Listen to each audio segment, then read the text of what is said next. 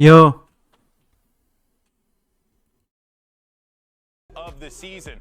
And for Evil Geniuses, they lost yesterday, or they lost last week, excuse me. MIBR and LEV. FURIA after. They're just going to want to try and be able to pick up that dub and just move forward, because what other choice do you have if you're EG at this point in time? Both teams eliminated from being able to contend for the playoffs, but still want to be able to chase that win here on the stage today. Yeah, a lot of this is about, setting up next year. Can you keep your spot? Can you prove your worth to your team? How much have you done throughout this season? That's important for all those players on stage today. That's right, and here's your series layout. You got Bind, Lotus, and if necessary, we'll be taking a trip over to the sunny map Sunset to see how things play out here. But, with the way that EG's been playing, it's going to be real tough. MIBR is going to need to just pull off something incredible that we haven't been able to see from them all stage yet to be able to, contend against this EG team. I do think this is a map pool that EG has kind of been struggling with in the past 2 weeks, right? Bind is one in particular, Lotus as well, a map that they don't have too much variety. I think that's kind of, for me, the biggest sticking point for EG from last year compared to this year is the amount of variety and looks that they have. A lot of times you just see these defaults where one player is lurking on one side and you have the push in from Jargamo that ends up going through. And hey, cat. That's a that's a nice shout. I think it's a good cat name too. It really is. I'm excited to see Jargamo play the Neon again. I think we'll see it on Sunset, and we're about to see what they're going to be running on Bind as well. I don't imagine there are going to be a ton of changes. I've loved EG's Bind though. This double controller comp I think is sick. The stuff they're doing with the one-ways, they're denying those fast rotates through TP when they're on attack. It's super oppressive when you're a defender, and that's a deadlock for MIBR. Okay. You know what? Last time, right? Might as well shoot the shot. Try something. This is a map you're generally playing without a Sentinel in most of these rounds, like without an Info Sentinel, a Cypher, a Killjoy. And then Deadlock actually has some crazy stall potential. So they're looking to lock it down. Yeah, that's always been a combination that can get really deadly. And Deadlock in particular, I think, is very strong on Bind, actually. We've seen it a number of times in various different leagues, and you've seen some success. Especially on your attacking side, you can throw some walls with the exec, and it also makes flood defending really, really challenging. It'll really lock up those points. I love the pistol rounds that you go for with Deadlock and the anti-ecos. Yeah. You can throw a wall over top, outside from hookah, over into spawn, and lock them out completely. It's beautiful stuff. Yeah, you can also throw from long into elbow. There's so much cool stuff, Doug. Yeah, and I think the synergy that you see between Deadlock and Cypher too, I think it's just so strong right now, and we're seeing teams lean into it a little bit more. Stronglegs just put out a YouTube video about it. That was really good. I highly recommend you go and watch it if you're unaware of the intricacies between the two, because they synergize so freaking well. And there you go. Agents locked in. Curious to see what we get with this Deadlock. Should be quite exciting, to say the least. And let's go ahead and send it over to your casters. They canceled their Saturday plans just for this moment right here. It's Uber and Wyatt. When needs must, Golden Boy, when needs must. Look, VCT, it's crazy we're still talking about already the prospect of some of these teams' years being over, because Americas has been a sprint. It's not a marathon. These teams have been jostling over some really intense weeks of play, and we're here to see who crosses the finish line with their head high or falls in a screaming heap on the other side of it here, as both EG and MIBR, their prospects for a postseason are dead in the water. MIBR are desperate to escape the screaming heap, Mitch. They're on the verge. Their hands are grabbing at them. This is this is trying to drag them down to the underworld. This is their last chance, Mitch. Can they get the win? And hey, I will settle for them doubling their total maps won for the season here. You're cool with them just taking one map. Yeah, hey, if they win, they triple them. That's what I'm saying. Those are long odds. And listen, I'd be down for them to win with a double Sentinel Deadlock, just to fuel my coke tank even further about how good these two agents are together. Though I haven't really seen them be played on Bind, so interested to see what they've got cooked up. Don't lie, we've been in challenges, while we've seen it all. Giorgio trading back some of that aggression here towards B-Long, and MIBR adamant on remaining here. We have the Aussie probing further through hookah. And EG walk back to the side. Wondering if they're going to get any action, as the Aussie hasn't really made a move. And MIBR were hoping someone might come and bring the fight to them. The Aussie right now just kind of playing off that cam, and hookah taking things very slow and noise cut. There's a trip watching the market flank right now for MIBR's side. Just going to slowly gather for the re-hit. It looks like EG want to maybe re-clear, or at the very least post up a nice crossfire here. A bait peek, yeah, Paranoia will go out when contact is taken by Derek. It's 3, jackpot. Here we go. Thrusting straight down B long, and it's Artazine and Yatsi, who of course was, again, sitting inside Hookah. Comes gets this one over with pretty quickly. EG, strong start here on the pistol. Definitely beginning pretty much exactly as expected, I would say.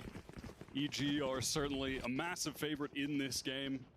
Honestly, a shame that this is the last we'll be seeing of them this year. I think that they were definitely deserving of a playoff spot. They were right on the cusp of making it. If they win here, they'll end their season 5-5, which is certainly a respectable result given the offseason turmoil, putting this roster together late. But I honestly don't think that the 5-5 record, if they get that, does justice to how impressive the team has been this year. And let's base that on the expectations we had for this roster coming into the season. I think they've safely exceeded them, even though we knew it was Potter at the helm again. Right now, MIBR, they're just going for that play towards Fountain where you send down your own smoke and all hide in it so you can dodge an info flash from the sky. But early info flashes are actually a lot less common from the sky on B-Long now since that nerf, since when you actually send one out, it's just gone for the rest of the round. And after that info flash, if MIBR to make use of it at all at the start of these rounds, it's really only the Sky that has them at all because they're on double sentinel, so they need to really conserve their flash util as well, these attackers. Dog is going to go and re-clear long from Nature right now.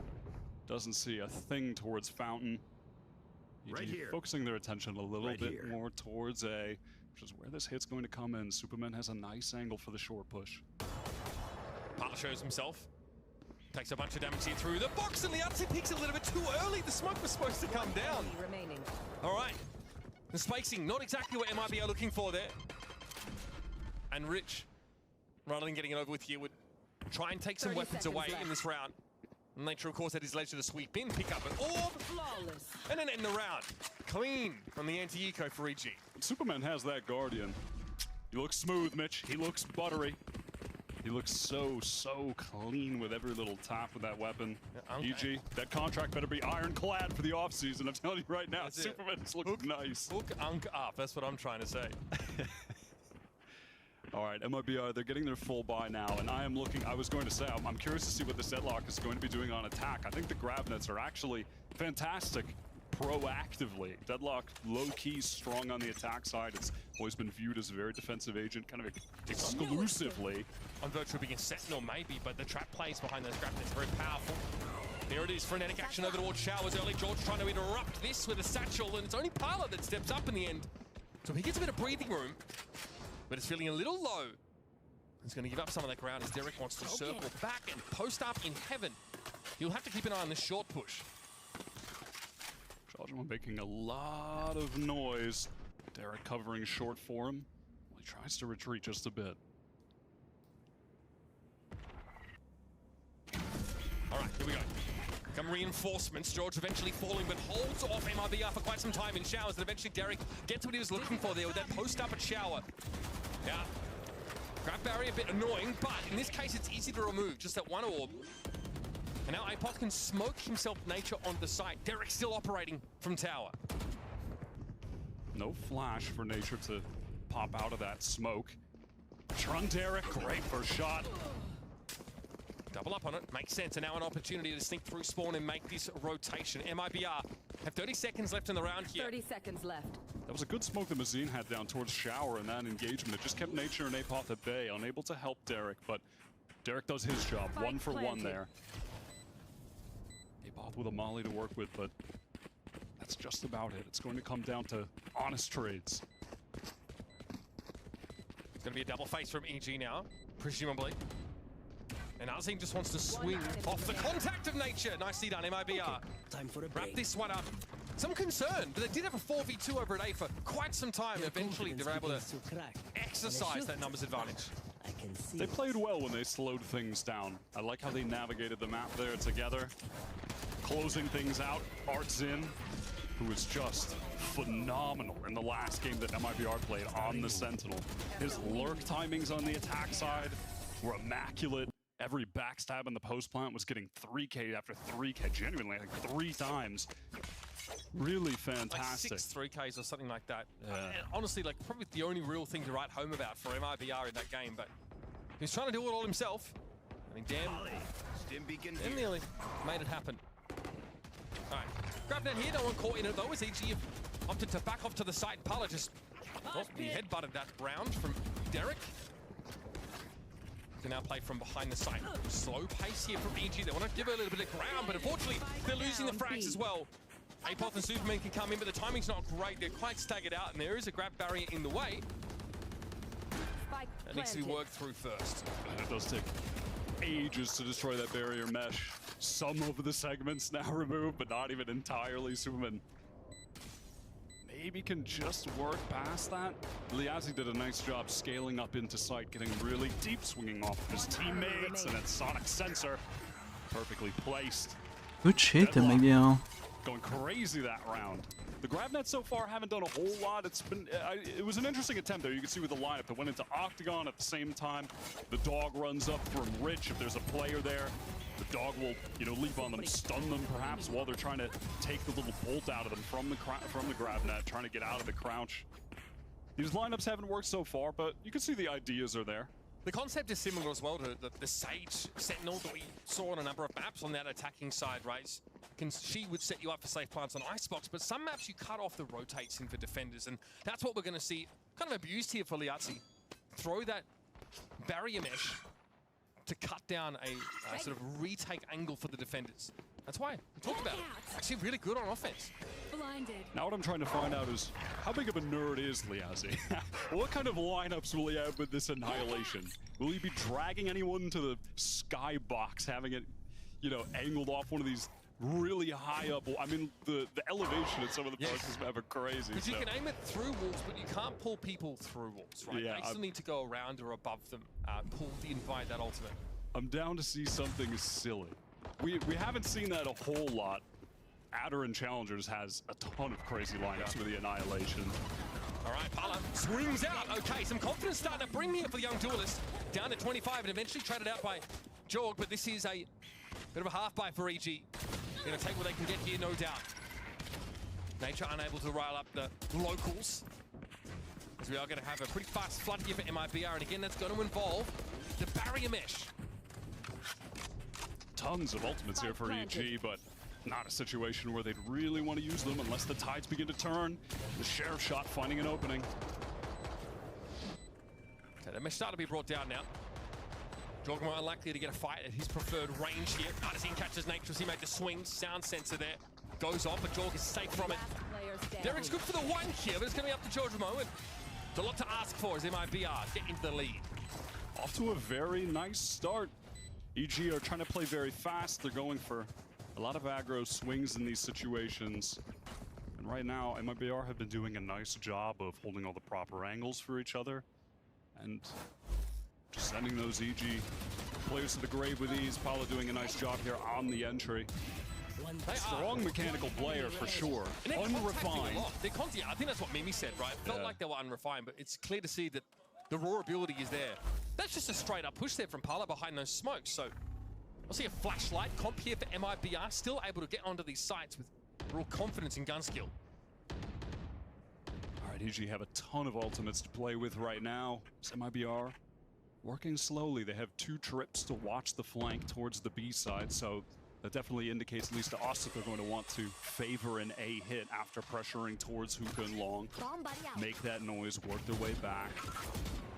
Camera from MIBR, from Arton watching towards shower as well. And they have some significant ults of their own. I'm still keeping my eyes on the Annihilation right now, but Paula could certainly enter with that showstopper. Trailblazer here from EG went down B long, got taken down.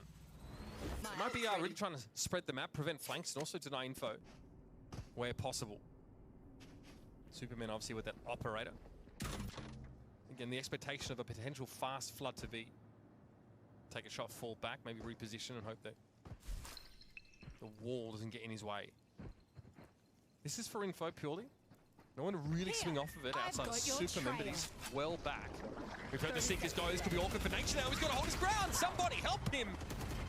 There's no help at all. Power explodes out of hookah. And what is going on with EG, Wyatt? At the moment, they're just looking a little bit disconnected. Spike planted. Feels like they're kind of just playing the game on autopilot. And MIBR, they want to get that first win, Mitch. They don't want to leave this season winless. They've come in with an interesting comp here that's been working out nicely so far. I love seeing these kind of setups towards B as well in the post plant with the deadlock, having that barrier mesh go down, and then sonic sensors littered around the site, just making it so tough for retakers. If a retake were to come in, of course, EG in this situation, they're just going to opt for the safe play and save, but that's where Deadlock can really find her value on the attacking side, hitting a grav net, using it like a seize with the fade, comboing it with paint shells from your raise, something along those lines. But then having all that util in the post play makes it a nightmare for retakers. Yeah, and as we set our eyes towards the other side, she just has to be a bit more reactive when it comes to those grab nets. You can stop fast hits if you have enough advance notice, but it's not something you can like set up in advance and then hope that someone walks over to trigger it, like a sonic sensor, for example. You have to throw it. All right, MIBR. Pleased with that one. I think that hit on towards that B side. An EG timeout here because, no, they invested and operated in that round. Nature's posturing towards B long with a flash. It's like, okay, is this just for info? Fair enough. It doesn't look like anyone's there to swing off him. They're not going to try and double face it. And then the Seekers come down.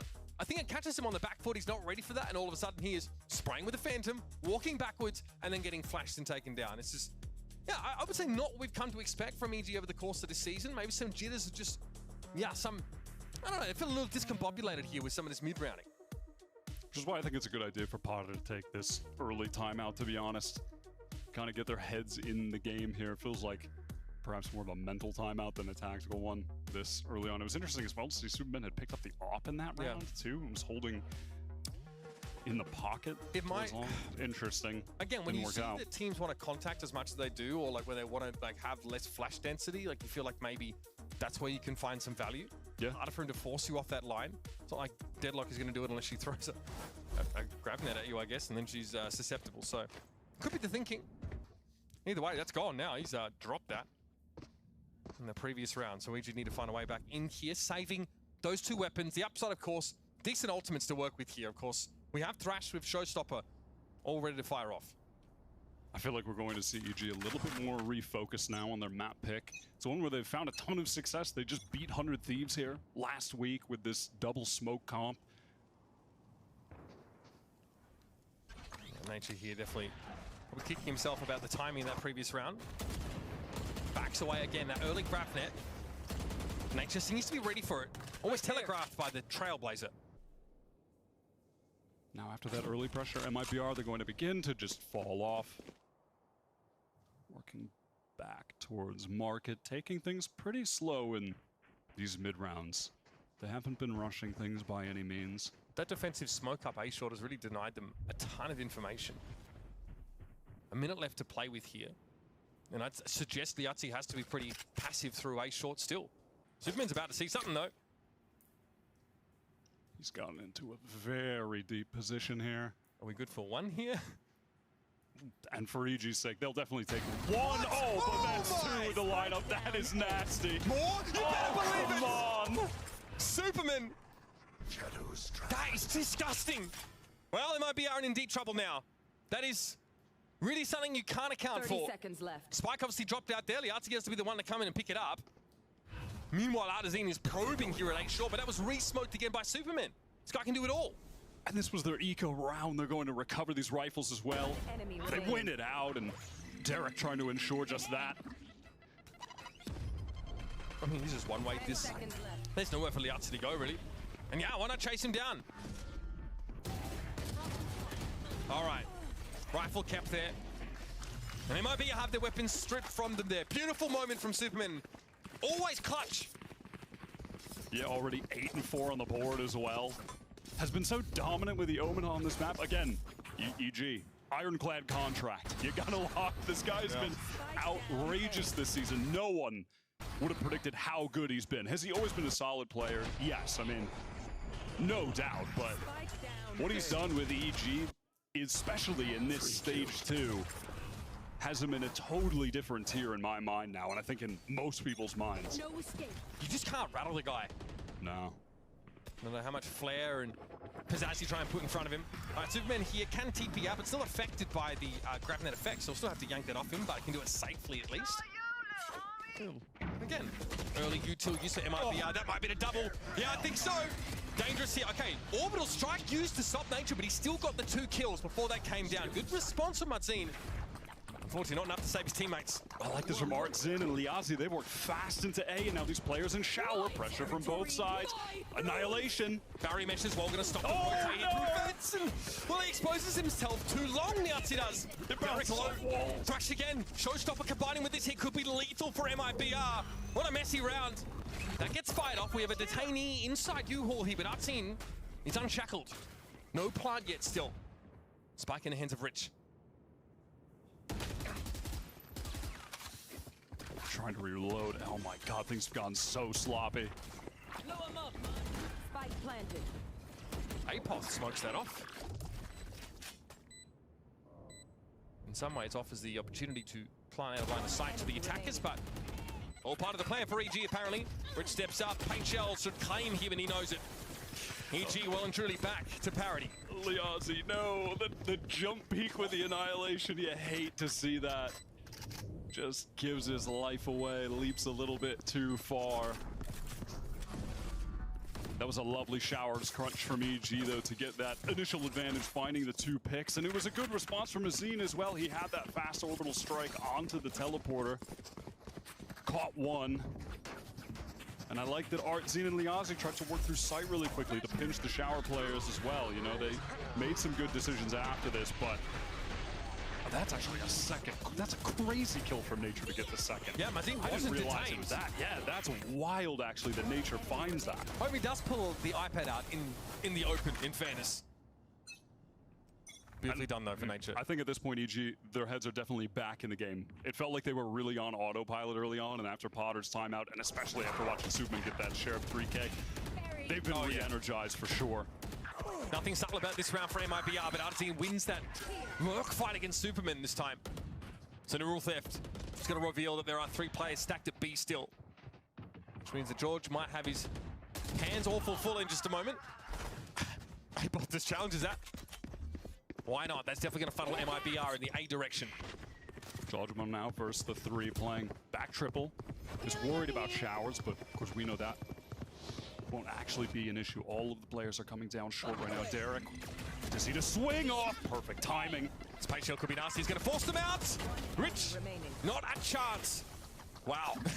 MIBR absolutely steamrolled in that 9th round. Oh, EG are absolutely coming to life here. MIBR's economy was out of control just a few rounds ago, like around round 5, round 6. They were nearly maxing out money, and now they're absolutely cracked, which is pretty wild to see. EG have made a significant comeback, and it really all goes back to Superman getting that share of 3K. Recovering rifles for his team, that was their eco round. Just the most unlikely thing you'd expect to see in a game like this, and that has made things very buoyant for EG. It's definitely got them woken up. And they look very comfortable in those protocols there towards the end of the round. The Dizzy, the Paint Shell. Yeah, this is absolutely EG's wheelhouse, where it's supposed to be. I want to say like a decent bind team, right?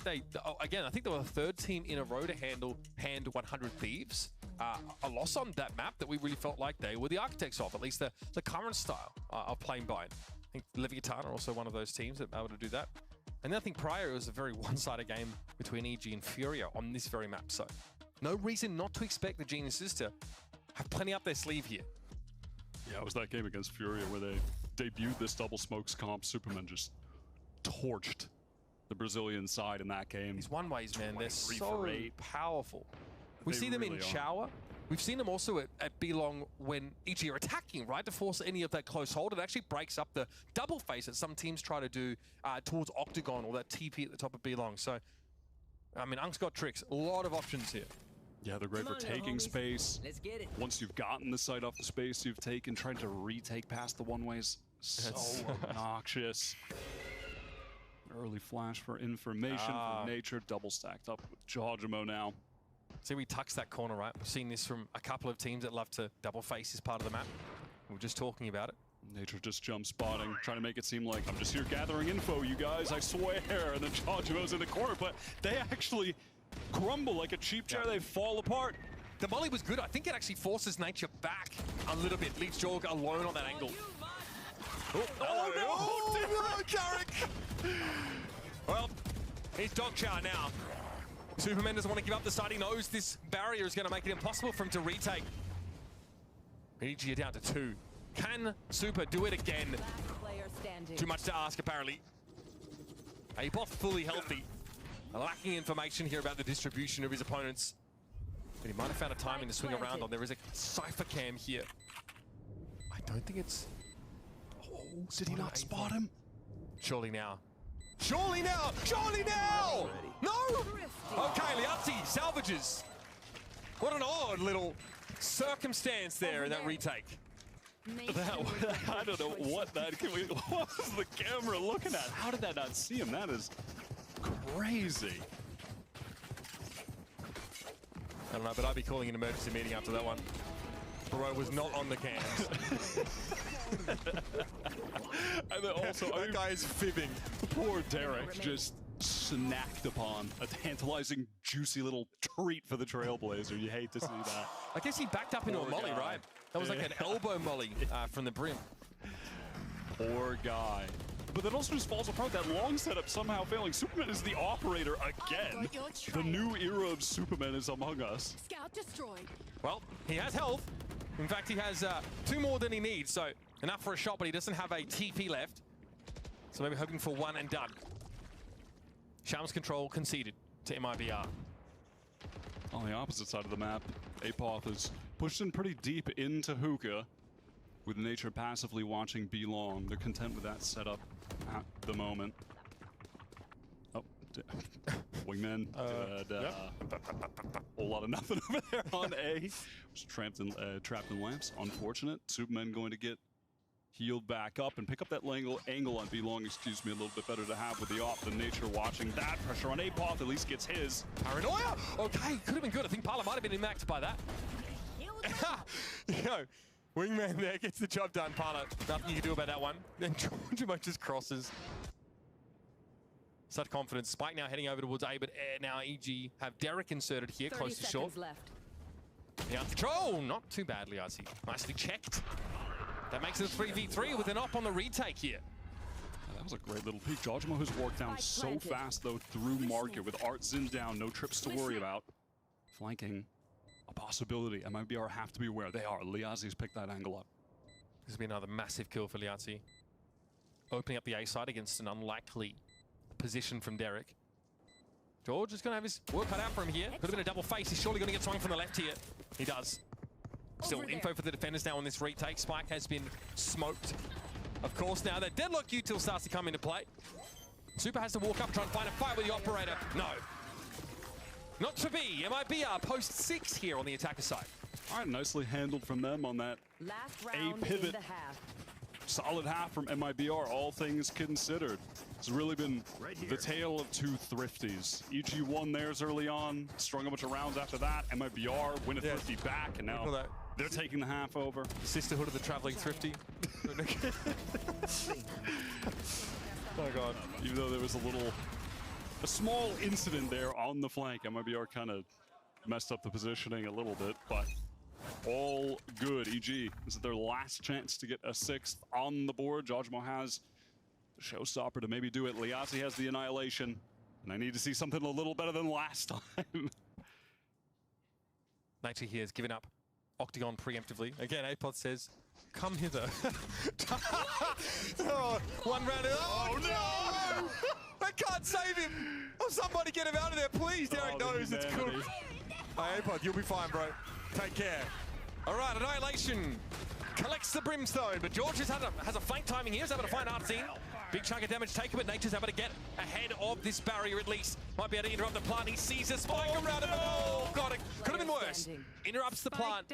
And now Superman, with a hefty sigh, has to get involved once more. Now, of course, you can TP through this. I might leave you a little vulnerable here. Planted. Yeah, a little concerned that if he does so, someone over towards that elbow side is just going to get the freest kill, so waits out the barrier. If there's one man who could do it, Mitch, it's him. Time getting short now. Super does, of course, have a bit to play off of here. Just contact it all. Bam! Pala not ready for that one at all. Liazzi, however, had his feet planted. That's MIBR No charges. 7 attacking rounds here on Bind. The Deadlock redemption. Switching You love to sides. see it. That was a great annihilation. Just catching You're out all more important than words, A-Bob. Sabrina. He got big brothered by the cam. That was tough. Tough scenes for him. Yeah, first the bomb buddy, and then the cam. That's it. Welcome to the Wild West, mate. It's Red Deadlock Redemption. Brutal. Yeah, look, nice transition, I think, through that round. Again, the barrier mesh makes it just a real problem. If you lose control of that side at all, you're going to be in for a tough time. We're going to go to a break when we come back. Second half, of course, of this match is just around the corner.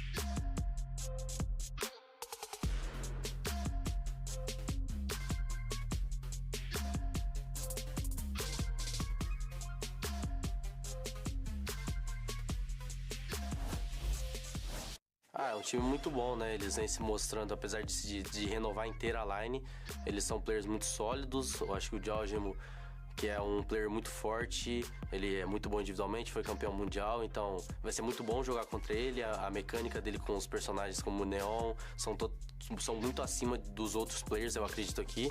Então vai ser uma partida muito boa. Infelizmente a gente não tem mais chance dos playoffs. A gente está usando isso para experiência, porque o time é novo, a gente tem 2, 3 semanas de treino. Então a gente está tentando melhorar, usando como experiência e sempre aprendendo cada dia mais.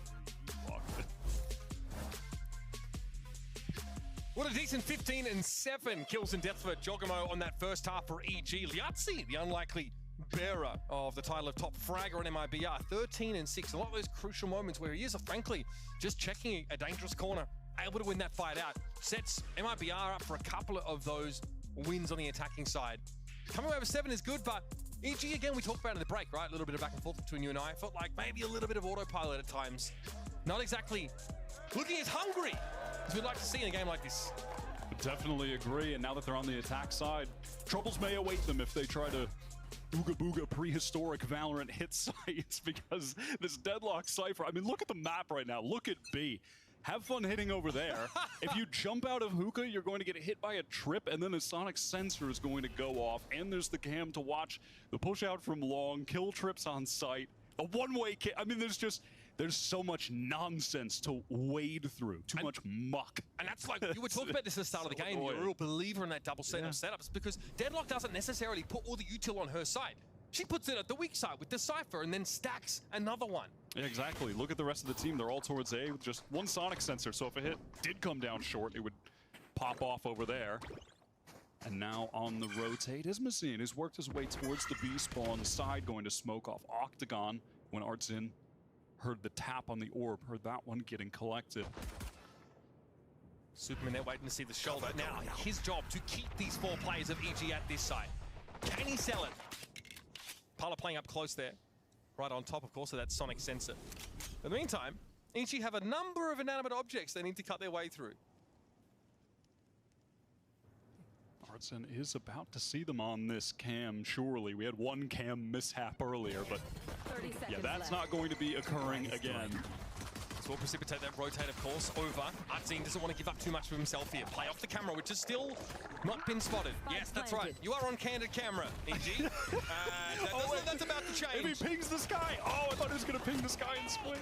They got out of the grab now just in time there. EG still with 3 to work with now. Finally, Artzin getting tested, and Derek wins it out. Spike down.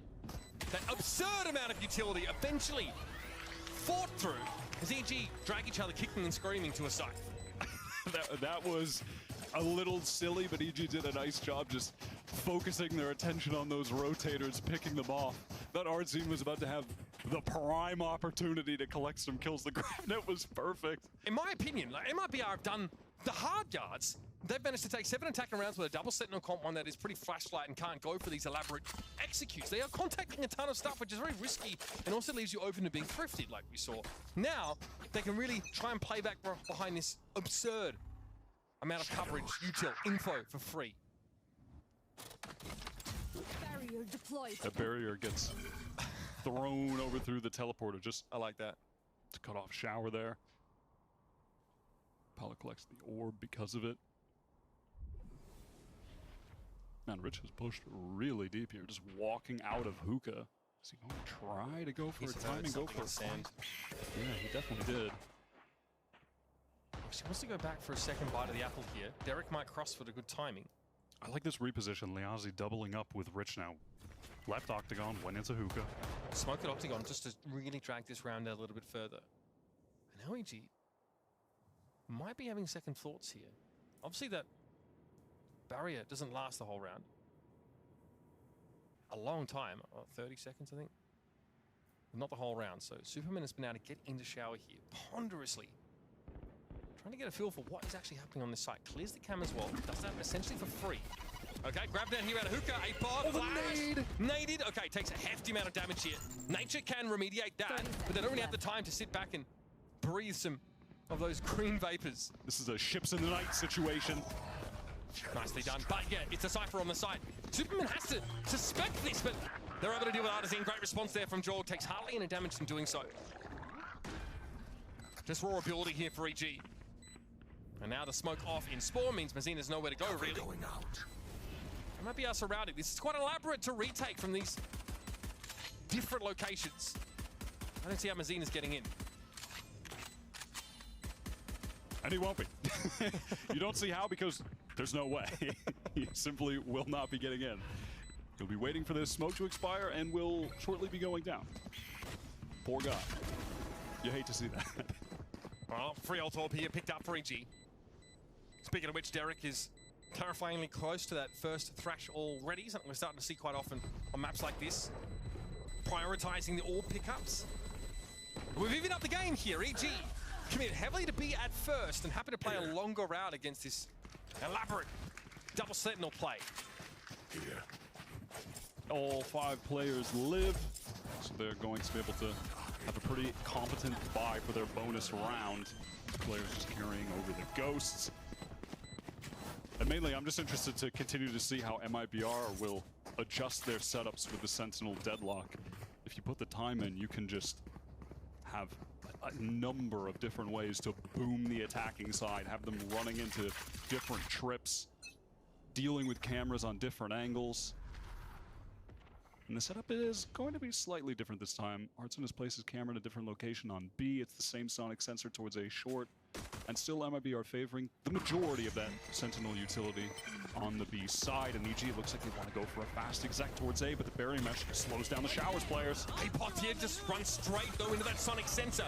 Superman though, nicely done. TP's into the smoke here. Looking for optimum value off this Stinger. Apala may be none the wiser to this. There he goes. Satchel here. Jorg now going to try and get into the back of the side as well. Oh, Superman caught with util in his hand, but Derek does prevail eventually. Oh, Rich. It's just Jorg. Post plant, yes. Gonna be fed from both angles here. No flash up for Rich though. Very much MIBR's round to win if they just play it safe. Out, nothing could be done there. 3 on the docket for Rich. Is MIBR get back in the lead? Yeah, Jaw just made one footstep, and the MIBR players pounced, knew that they had him caught in that crossfire. If they swing at the same time, they did. They made it look easy. Nicely done from Rich there. A little quiet in this game, has definitely had his moments since joining this roster. The one that sticks out the most to me is in their one map win that they've got this season against Loud. It was on Lotus, and Rich was dominant as an initiator in that game. Yeah. And there's a lot to win on that last round. I think for A-Pot, though, walking into a sonic sensor there off A short definitely hurt EG. Yeah, absolutely. And that is where the barrier meshes can find a lot of value too, more so on the fly. It's not really always a set thing. Just having it down at shower at the right time totally disconnected that A exec. Okay, once more. 2 forms of setting the ulti over on the B side. And EG hoping to tease as much of it out as they possibly can. Nothing in the showers here. It's a passive angle being held instead by nature in case of deadlock push-up. Now Short's getting pinged. That sonic sensor will be important. Nicely done. Parla holds the angle. Had high-low set up at least.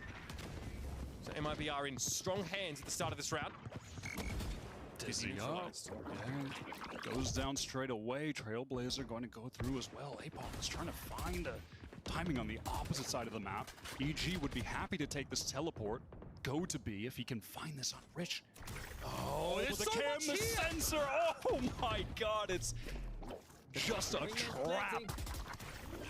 All right, here it is. Grab net again. Catches Derek. You're going to try and flash though for Jorg. Something to play off here. Something to work with for EG. Still a player disadvantage, but that's Satchel. Brother. Ooh, brother. Same. All right. Trailblazer here to clear lamps, and Nature's going to have to hold it down himself. Artine and Rich going to group up here. Nature, not bad. Not enough, though. MIBR with a 2-round buffer.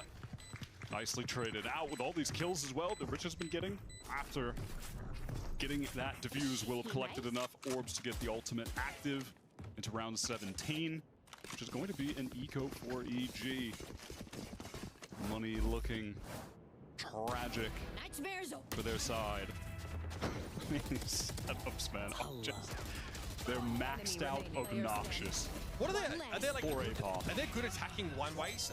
Like, available on A here, especially. I mean, you could just probably smoke that top truck position, right? It feels like a waste if no one's up there, but I mean, we've been waiting to see like the one-ways and like the proof of concept for the Omen on this map that's worked so well against 100 Thieves. Towards triple as well. Some good spots for it.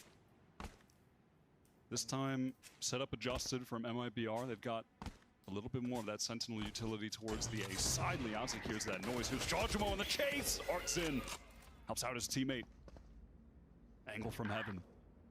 Not the idea from EG, but they're fast playing into a deadlock side. Parla's able to get one, even one blinded, and somehow gets a second. I'll get him. Yep. That's EG's weaker weaponry really starting to be exposed. And now being revealed nature. With that spike in hand, we are going to see Superman re-smoke up that U-Haul position. And they're going to have to walk into this barrier mesh again. Should be set to expire fairly soon. Gonna be crazy when Superman stands here and waits.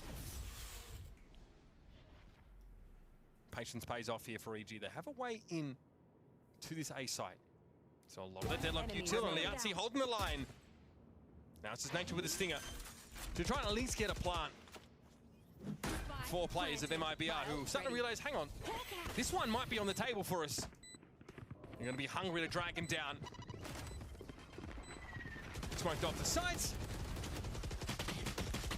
And there it is. Poor guy. MIBR 10 on the board, Mitch. They might just do it. They're a few away from doubling their map wins in 2024 for the VCT partnership. Oh, man. And then they'll only be 1 away from their first win. Will they finally get it? The first win the last week. I think Genuinely. I think it's with some degree of sincerity that I can say for MIBR, they just feel like there's something to play for, right? Yes, The young roster, they want to prove themselves after a almost complete rebuild midway through the season. Do something that the previous iteration of this team just could not manage to do. They've got every reason to be putting the work in here. Absolutely. You could see last week, even though obviously they were already out of playoffs against Furia, Artsin was going crazy on those 2 maps. His play was phenomenal. And he was so defeated after their loss. You could see it on his face, his expression, He had his head in his body hands. language. Yeah, he just looked crushed after that loss. So it definitely still means something to these guys. They're still trying to prove themselves individually as a team here, prove that they deserve to keep a spot here in the partnership league to continue competing, that they have more to give. It's crazy to think that, you know, Mazin and Artisan are the veterans on this team by comparison. Yeah. Obviously, you know, Liazi has been around for a while as well, but a lot of youth here for MIBR and a lot of prospects. We talk a lot about, you know, where do we go next for Brazilian Valorant? Obviously, the opportunities for there to be scrims between Brazilian teams and North America, and they obviously lose a lot of their top teams out into this ecosystem as well. But it's promising they're still able to find these prospects here in Tier 2 or even in Ranked and give them a chance to show on the stage. So far, not so bad, but it is the old head of, dare I say it, of the Artsy leading the way. EG have got a lot of ultimates to play with now, namely that Thrash, Seekers from Nature as well. Apollo pushed up so deep right now. This guy is feeling it today. Oh, and he might just catch the timing with Jojmo turning to work towards B, where... Jorgain checking this. Okay, wait a minute. Unreal, Pala. Rewarded for that utter audacity. Yeah, this is going to tell Pala exactly what's going on. Super has to get rid of that. It's a great little micro plays here for the duelist of MIBR. Winning that run out would have been a cherry on top, but still, job done. Got his. What? He's keeping into a smoke. I guess I can't see he commits to that. I don't understand it. Annihilation, caught Nature. Oh, what is going on? This house of cards is coming crumbling down. No, someone's taking a blowtorch to it. Now it's Derek and Apoth. Stuck in Octagon. But I'm thinking a first round KO for these guys on this push in. I mean, the desperation to break this unbreakable trip unless you walk into it. I mean, EG just running head first straight into the concrete wall on B log. They can't even break the trip. They can't get by. Here we go. Rich just waits. Bides his time and pops on out. I mean, that is just right there, the strength of this comp on defense on display. Also, massive credit obviously to Paula. There was a little separate mini game going on over towards A between Paula, Jaw, and Superman. They were just kind of off doing their own thing. What? Yeah, he played Super. I mean, maybe. I mean, a Thrash did connect backside, so maybe the idea was he could TP in, the Thrash would connect, and then he. I mean, he doesn't see anyone. We know that much. Thrashed. You know what I mean? You know what I'm saying, man? But yeah, all that Sentinel utility. So it's all right. All right, here's a one-way though. That's why we bring the Omen into the excitement. Yeah, the excitement. It is annoying for MIBR. Means they can't honestly play that forward position. So we'll give it up. Rich plays back towards elbow. Artisan inside container with that camera. Yeah, and here we are starting to see the dynamic setups that MIBR have clearly put some time into. Prepping to get this map in the pool. Knew that they would definitely have it against EG. Would love to play it. Artson just perfect timing on the spray down. At least for EG's sake, they have 2 controllers, so they can still smoke off the chokes when they want to go for the sighting, Zach. Otherwise, that would be a nail in the coffin on this round, Superman. That's that lurk play again. I don't think, for a second, Mazin thinks about it. So even though EG, EG showed 3 players towards the top B, MIBR have doubts about the currency of it. 30 seconds left. They almost think to rotate. Pinging towards spawn, they're saying Superman could have snuck through here. That's because Parla was holed up in showers, not seeing the site at all. Cage. Right, here's the grenade out. George knows that there's a lot of Buto in front of him. Trying to make a fast play would be his undoing. 13 seconds left in the round, though. It's got to be a play at some point here for EG. Wingman wants to try and set it up. Little swing there from Artisan. And there's George with that showstopper. Leaves Derek and Parla in a 1v1. A weak Derek. Papala just with the operator. Nate going to force him back. Oh my God, almost. Hit him for Put him in a grave. That was close. Gets the info as well with the boom bot. How's this lineup? Yeah, force Parla off of it. But he does get half. Gives it Sickles. Got to be a shoulder peek here. Dangerous. Derek here's all he needs to. Parla going for it now. He's absolutely going for it. He got off it just the last moment, though. And Derek able to get the job done. EG, I mean, they're in this game, barely. But they're digging their heels in. Nicely done from Derek. Always been known as a clutch player. Lost his Midas touch for just a bit last year, but has, well, really come back to form this one. Pretty restrictive system he operated in last year, right? He often spoke of how he liked the opportunity to be more free-flowing. See there, it was all on him. Yeah, was playing different agents last year as well. Felt awkward in some of those situations. Was being forced to play a lot of KJ, was picking up some Harbor even at times, and it just never allowed him to enter his comfort zone, flow naturally in the game. But now back this season, having him on Initiator full-time, playing a lot of Sova, his form has just been phenomenal. Meeting back up with his old teammate, Superman, for this Evil Geniuses roster as well, some inherent chemistry. See if they can make this little comeback, though, as MIBR have looked quite strong with a Zedlock Cypher comp, the Challenger special. Ain't that the truth? Only Cypher util at B, though, including Artazine. So right now, EG don't have to contend with a random Sonic sensor. That's the variation this round from MIBR. They've stacked 4 players and that Deadlock utility instead. And again, it always has been Superman just testing this, probing. Well, that wall is going to quieten things down for him now. Looks like the pop over here towards B, but you can see it's not a full flood exec. They're actually going to try and sneak up here into elbow. One-way set up for Liazzi, though. Yielding that easy kill on Jorgamo. What a lovely passive setup from Artzin, just mixing that in late into the game. Denying forward control, the cam into the ult. A-Bot got caught there, and here comes the retake. Parla just walks straight up and claims nature. Derek and Octagon is going to have to do it again. Thrash time, doesn't make it. Brought down by the Bullet Storm, and there's a molly blocking him off now. Derek can't do it. And MIBR move to match point. This is a 0-9 team over the course of Americas this year. A 1-18 team in maps. This one, it's never been so close for MIBR. It's about to be 2. It is about to be 2. That EG economy is looking bad. That retake from MIBR was so nice. That little setup from Artzin towards elbow to deny forward control from EG's attack. Free kill on Jorgamo, and then again, the cams surviving above B-Long. His cams have tortoise-like lifespans. They never go, they simply live for hundreds of years. They never go down. They are always watching. It's crazy. Gets the value from that. Pings it out, has an orbital strike come down. EG on the cusp of losing their map pick. Bind, they've been on fire on this map, this stage. The Deadlock comp has really caused them problems, both on the defending side and now on the attack. My ult's ready. So it doesn't take a historian here over the course of America to know that this is far below par for EG, but MIBR have taken every advantage, and frankly, they've had confidence that they have no business having.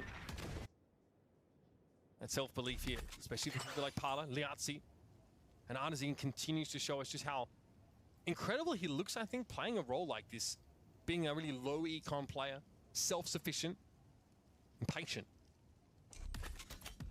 Rich now, who has been on fire on this defensive side. The lone man towards B. Orbital strike here thrown down by EG. This will get him onto the site, sure enough. They've got to answer the threat of elbow, though. This time around, that's Rich. And the rotates are coming through. A lot of utility for the retake here. Follow with an outlaw, which is a little bit awkward. Not great here. Serviceable.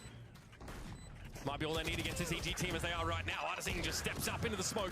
Super Monster challenges. He's been great with the Sheriff all game, and Derek for 3. This guy's mad! Oh my God! And when he's mad, he's something different. That was ice cold from Derek. Those flicks so controlled.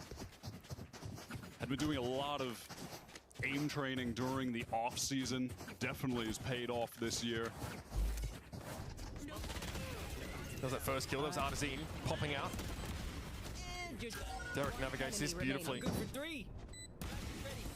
That is nice. Let's hope it's not too little too late.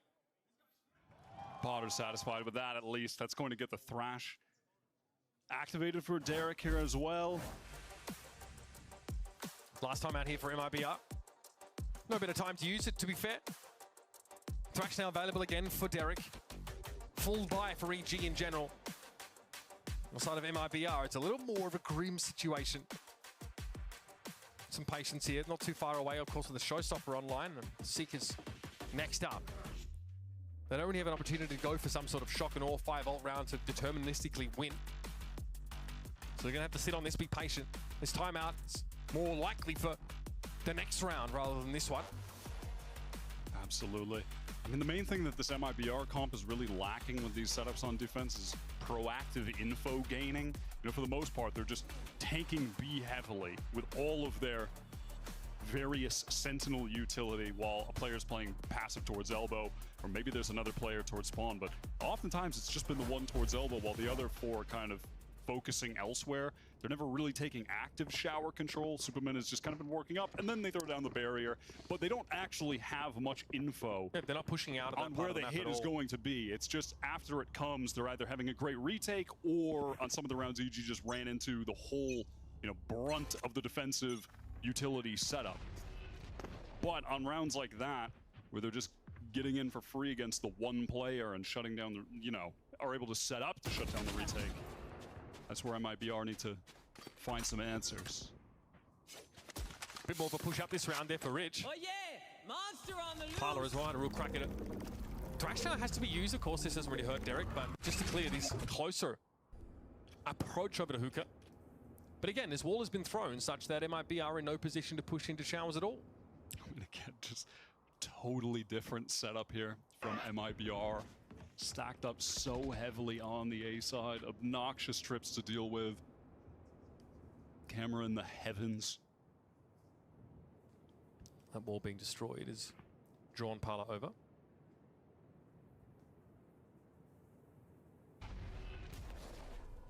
One way going to go down onto teleport just in case. Some pressure onto Nature. This is going to clear U-Haul. The auntie sat inside the mosh pit. Waits it out. Okay, this has to be taken now for EG to have that front side locked down, but the auntie wins it out. Parler satcheling, trying to help. Joel catches him with the grenades though, and now MIBR send the auntie up again. Again, he finds something with the Sheriff. Falls though. To the bomb buddy. Now Rich not quite sure where to be looking there. Eventually EG cover that backside, double smoke, and get that U-Haul control. It's a late flank here for Mazine. This cam is still up. They finally break it. Artson gathering the most information. Oh, Mazine can't be allowed to live there, man. He can't be allowed to live. So many whiffed shots from EG on that last round. And MIBR, they capitalized. Their second map win of America Stage 1 and 2. MIBR. Damn, EG really sucks. Hapless EG here on Bind. The double sentinel composition rattles them. It's clear to see. That is absolutely brutal. Yeah, that comp worked out wonderfully for MIBR. I was really hoping to see that they had dynamic setups on defense. They had that. They were mixing things up over and over. The cams from Artscene were getting an incredible amount of value. This moment here from Superman was great. One of the few shining moments. I would cite that one and Derek's 4K in the last couple of rounds there. Feels like EG had a little bit of hope. But to reiterate, MIBR have a reason to want to step up here and make an impact. EG look like they're struggling to get their heads in the game so far. Handing over the second map to MIBR so far this season. We'll be back. GP and the analysts are going to jump in and talk about map number 1. Have fun with that, guys, by the way.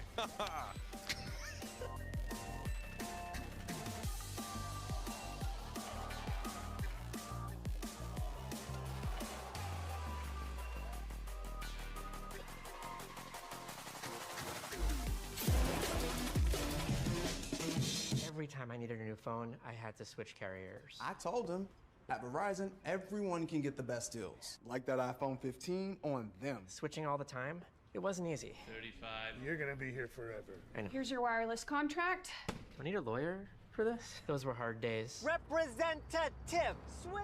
Now that I got a huge storage and battery upgrade, I'm officially done switching. New and existing customers get iPhone 15 on us when they trade in any iPhone, any condition, guaranteed. I really wish you told me sooner. I did. Red Bull gives you wings.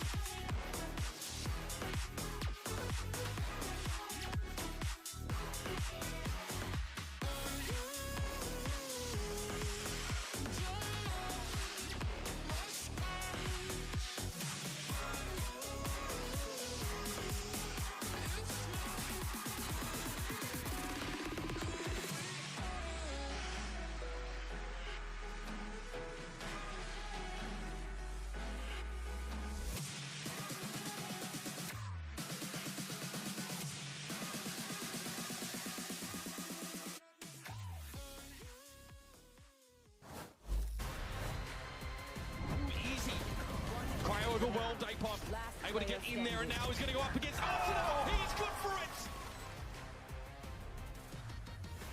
Agora, o Liazzi já está preparado, mas vem o véu da noite, é o ultimate do Yu para dar uma travada, o Pala acelerou o Liazzi!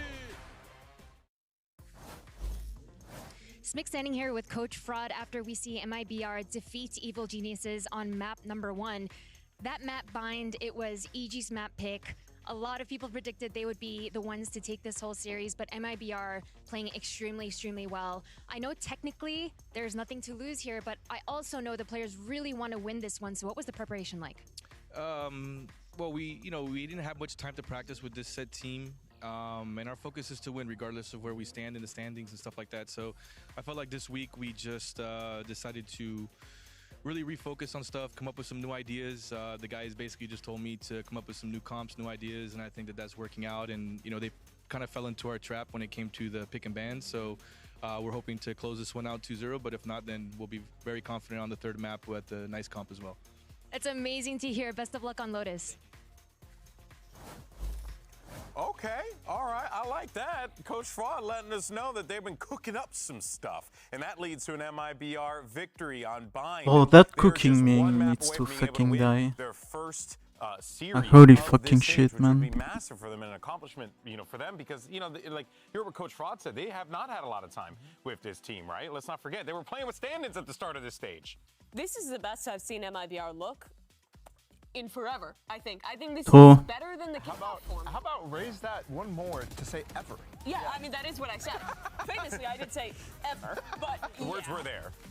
I mean, this comp was super sick. I love the rounds on the attacking side. I think a lot of people feel like the Deadlock Cypher stuff is pretty defensive-sided, but I feel like on the attacking side, they used it so incredibly well in setting up these post punts. The way that the Aussie was moving the sensors around, using all these different pieces of utility, made it just a massive pain for EG to ever fight into these retakes.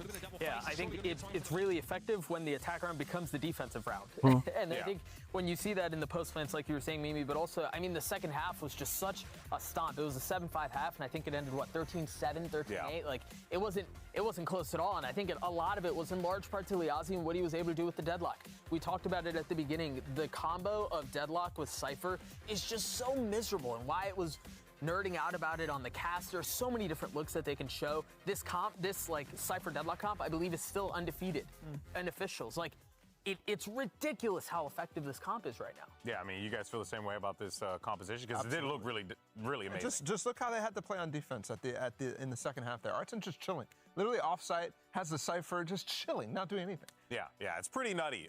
That Deadlock Cypher, awesome to watch. Curious to see, whether or not more teams are going to be implementing it. I think it's safe to say they probably will if we keep seeing it work out this way. But for now, they'll send it over to Potter. It's actually standing by with Smix for map 2.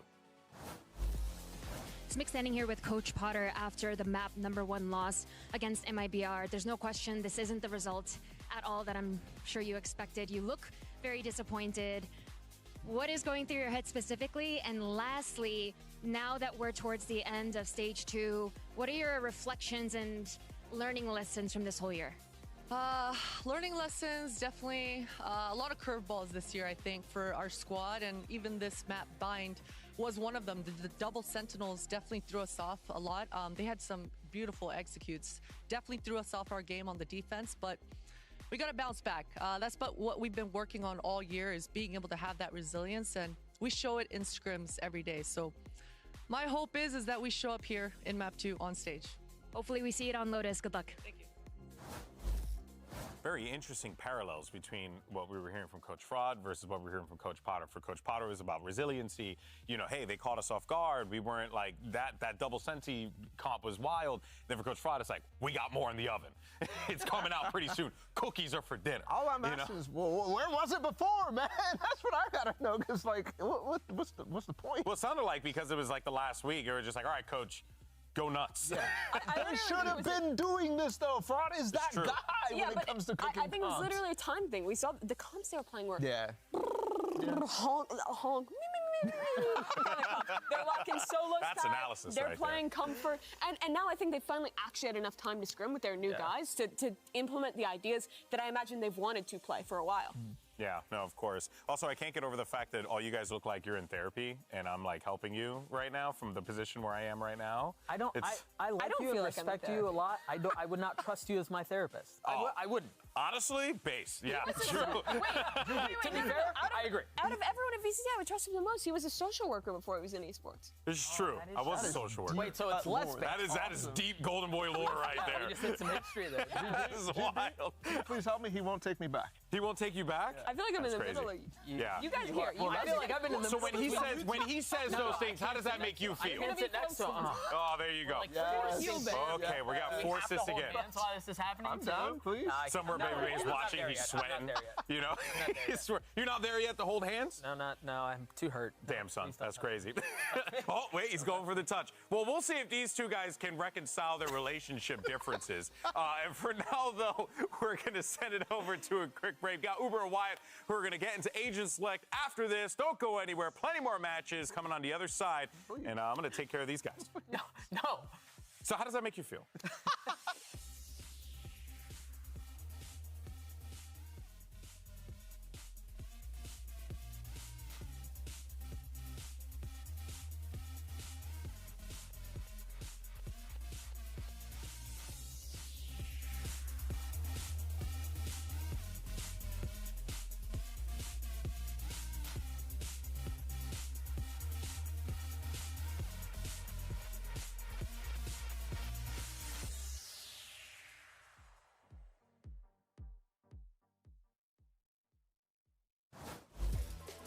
Just one look at Potter's face there at the halftime for Evil Geniuses, and you could see it was more than just disappointment, of course, there.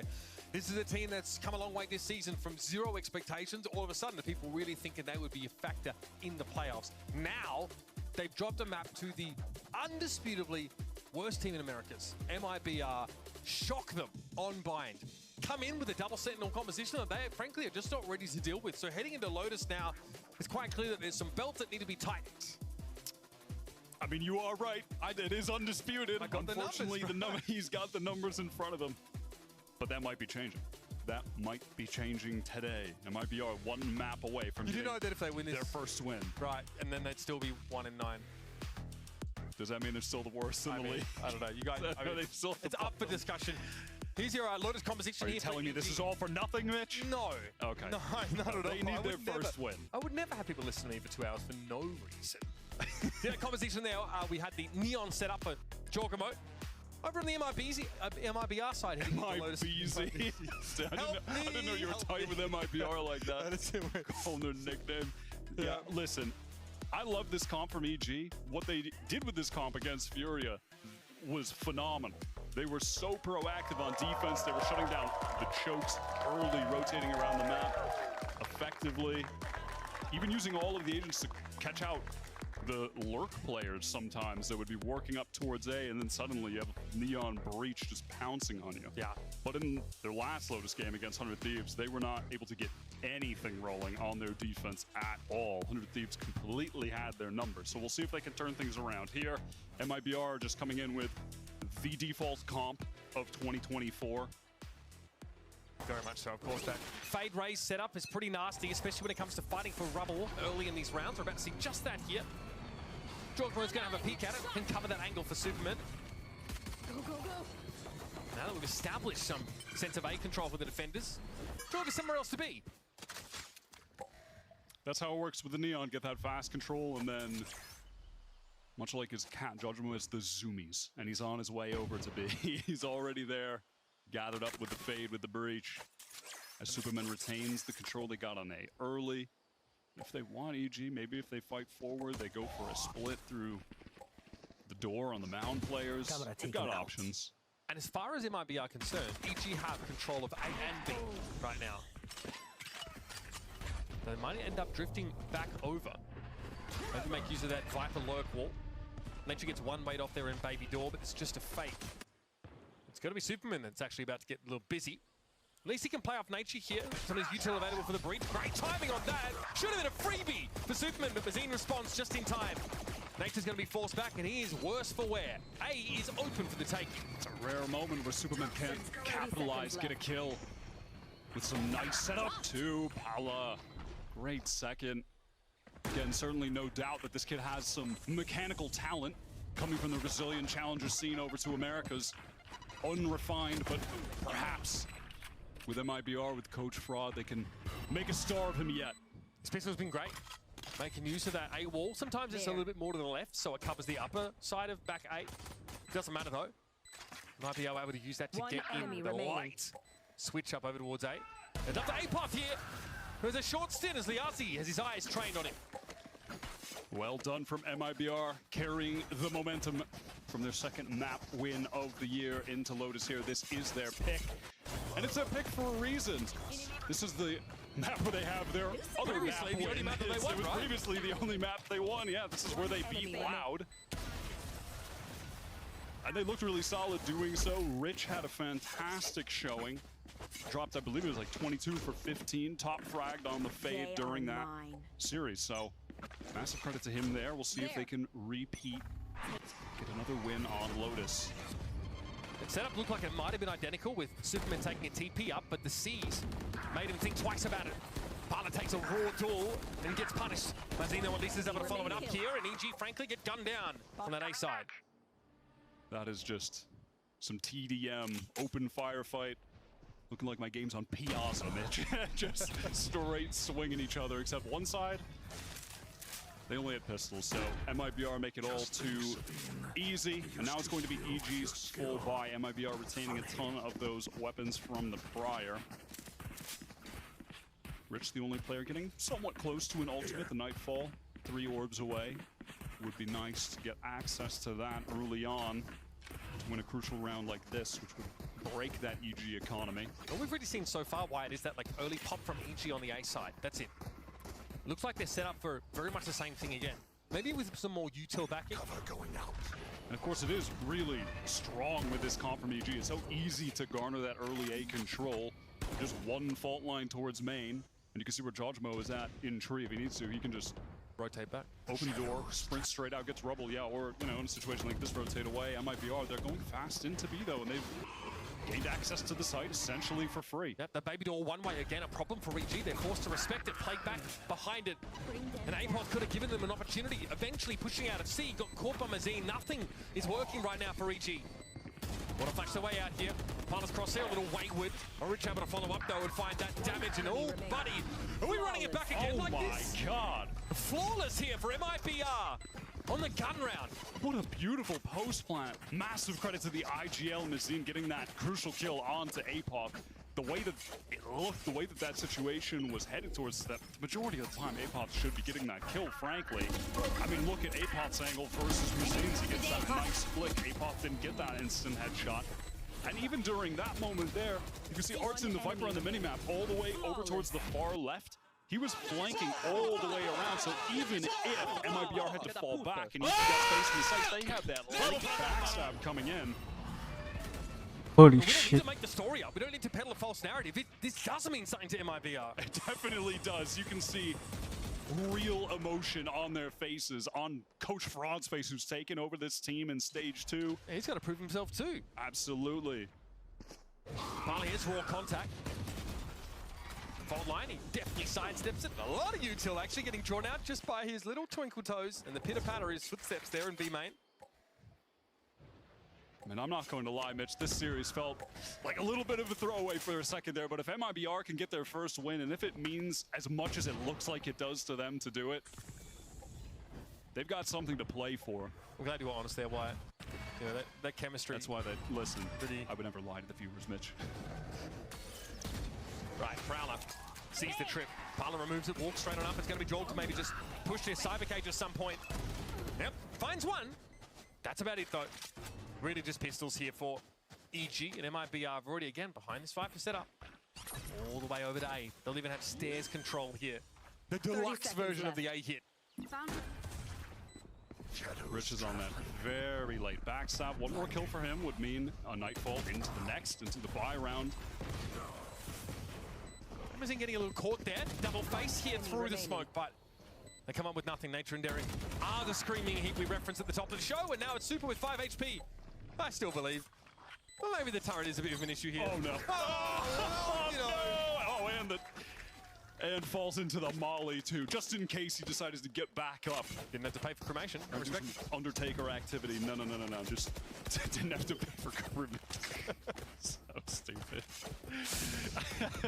Don't get all that silly out here. MIBR, honestly though, looking fantastic. Want to echo what the desk said, right? I think we spent a lot of time being maybe critical of what we were seeing from EG or what we weren't seeing, but MIBR have the confidence, they've got a sense of flow, and they've got a game plan. It's clear to see. And now headed into this next buy round, economy on the line again for EG, of course. And because of that death, works as well as a kill for getting an ult, or Bridge has the Nightfall, Pala has the Showstopper. Two excellent ultimates for getting into a site. Opportunity to really run away with their attack half if they convert here. This time MIBR might want to pull a little bit at this seaside extremity. Or at least they've seen what they want to. The wall's just come down over at A, that lurk wall, so now see Superman actually just sort of shoulder peeking towards A-Long. So very much contested territory over there if you're concerned about MIBR. Cam got removed. All right, Nightfall going to be thrown out now onto the C side. This is going to be 8th pot. Falling back to Halls, he's got to give it some ground, and Pala now takes a Showstopper and somehow not able to find that catch. Nature gets away with just 7 HP. Still, you're on the site now. Looks like that, yeah, fast lane being thrown up there by Joel to try and get him into the action, but he gets instantly taken down. This Neon not really getting that value. Nightfall here affecting MIBR, but only now is there some waterfall presence being put up by EG. That Nightfall connected onto everyone, but it doesn't even matter. EG can't even get in off the back of it. Does he just hold his ground yet again? This will be another gun round for EG that goes straight down the gurgler. They've got to make something happen here. Derek gets in for one. Not mad enough, apparently. And again, EG put in the ground. And 3 guns saved by MIBR. There's a risk of this getting out of hand again. The MIBR post-plant setups are looking really nice right now. That one earlier on B, now this one at C. They're doing a great job with just the fundamentals, just fighting with each other, holding the angles for each other, swinging for each other. The simple parts of the game they are doing right. We talk a lot about the fundamentals. I think that's what we're seeing here. It's not an elaborate game plan. It really is MIBR trying to make an informed decision. They end up opting for the side. I really do think the Viper Wall is effective just to keep the defenders spread so much, but Joel wants to go for a play here through this smoke. There will be a healthy amount of target for him. But you notice that attacker smoke is thrown down. It essentially cancels out the defensive one. He knows. MIBR don't challenge him. They actually insert the Omen of Mazin, and now back behind this wall, they're going to hit A. Making a lot of noise, dragging all of those EG rotators over, but MIBR, they haven't. So clean. Committed yet. Nice first kill from Arzin. Oh, I'm jumping through the wall. That was bold. Relay bottles wall might be a problem for MIBR. Jorgamo backs off of it. Sees Pala, who just straight up wins the duel. Again, it's a weaponry issue for EG here. Nicely done from Liazi. Containing over towards B.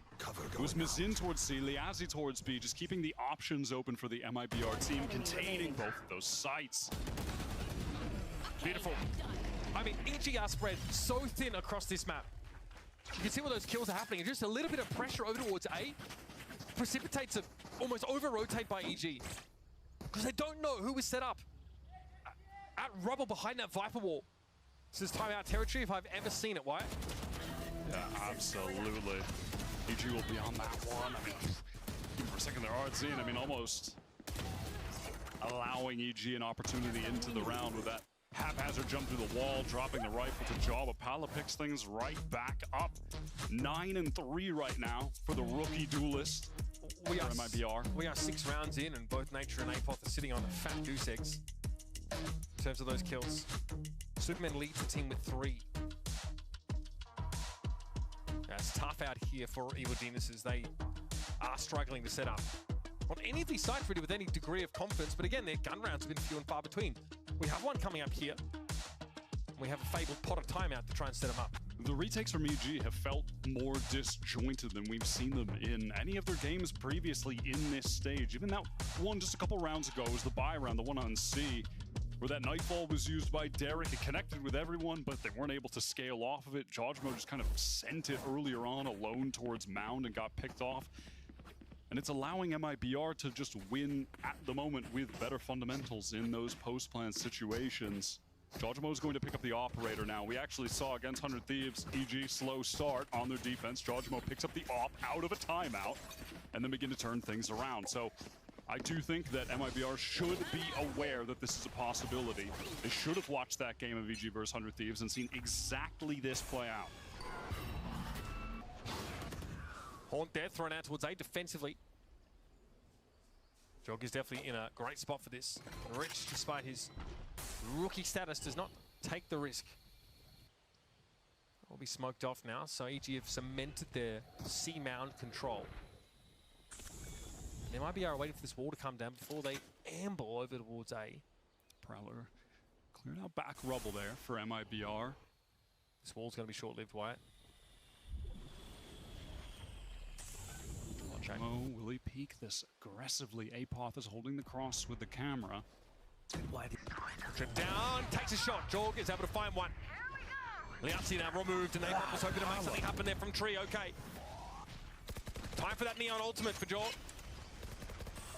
Really though, little idea about what's going on. This bomb buddy's going to clear him out. Care. All right, flattens Artazine. Okay, this is what we're looking for from Jorg. That's 3, beautiful stuff. Op dropped, but player advantage here for EG. No spike plant yet. Derek can take his time. 30 seconds Eventually left. swings out, and it's all on Mazine. Derek was low, easy enough. Playing from behind that one way there, but Superman has the wrap. We're out of here, baby. We're headed to C. Just going to get that full TP away. I mean, if EG throw this round away right now. Spike planted. After coming so close, it should be free for Superman, and it Damn. is. Going to get that defuse now as well. Nature gonna go find the operator, bring that back to Jaw, no doubt. He once again, same thing against 100 Thieves. As soon as he picked up that off.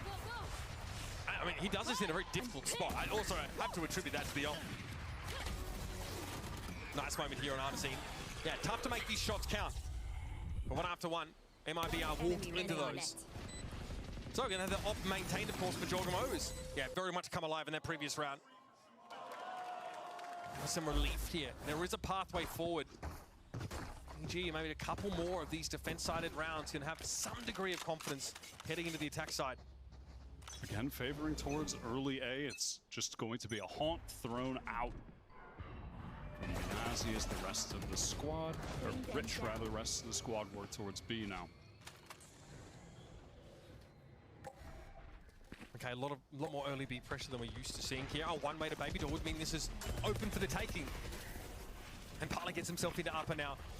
Gonna be a straight fight against Jaw, who's gotten rid of the op that's over in Superman's head. What a correction! What an important kill. CZ was thrown down on the B side. Viper's bit though for MIBR to play through. The economy for EG hasn't had a chance to establish itself yet. It still hangs in the balance. Parla pushes. Derek's so low. Flash from Nature is going to let him back into Baby Door, but on the corner with the shorty here. He just sprays it, gets picked off.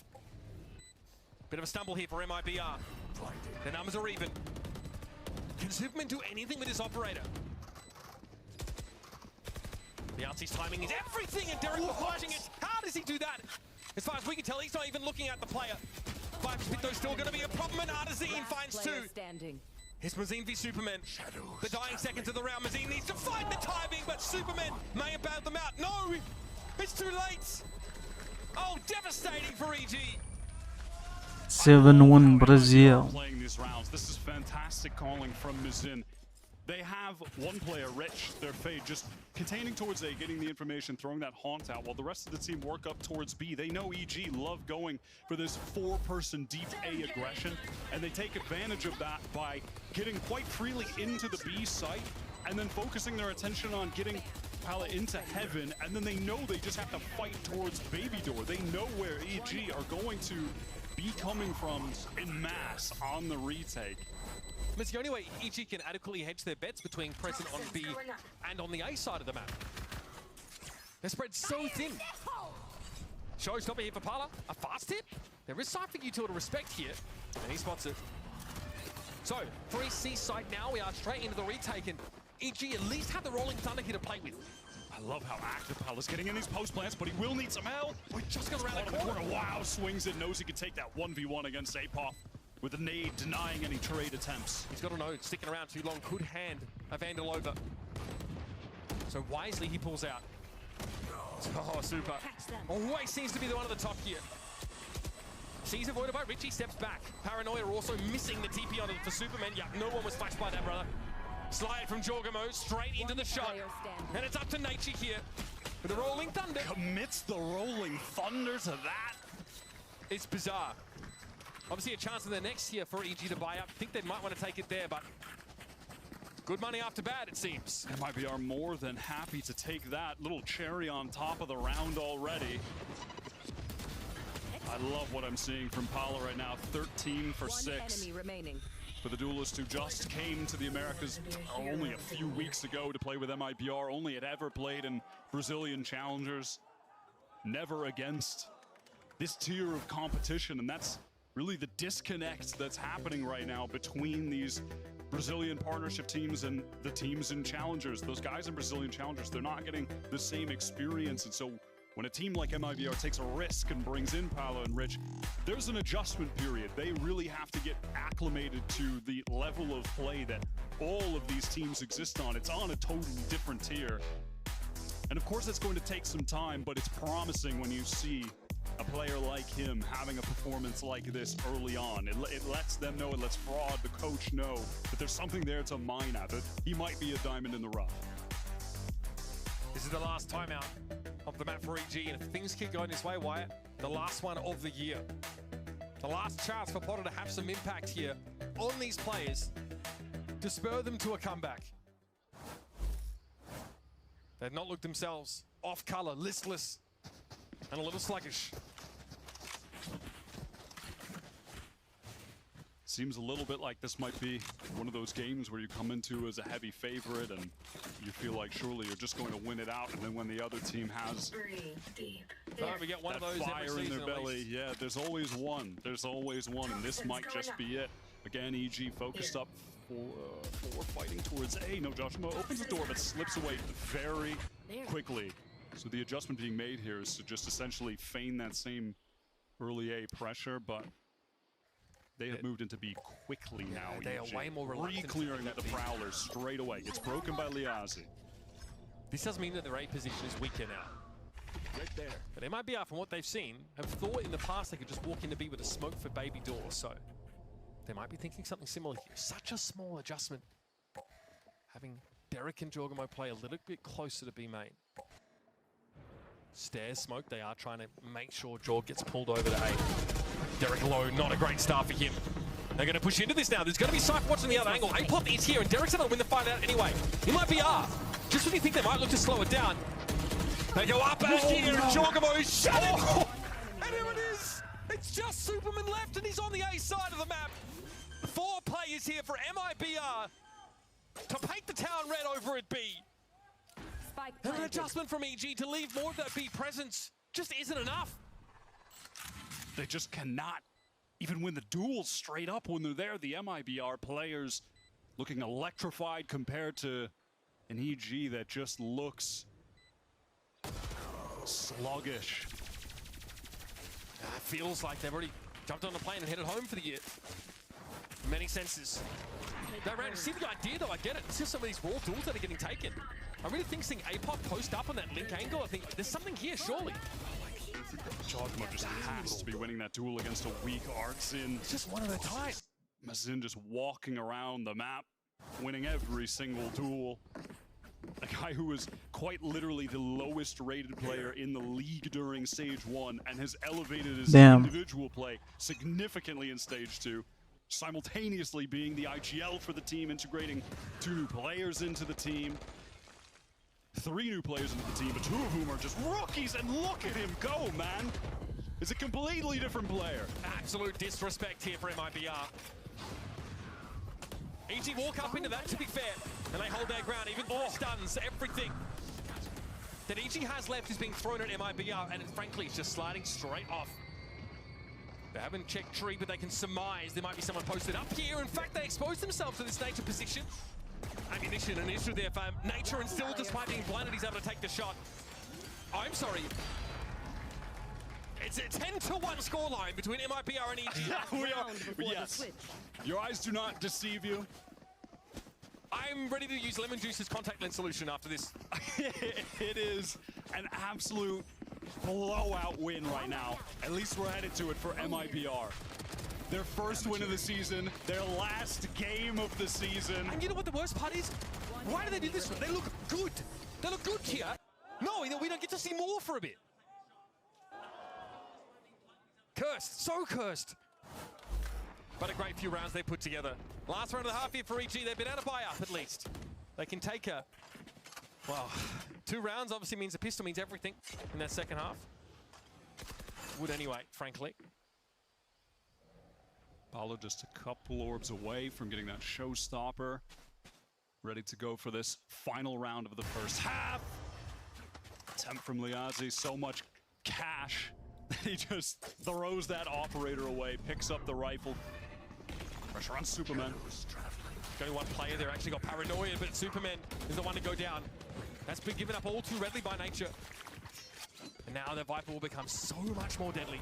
Face your fear! Here's the paranoia. This should yield info about, oh, Joel just got away as the Black Tide came in for him. No, looks like he is still marked, okay. So plenty of info here for MIBR. The TP up, and Parla just dives on in. It's gonna be traded back. So neural theft active here. Spike gonna get pulled out of A awful quick because B is open for the taking. Nicely done from Artzin. He got that crucial kill over towards the baby door. Gives them the call to rotate towards B, the fast rotate, get the spike down. Now they just have to trade this out. 3v2. Information gained on A. 1v1 opportunity for Nature though. Even up MIBR disconnected. Player on site here in Artazine. Apoth has a sense of it. Artazine's in trouble, he's gonna swing. Oh, the high-low setup was there, but Artazine got caught by the aftershock. So EG get to make it somewhat quasi-moderately respectable with a second round on defense here. It's a tough half to play, we know. But MIBR with 10 rounds going into the next half looks terrifying. They look focused up. They look so much more fired up than we've seen them. I mean, we've never seen them in a position like this in any map over the entire year, I don't think, at least since stage 1, where they've been dominant like this. They can feel it, Mitch. The win is within their grasp. Last second glory is within their grasp. They just have to cross the finish line. EG are just kind of just giggling, you know, giggling away, laughing it off just a bit. Some complex emotions there on the face of EG, but now they get to settle into the ostensibly easier half on the second side of this map. Don't go too far. More Lotus coming at you as MIBR are poised to take a whole series away.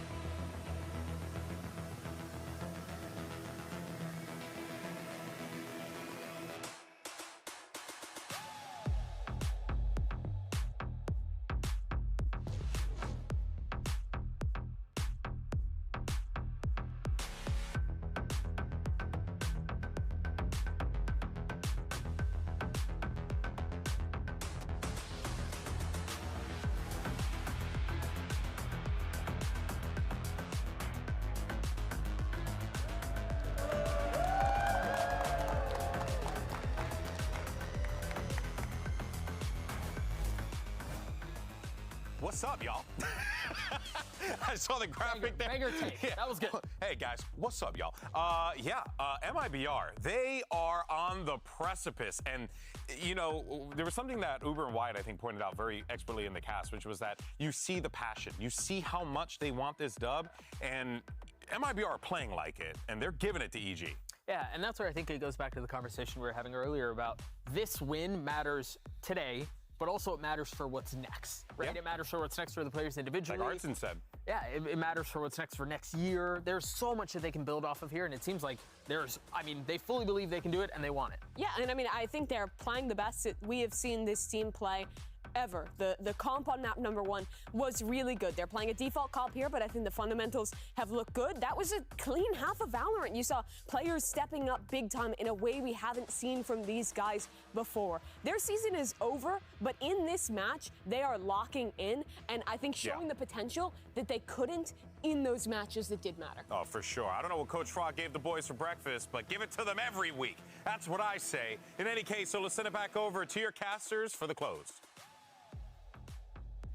10-2 at the half for MIBR. Again, going from winless, only with 1 map win to their name. Now looking to sweep aside an EG who don't seem to know what day it is.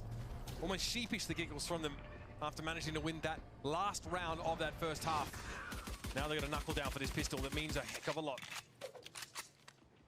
1-3-1 default to open this up for EG, who would have to make an unbelievable comeback. Their attack side definitely looked better than defense. Last we saw them playing Lotus, which was that crucial game against 100 Thieves just last week.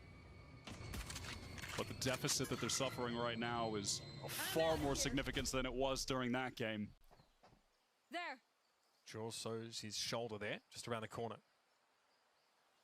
And if he figures out that 3 players for MIBR at this site, it's going to be a huge amount of info for EG.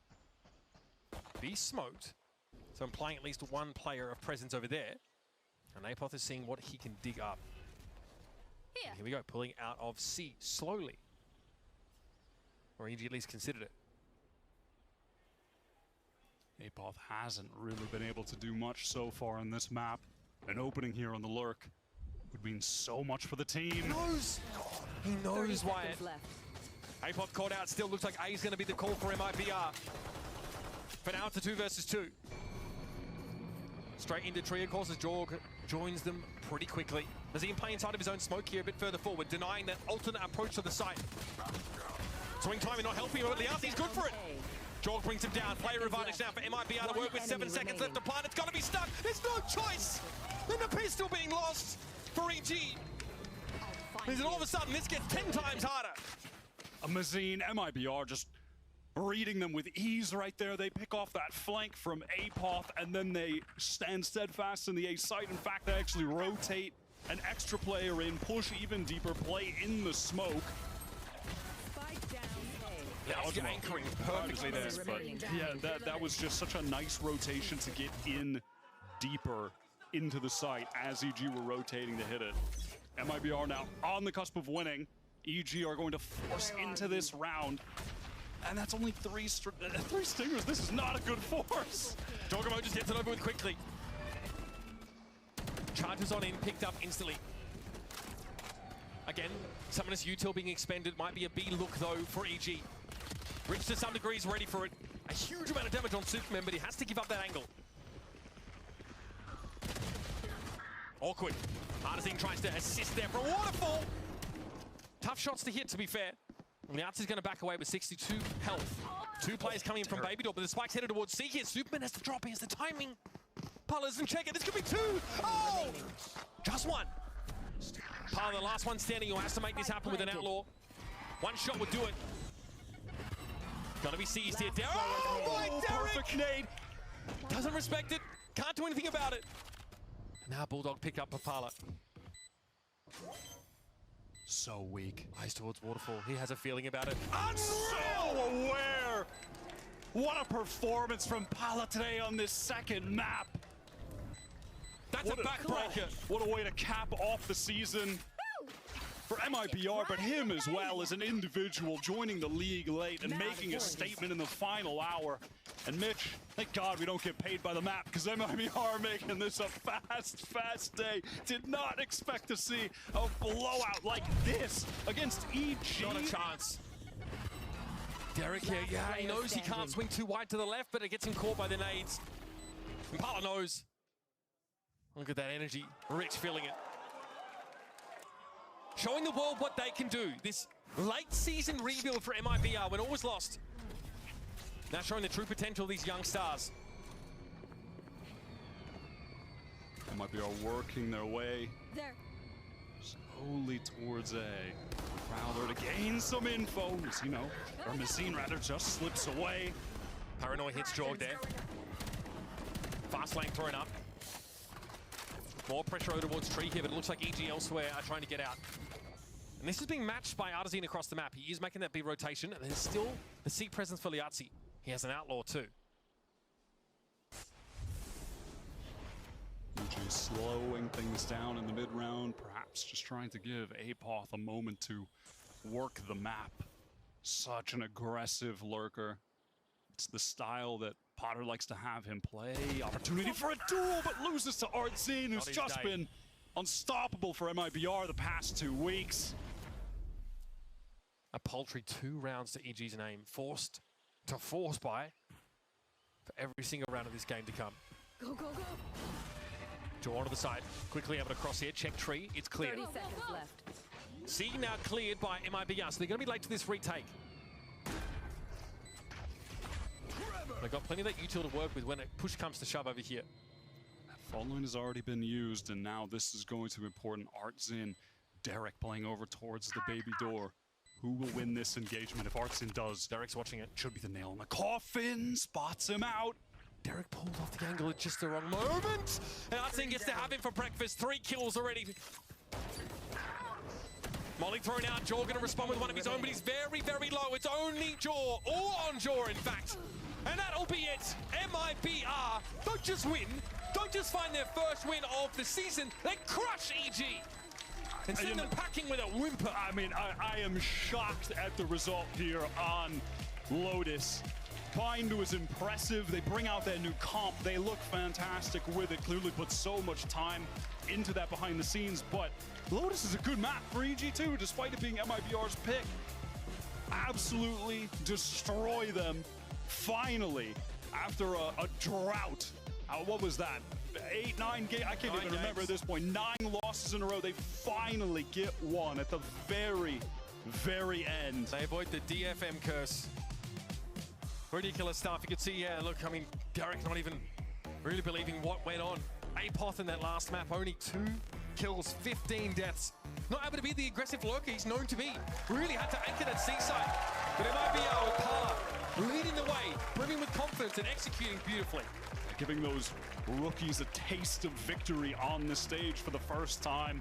What it feels like to get a win in the Partnership League coming from Challengers Brazil, picked up for this stage 2. Only got to the country to play with the squad a few weeks ago. And such little time to practice, to prepare.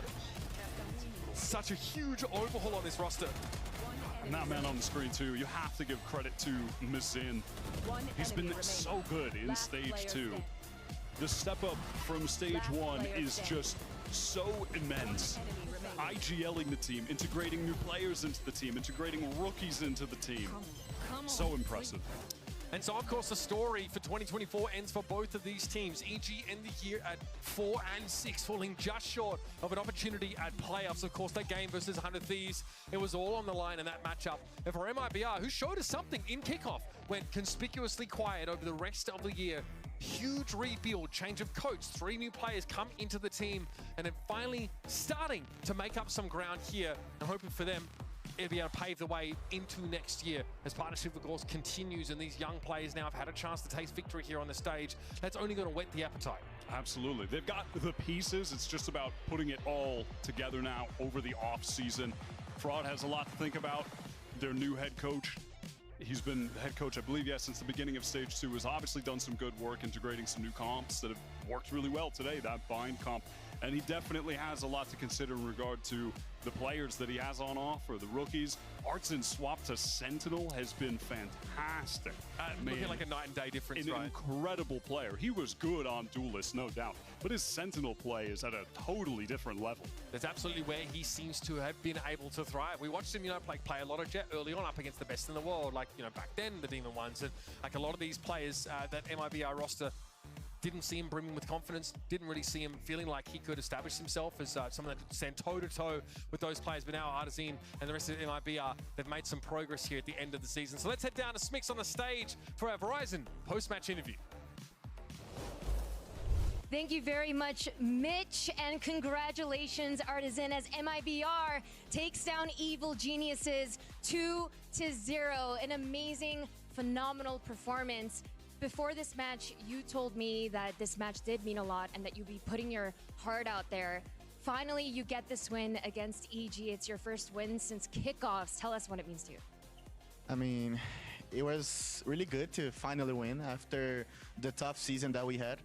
But yeah, like I said, we worked a lot, very hard to at least leave the tournament with a single one. So yeah, just our work, doing good. That's it. Indeed, Coach Fraud was talking about how, despite the stakes or the lack thereof, he is playing and practicing with you guys as if it's any other game. And Coach Potter actually mentioned that she did get a little bit taken aback by the curveball with the double sentinel comp on map number 1 on Bind. So what is the reason that you guys like that double sentinel comp on Bind? So Fraud liked that comps a lot because he liked to create new things. And since we were playing against Deadlock and Cypher on some scrims, we thought that could use because it's really strong if you know how to play it. So we just put everything on it and we just gamble. Finally did the work, so that's it. Yeah, we definitely saw it pay off. And now I want to give you an opportunity. Obviously, we as fans and viewers get to see you every week playing on stage after stage. What do you want to say to all of your fans watching, the viewers that are watching from home? What would you like to say to them now that this is the last time we'll get to speak to you? I had to say thank you guys for everything. Thank you for the fans, for the viewers, for people who were crowding for us. I'm really happy to leave the tournament this season with a 1, but I'm not over, so see you guys next year and I'll be better. Thank you. Absolutely. We're hoping to see you as well, Artisan. For now, that will be it for match number 1. We'll have match number 2 with Leviathan taking on Furia after this break.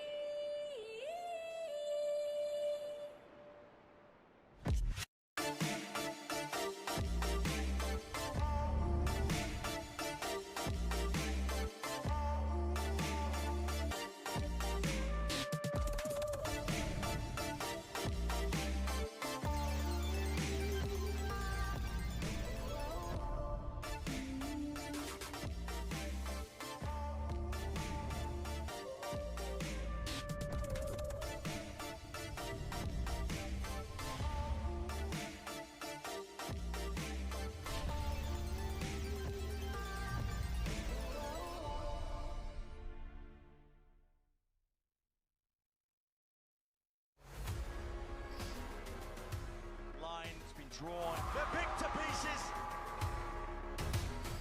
Cloud9 are so good.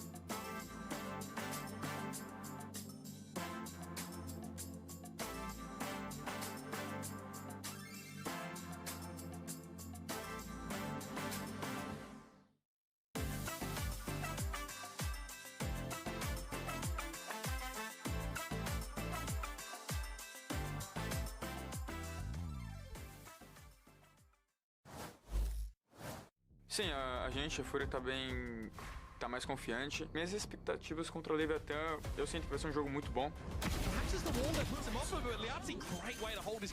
Obviamente estamos muy felices como estamos jugando y aún nos falta bastante por mejorar. Eles estão jogando muito bem, o Aspas está jogando muito bem. Si como en contra de 4 jugadores, quedó porque contención en defensa. Ya no existe Kawan, sí, ni tampoco Chris. Hay una Bulldog también por allí en la mitad.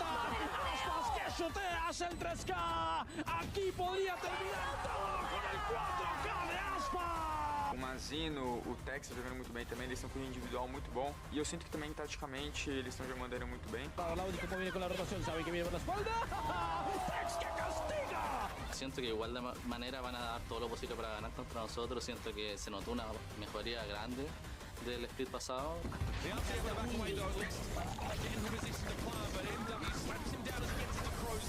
Sinto que não vai ser fácil. Eso va a ser un partido divertido. Welcome back to VCT Americas and our second match on this Saturday. It's Leviathan versus FURIA, and we're changing things up for match 2 because we're gonna have some fun with this, but we're gonna talk about the stakes because there actually are. For Leviathan, this is actually a pretty big matchup for them because if they're able to win this, they will lock champs 100%, no questions asked. This is the game. Sentinels to win tomorrow. True. So sorry. Well, Yes. but this puts them on the right step towards that, getting the champs point for this win. Yes, and of course, a win here would just only further solidify themselves, within the top 2, and they put themselves in a much better situation here. But let's go ahead and talk a little bit more about Leviathan because this is a squad that has looked fantastic this stage. They've locked up playoffs, and they also picked a massive win up over Loud, which was, a team that was constantly the bane of this organization's existence. But Bala, they were able to do so. Yep, and Aspas is never going to let multiple Brazilian teams win when he has the spotlight. So this guy, he's gonna fry FURIA. I'm pretty sure. This team is so good right now. Yeah, they are absolutely killing it currently. I mean, they've bounced back so well after Shanghai, and all the expectations that they had going into that tournament, how they were supposed to deliver, and really the expectations that they've had all year. But it really feels like they've bounced back. I just want to hear all the yappers after Shanghai. Leviathan's not going to do well. What are you talking? You're the guy who week 1 was like, oh, we can't. Yeah, and they lost that week. But you know what? After that, they haven't lost since. They haven't lost since in America. So what's that mean? You've been like you were like the guy who was all doom and gloom about Lev. And I was right back then. But now you're... But I was talking about the potential, and the potential has gotten here. Shanghai? You should talk about Shanghai. Okay. You should move us on. Yeah, we'll unpack this in a second.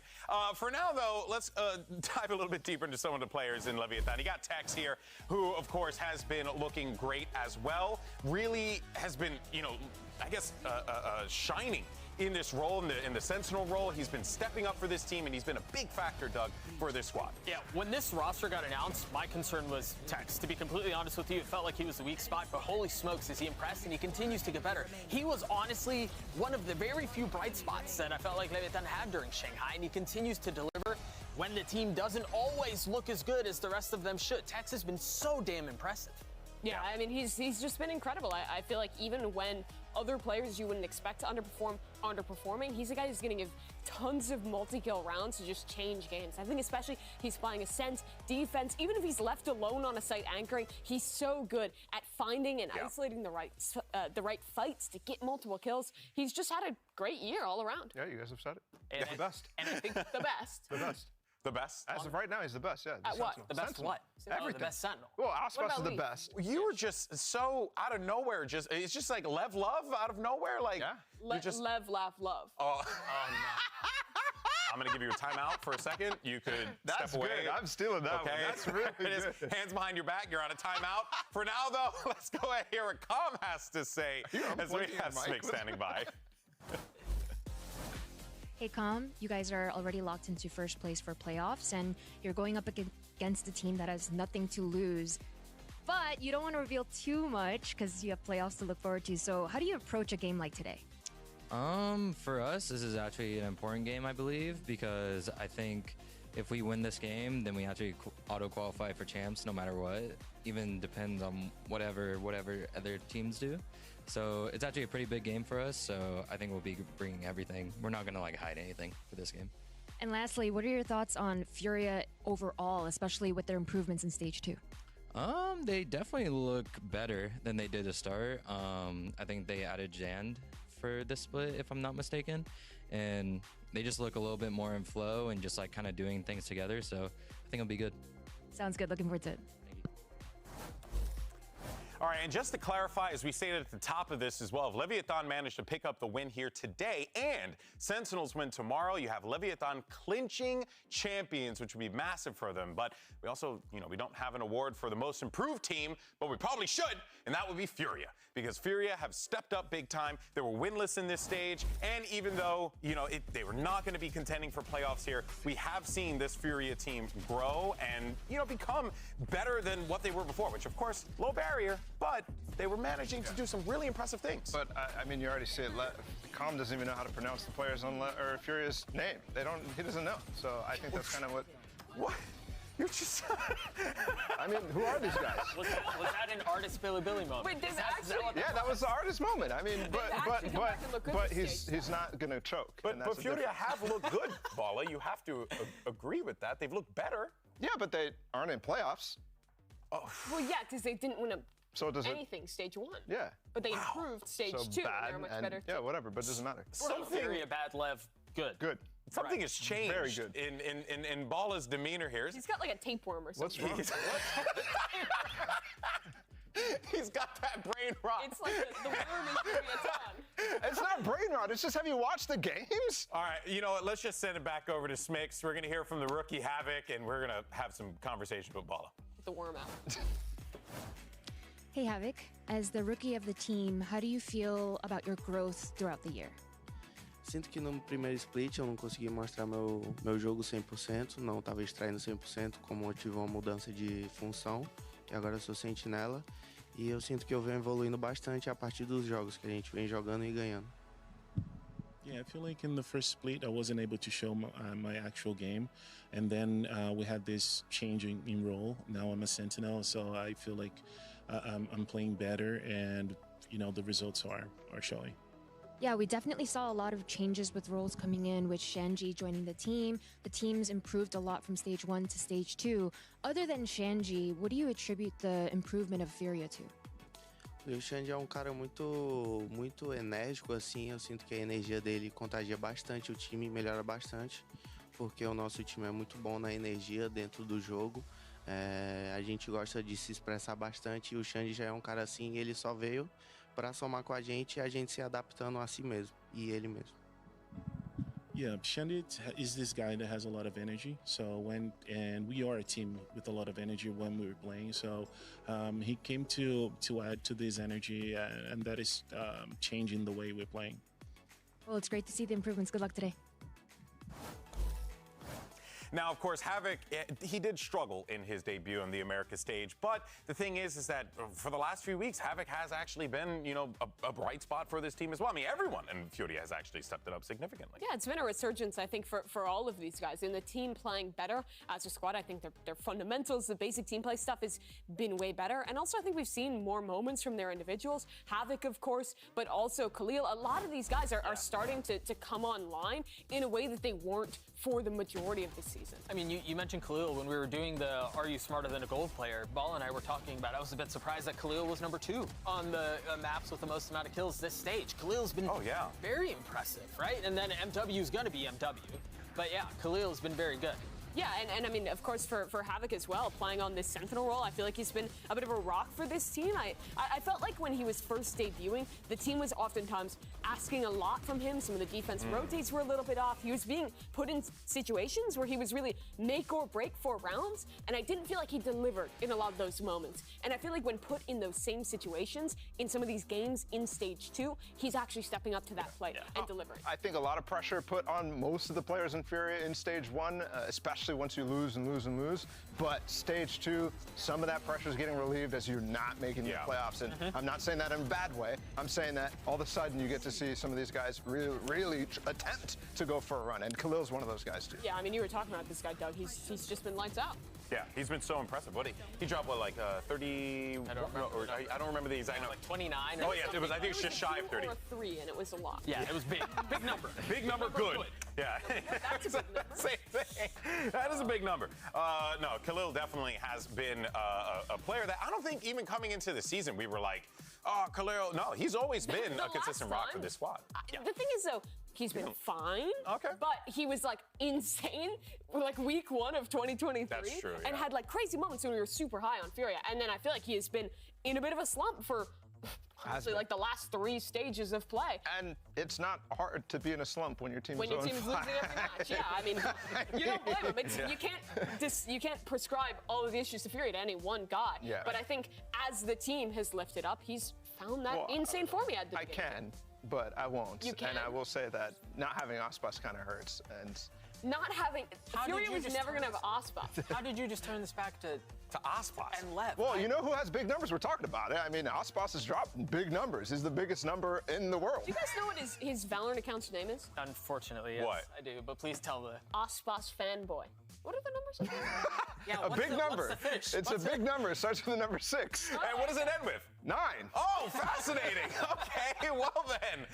Very, very weird. All right, well, folks, we're going to get into some predictions as we dive into this series in Map 1 right after this short break. Don't go anywhere, folks. We'll have more, plenty on the other side.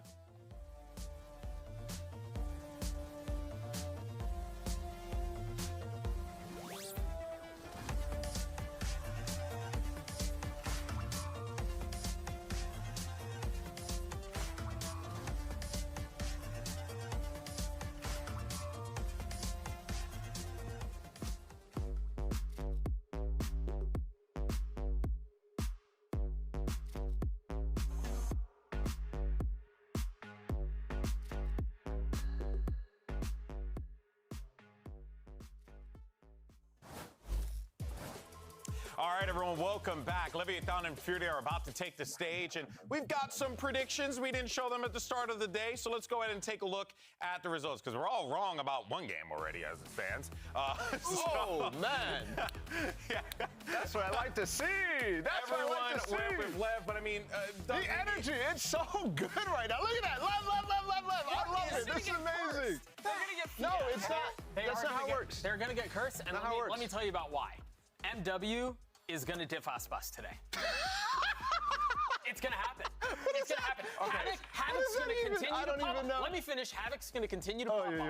MW is gonna match up to Aspas step by step, and Lev's gonna lose today. For what? What is I that? just want to know where not this even- love came from Bala. It's just, I mean, Aspas number 1, and then number 2. I just It's just a new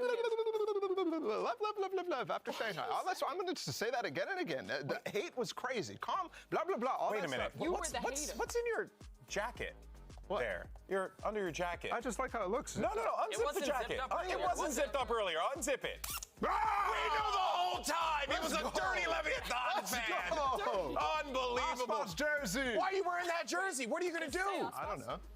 It says my name, actually, because I'm not.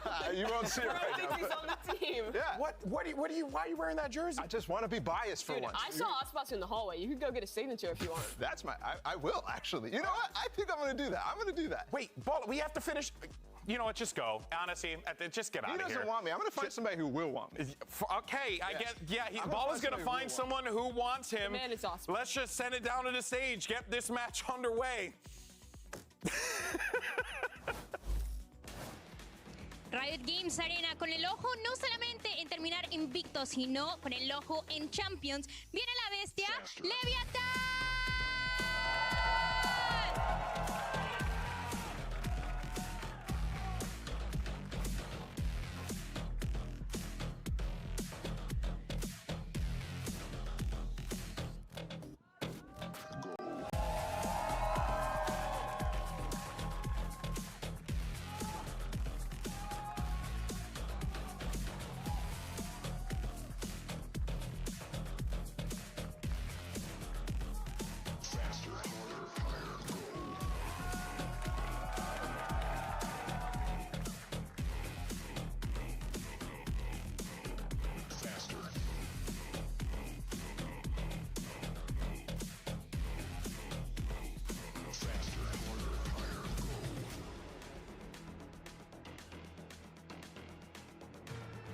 E do outro lado, seus oponentes. Faz barulho pra FURIA!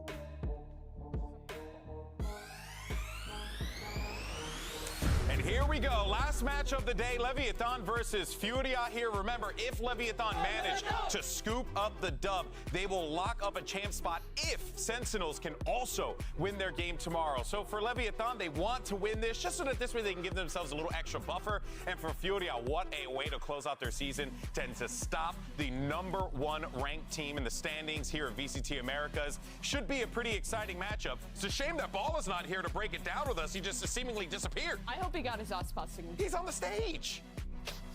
He's their new assistant coach. Where is Bala? Where is he Bala walking the stage here in a second? I'm probably at the rate that we're going at with this day. Security will get him. Yeah, hope so. Security, you got a job to do.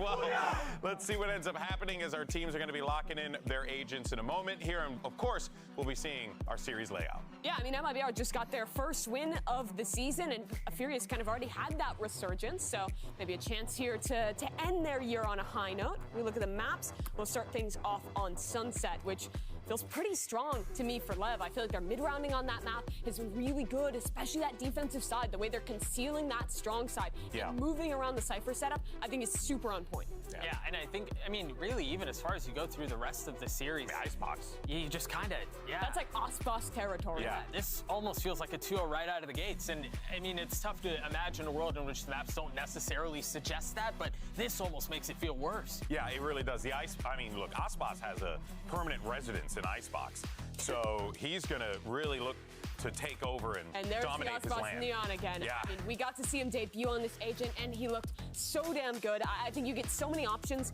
on this map, setting up off the line control of the stun and the Omen Paranoia, those super fast rotates on defense. I think the biggest thing is just dealing with those Cypher trips before you hit into these sites. So Havoc has a pretty important role to play here. Yeah, I think it'll be interesting to see how the Jet matches up against that. I think as we're seeing more and more of a move towards Neon, I guess I'm a little surprised that they weren't willing to try it there, but hey, we'll see how it plays out. Let's see how this all shakes out now and send it over to your casters for this series. You got Leviathan versus Furia. Who better to call the action than Bren and Sideshow? Let's get to it then. Yeah, Lev on stage, Bala in the casting booth. Nah, I can't be doing that. I'm so done with this bumbling bald guy hating all the time. Here we go. Carmine Core, 100 Thieves, and now Lev, huh? You know who's about to diff Aspas? This guy. Who is that? This you guy. Know who that is? Ooh. Lenovo Legion. No, NW0. W0. He's pulling out the jet. Aspas? Yeah. He's got nobody on the back of his Yeah, jersey. because you know what? This is a team game. Everybody on Leviathan is about to roll this team. This is so free. What have we got ourselves into? Okay. I don't know. I mean, let's roll with it. So what's the play here? I'm just going to be here. And you're also going to be here. And you're wearing a Furia jersey. Listen, I'm gonna tell you every time Furia does something that pops off. I'm here as your Brazilian representation. Brent, he won't be talking at all. Okay. Unbelievable, man. Can I start off here, Brent? You're gonna be two bickering old people just arguing over something. I mean, that's what you guys do every time you're up here. So. Okay. Noswa played for both of these organizations. Furia went to Leviathan, back to Furia. Lev cut him Christmas Eve. Brutal revenge match coming in. Furia have reasons to want to win. That's what's on the cards here. Seeing an early engagement, an early skirmish. Going away here, Furia. Great opener. Taking it, yeah, great opener, but a spike drop down as well. Out into the open. How the hell are they going to reclaim this? That's easy. Just a smoke down. No problem. There's the smoke. Corp flushed up, darted up. There's the swing in the face and the fight left.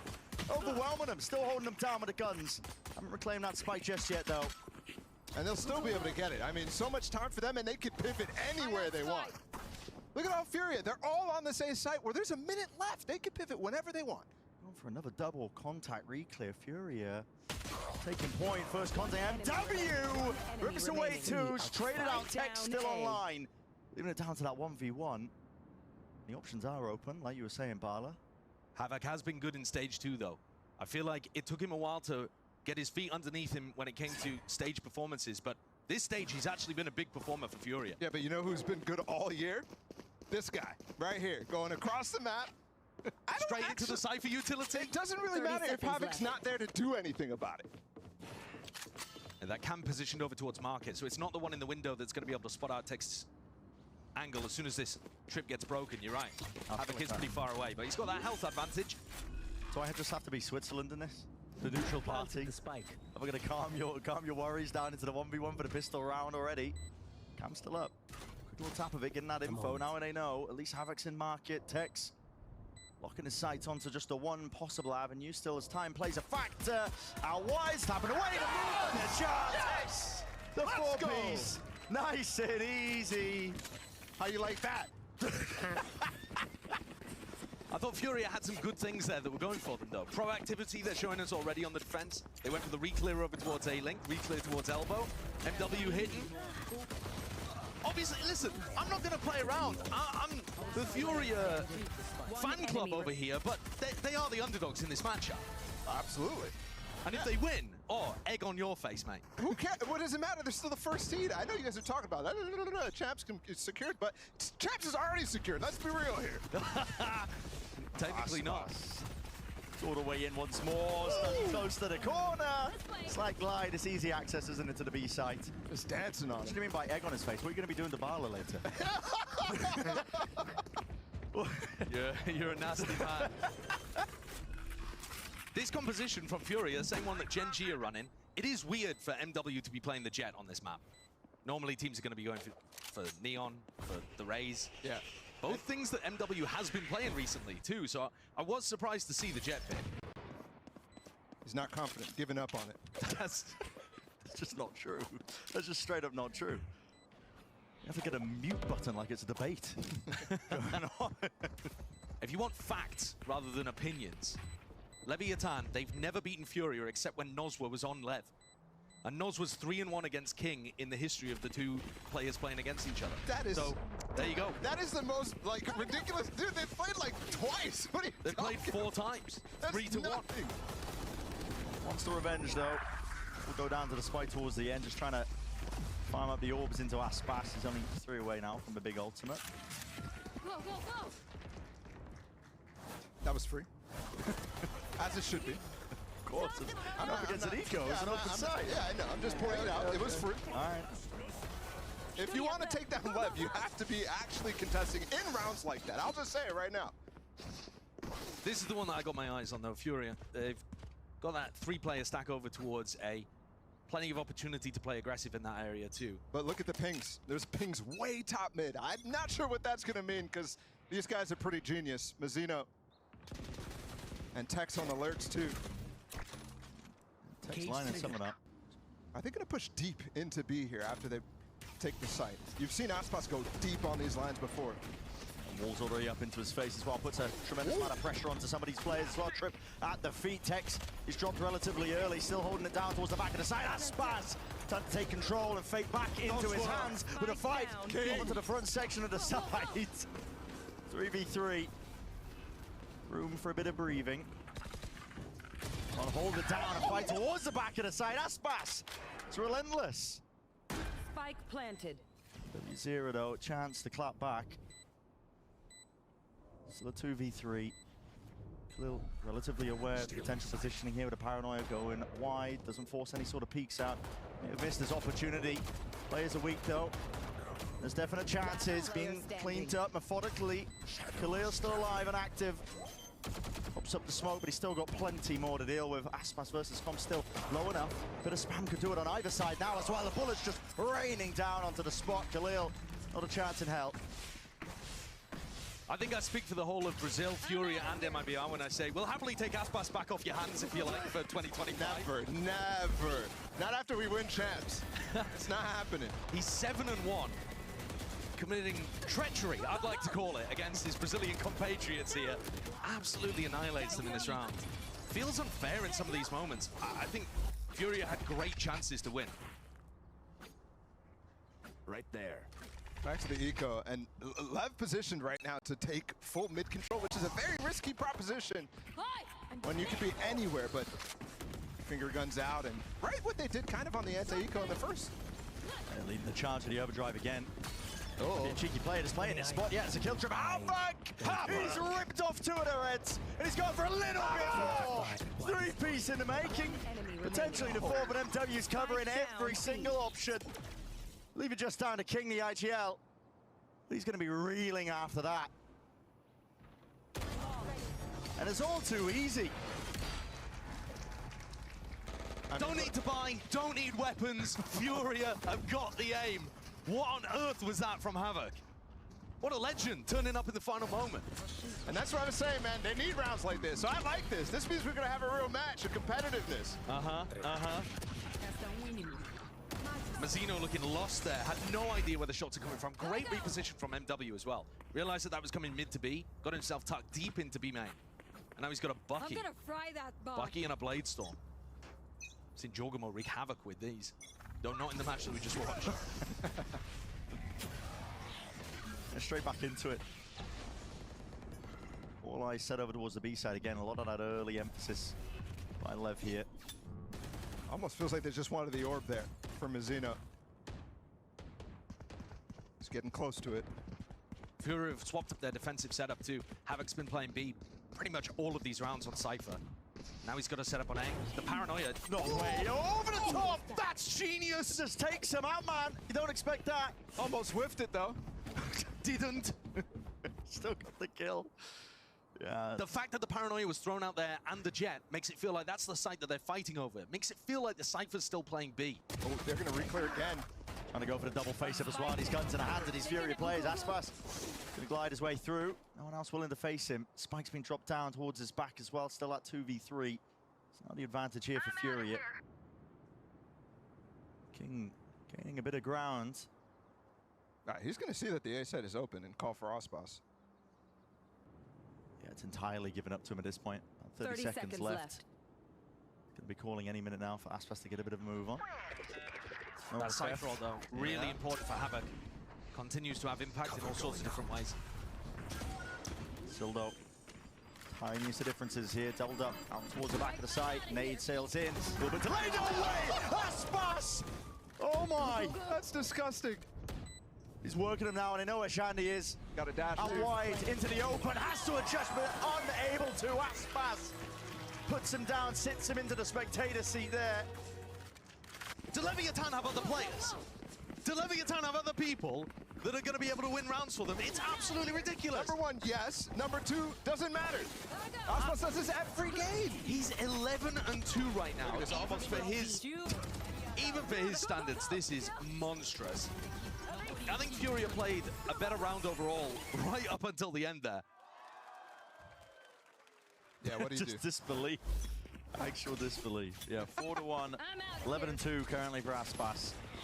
Up online for MW. No contact towards elbow just yet, though. Are aware of the possibility. Jiggle peaks. And they've got to start figuring out where Khalil is playing with that paranoia.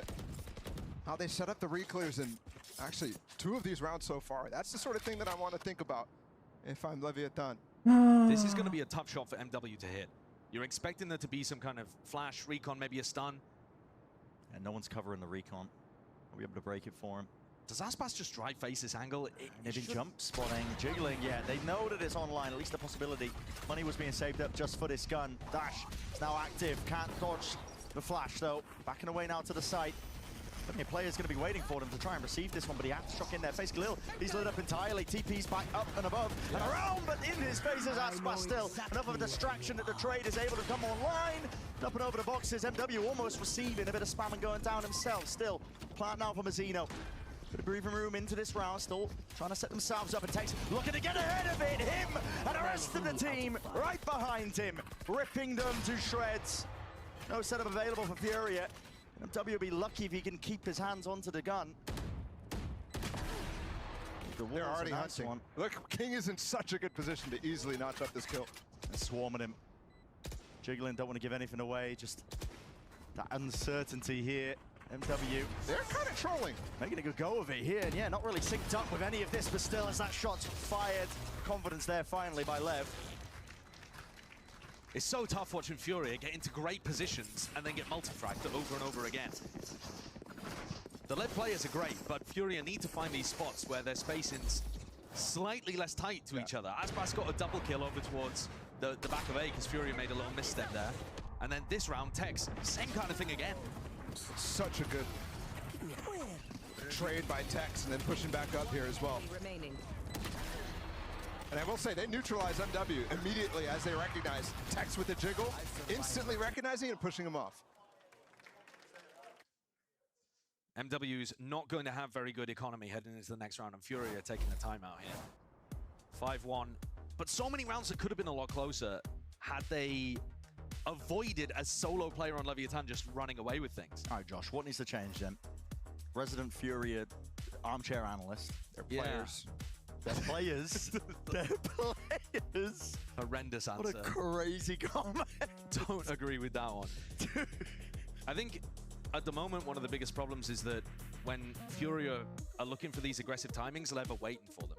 So FURIA aren't really catching LEV as they're pushing into spots. Trying to find Leviathan as they contact into these positions, I think is the best idea.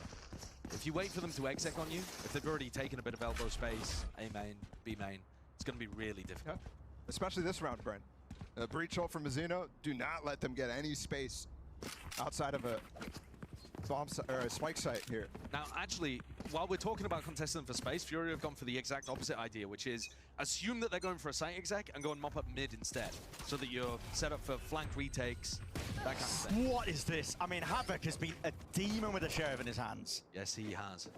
I think FURIA's doing a great job actually recognizing the plays that Leviathan is calling out of the barrier coming down. That's the play that they ran to get the orb as well earlier to get B control.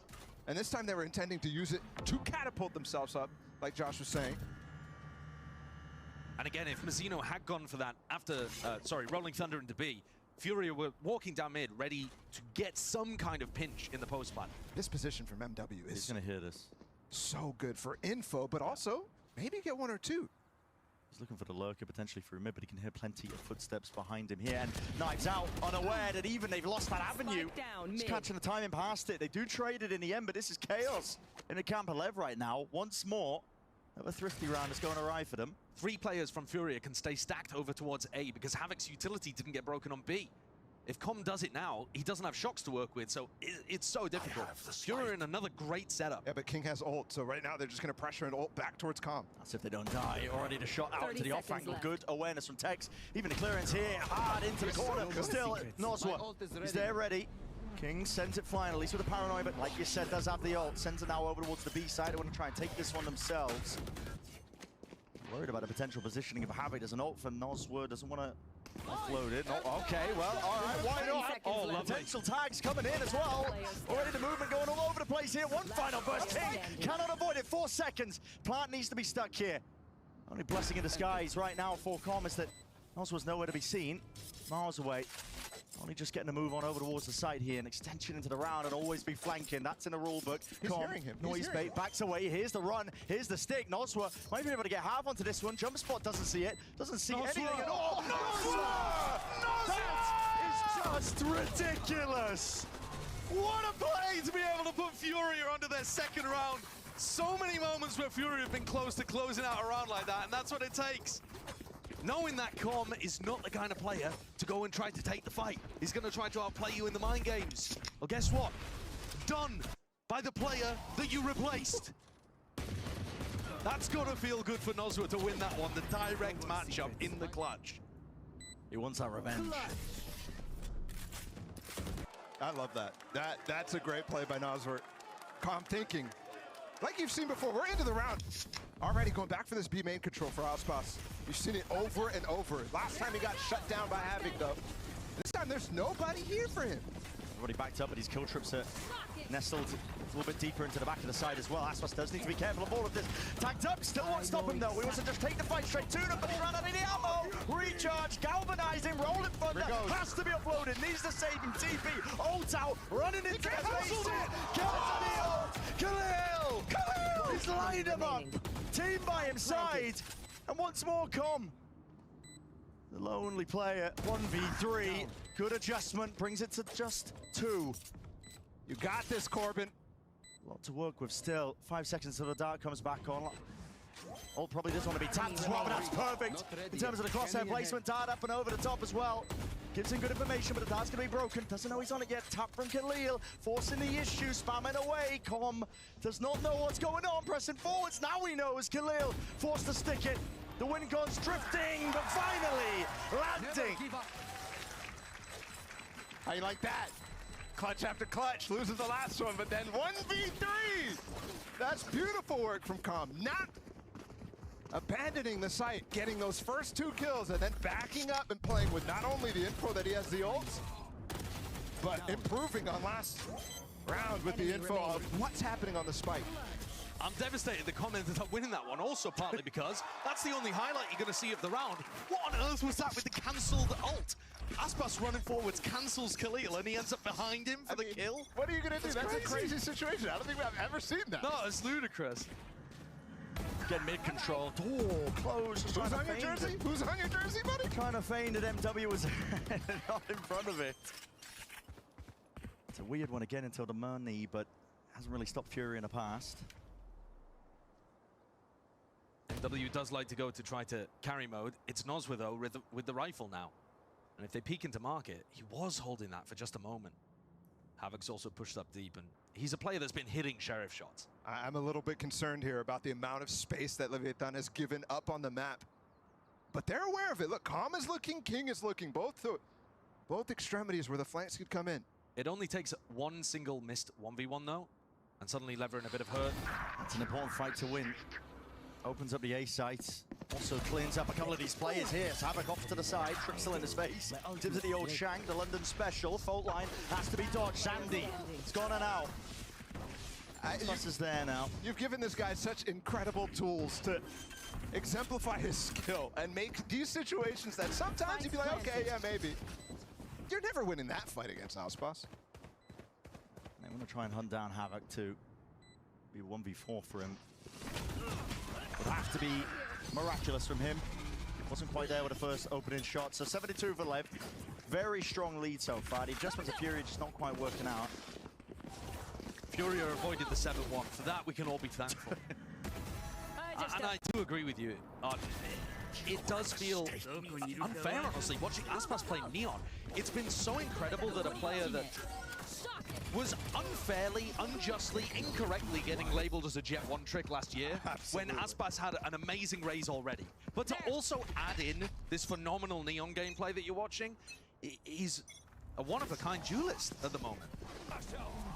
What a call, too. Finding a completely empty A site as Furia go for a dash down mid with MW. Tex needs to be careful here. Doesn't want to give anything away too much. I mean, just drifting outside of the smoke there.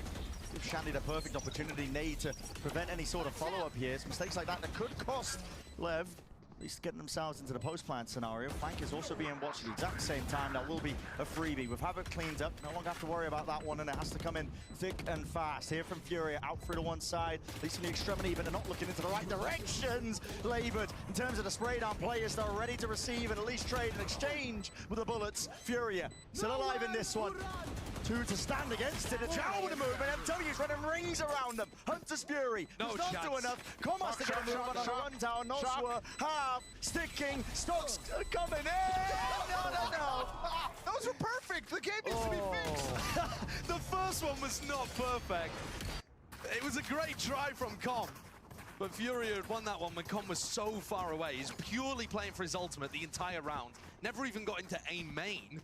At least he picked up Havoc on the flank, but couldn't win it. What a labored duel, though, as well, from the battle between MW. Oh, this. I mean, there's a lot of whiffing going on in this round. From Mazzino. Perfect. Don't know if that first one's necessarily perfect. It's a nice enough try, but again, Furia trying to drag this one back one round at a time. Yeah, and I will say as well, a lot of the rounds that Lev are crushing in are where they're getting that man advantage with the first kill by Aspas, those sorts of things. You saw it 2 rounds prior. Here, they actually got a great situation in the 5v5, but Fury able to contend in that retake. Very nicely done. Yeah, and that's something that Fury have been missing out on because usually there's a LEV player that steps up and gets a big multi-kill in those situations. It would have been Tex walking through that smoke and Link. He tried. Last re-clear for Havoc. No casualties. Aspas now is going to be fast with it. The rest of his team following up. behind. The team's hitting this one, especially with that paranoia. It's going to be sweeping through, trying to buy them a bit of that space. But the util is coming out in kind, a bit of a handshake of it as well. Players meeting them. Deep push coming out from MW. He's going to be meeting all of them. Surely this team is confident. The rotation's coming in. Are they ready? He hears it. Plenty of targets here. Needs to take his time with it still. Not enough of the adjustment. Tried to reset it. Last pass will clean him up in the end. Brutal for losing Havoc in mid there, because that means all the Cypher utility goes down towards B. They can return. 30 Otherwise, seconds left. FURIA had actually got the jump on that. They had Khalil in an anchor position on A, but this is now very hard to deal with. It's pulled all these players all over the place. Stretched thin. FURIA wondering about the map, wondering where they are, but now they know they've got their answer. 15 seconds left. Plan needs to come down here. Tex, what a shot. Snaps to the head there. Shandy is doing the most, seeing if he can find a potential angle to land this knife. Up against the back wall now. Gives us the info. 3 players. Now they know he's going to be isolated over to that left-hand side. Make sure they clear it just in case, but they should already know that. Up and abound. Smoke comes up. They're going to be trying to play this one as well. Force them to push forwards and past it. Shandy was not set up from any of it. Attack from Khalil again. The spam comes out. B close plant. We've seen this one before. We've seen it once more. Khalil sticking. Hello, shots. Need to land. He's already got half. Potential win con reloads. Out and around to the side. Oh! Time just about there. Tons of it! Buckets of time! Another clutch from Nozwa. Anything that Com is capable of doing, Nozwa is finding the response for. In the half. That's ridiculous. This is getting too close. This is getting far too close for what looked like a dominant half from Leviathan. Yeah, I feel like FURIA have shown us a lot of good stuff. The flash re-clear, for example, of B-main was cool, but they fumbled this retake situation. Wasted the paranoia when the knife already had confirmed 3 in B-main. Also then just kind of walked Shandy in alone, slow peeking. But they needed someone to step up at the end. Nozwa was that guy. He is him. Consistently keeping things calm. Right back into the round once more. Drone going to be broken. That's a Hunter's Fury coming straight out. Again? Trying to at least relieve the pressure out through B-main. Aspas taking it into a completely different direction. Sweeping him through behind. King, he was right there with him. I think that was a TP straight into the back as well. This is anarchy across our screens. And no biding the time. Aspas wants a few more kills, at least for the collection. Leaving it just down to 1. Khalil cannot stand against it. There we go. Electrifying end, an 8-4 finish. It's for our first half here on Sunset. Any more of that, that would have been dangerous for Leviathan going into the second half. Felt kind from FURIA there, spotting them the final round, but they also, I think, probably pulled a set play out of LEV that they're probably hoping to save for playoffs.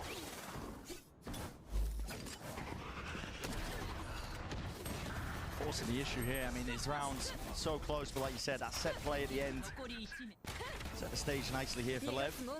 A lovely advantage heading into this next half for them now. 8-4, Aspas sitting at 19-7. Ludicrous stuff. We're going to send it to a short break on the other side of things, of course, a continuation of this map.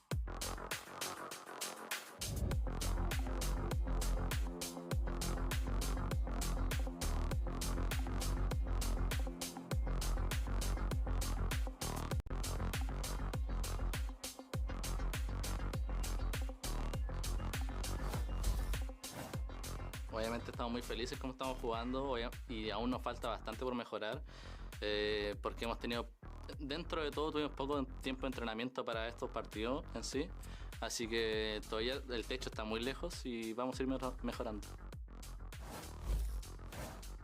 Strong words from Mazzino here. I'm going to have to potentially split up these two as well. Look at him. Look at him. Who does he think he is? As Junior over here. It's unbelievable, yeah. man. I mean, you are ranked 1 in NA, so I that does make sense. I am. And you know what my account name is. That's what I'm saying. Exactly. That does make some level of sense, but yeah. Respect to the person who gave me this, by the way. They're up in the back. These guys are awesome, having a good time. Having fun here as well. That's a run a show document, just wearing as a hat on the blushie. 8-4 to begin with. I mean, honestly, some very close rounds from FURIA. Potential for them to turn this around still. It's just been on a nice edge. I'll tell you who I'm looking at for FURIA, though, to step up as we head into the next half. It's Khalil. Khalil's been in the top 10 for ACS in Stage 2. Massively improved compared to Stage 1. And, of course, everyone's always going to mention, oh, do you remember when he was good in Week 1 and Week 2 of 2023? But this guy has been putting up big performances in the last couple of weeks, and he's currently sat bottom of the scoreboard, 4-10. I want the Smokes player for FURIA to show people why he deserves his spot on the roster, despite not turning up through the matches that mattered this year. Turn up at the end, go out on a bang. Everyone has short-term memory, so you never know. Exactly. Job security for next year. Big stack here from LEV on this pistol. At least with 3 of the players just waiting out. They're so any deep initial as well. util. Yeah, giving up a lot of control of the map early. I think they're trying to dodge a knife at the front of elbow. And maybe also recognizing there's not too much util that can throw them off this angle. And a double hold straight up. Lots of players now willing to contact straight into them, but overwhelmed. Beautiful. Too much to overcome there. FURIA got the bodies. The advantage now firmly held by them. Rebound with the flash. Dodged and missed. Mazzino just going for anything to try and even out that score, but not possible. Up through mid with the lurk, being caught. Havoc was for where? Tex and Com still alive in this one. Could potentially make this a chance. Cage is going to be dropped in front of them though, and immediately Havoc is going to be rejoining the rest of them. They know where Com is. Made enough noise. Flashed up in his face. Off to the corner. Shandy knows exactly what to do. This is FURIA having genuinely a close game against the #1 seed on LEV's map pick. This is a good performance from our team that is struggling and has been and doesn't have a great record. 3-6 playing 8-1. Close, honestly. Come out the back of this, they're at 6-8. It's winnable. And LEV have reasons to play. LEV are not just soft playing into this final game. You heard it from Com's mouth. They want to win this so that they're in a spot where they can go to champs and don't have to worry about their performance throughout the playoffs. Now, they'll still be trying in the playoffs as well, and they've got a great seed for it, so it's not do or die for Leviathan by any means, but they want to win here. It's important. It's definitely skin in the game for them. And FURIA are just powered by spite. That revenge arc for Noswa, right? I mean, not much else you can play for at this point, but I'm just saying, bottom barrel Brazilian teams with spite at the end of the season, you know how it goes. They show up. I'm waiting for the knife kill. Yeah, no scenarios where we can throw the playoffs into chaos, unfortunately. But no. Yeah, but it could send Americas into disarray if LEV doesn't go to champs. Bit of a spiral, maybe, if everybody just decides to bomb out and forget how to play Valorant over the break, but we'll see. Dash in from MW, seeing if they can cut up these angles, and just trying to dissect up the site there, nice and easy. Was a right stack on the eco here from LEV, but not too much more to dissuade it. And I like this. Obviously, eco rounds, you can't really read too much into it, but I like to look at the little details on executes. And right there, everything was perfect. The dash with the flash. Everything timed very, very well. And MW's jet pick is not the standard on this map. Like I said earlier, normally people are going to be running the Neon or maybe even the Raze with this kind of composition. Texture's running it for Gen G over in Pacific, but it hasn't looked great for them. But I think one of the strengths is that dash engage into sites and to break crossfires that LEV might try to set up. A caution here. And that's what they're going to be looking to do, I think, throughout this map, to be honest, is trying to get MW into really deep positions. I love that. Let's challenge for weapons. Try to get the old Torbs. They see Aspas get a kill. They're like, never mind. Yeah, they don't want anything to do with it. They backed away immediately. That's funny. Still, 4 players surviving. Great economy. Yeah, the economy's actually looking real healthy for FURIA. This is going to be a bonus round with a lot of bites. Yeah, and Havoc only bought a pistol in the previous, so he can buy up. This is going to be 4, rifles or quasi-rifles that are heading to the next round. The Guardian, Bulldog, Phantom, and Vandal. That's a good buy. You can do a lot with that. It's not like there's any massive ultimates up here for Furia. They didn't stack everything into Shandy. But if they've got a strategy that they can pull out, this would be the time. Could be an early engage here, with the KO setting up to potentially flash or knife. And Calm is looking to challenge in B main. Nice little flash start as well. Get some control of B main. Pretty obvious though in terms of what their intended target is, but Furia are going to be looking to try and remove some of this util. But there's no deep camp over here. There's no trip. So in order to get information into B main, Com would have to be peeking. I kind of like the idea of it keeping someone inserted there, be it Khalil or MW. Just looking for that pick, trying to punish Com when he goes for info peeks. Khalil's staying in B main, but not really deep. Repositions and adjustments here with the one-way. So it's going to be landing up and over and around. Turning off Aspas's legs. Yeah, I mean, they're just pushing King off the angle. Doesn't matter though, Aspas is quick to receive it. Straight back up once more, stun. We use pound for pound there just because the dart was sent flying out again, and that's throwing a bit of disarray into the mix. Furia looking to see if they can set this up into a bit of a B-split as well. The pressure now mounting onto Tex. Is going to try and hold it down, roots to the spot, defending this area to map market under complete control. Perfect stun from Mazzino there. Able to overstep themselves. Khalil is in through the back of the side. Have to be aware of that. Beautiful. He snuck in, Fox in the pen. The moment where he could just really cause misery right now for LEV. This is a full investment for them in a bonus round. Just for Furia still. They take care of him finally with kill. At least Khalil missing. Nice. Also a last left. Taken out, cleaned up. Luckily, not as much danger there. I'll take it though, good damage from Furia. They knocked the armor off one of the players, take down 2. It's keeping the economy suppressed for Leviathan. Nobody's up to large ultimates as well, so we'll see a pretty similar situation. Yeah, this moment from Khalil backside almost brings them back in. But again, Mazzino here goes huge at the end of the round and goes big in the mid-round, where Furia was struggling to find an idea. They threw that knife towards A to make it look like a fake for Khalil to be able to get something done on B, and then struggled breaking down that door. I think Furia are going to struggle with pushing Aspas and King off the line on A. Those are both 2 big aimers. Maybe the 2 best aimers on Leviathan. Arguable, though, because of the talent on the team. Yeah, I'd put Tex up there. Sure. I'd put Calm up there. MW up there? No. Dash. Flash as well. MW wants nothing to do with it. Sees plenty of players. Tex going for a little bit of a peek of his own. Straight across mid. That's a bit of target practice. Aspas making another go of things here. He's just hoping that they walk straight into him, but maybe to his own dismay. Indeed it is. He's going to be taken out. 4v4 now. Cage out into the hands. Util all over the place, but still no punish. Not for Tex. Covering fire from Com just straight over the shoulder. Still locking down that B main hold. Mazzino, good prediction, at least anticipating that they could push up through mid, but Furia, where are they going with they'll overwhelm it. It's brute force. Khalil just needs another couple of kills and then he can go and get the spike.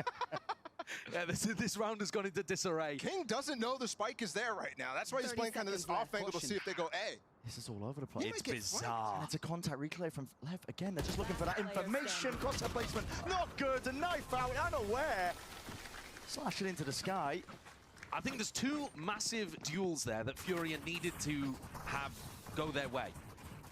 One of them is not necessarily a duel. It's Havoc's walk into B. He ended up getting caught from both angles. He had to pay attention to backside and market. But the other one is just straight up MW taking a fight against Cop. This one, into B main. I think MW has to be winning those against, as Arden said, one of the best riflers on Leviathan, from his lips, not mine. In order to put Furia in good positions, you need to be winning duels against players like that when they peek into unexpected spots. But honestly, again, I think that's an issue of the mid-round there. They did win duels, very important ones. They won the one top mid late. They also won the one earlier against Aspas, who was peeking willy-nilly. He was. There was Willy and there was Nilly with the way that Aspas was peeking there. There was a lot of confidence.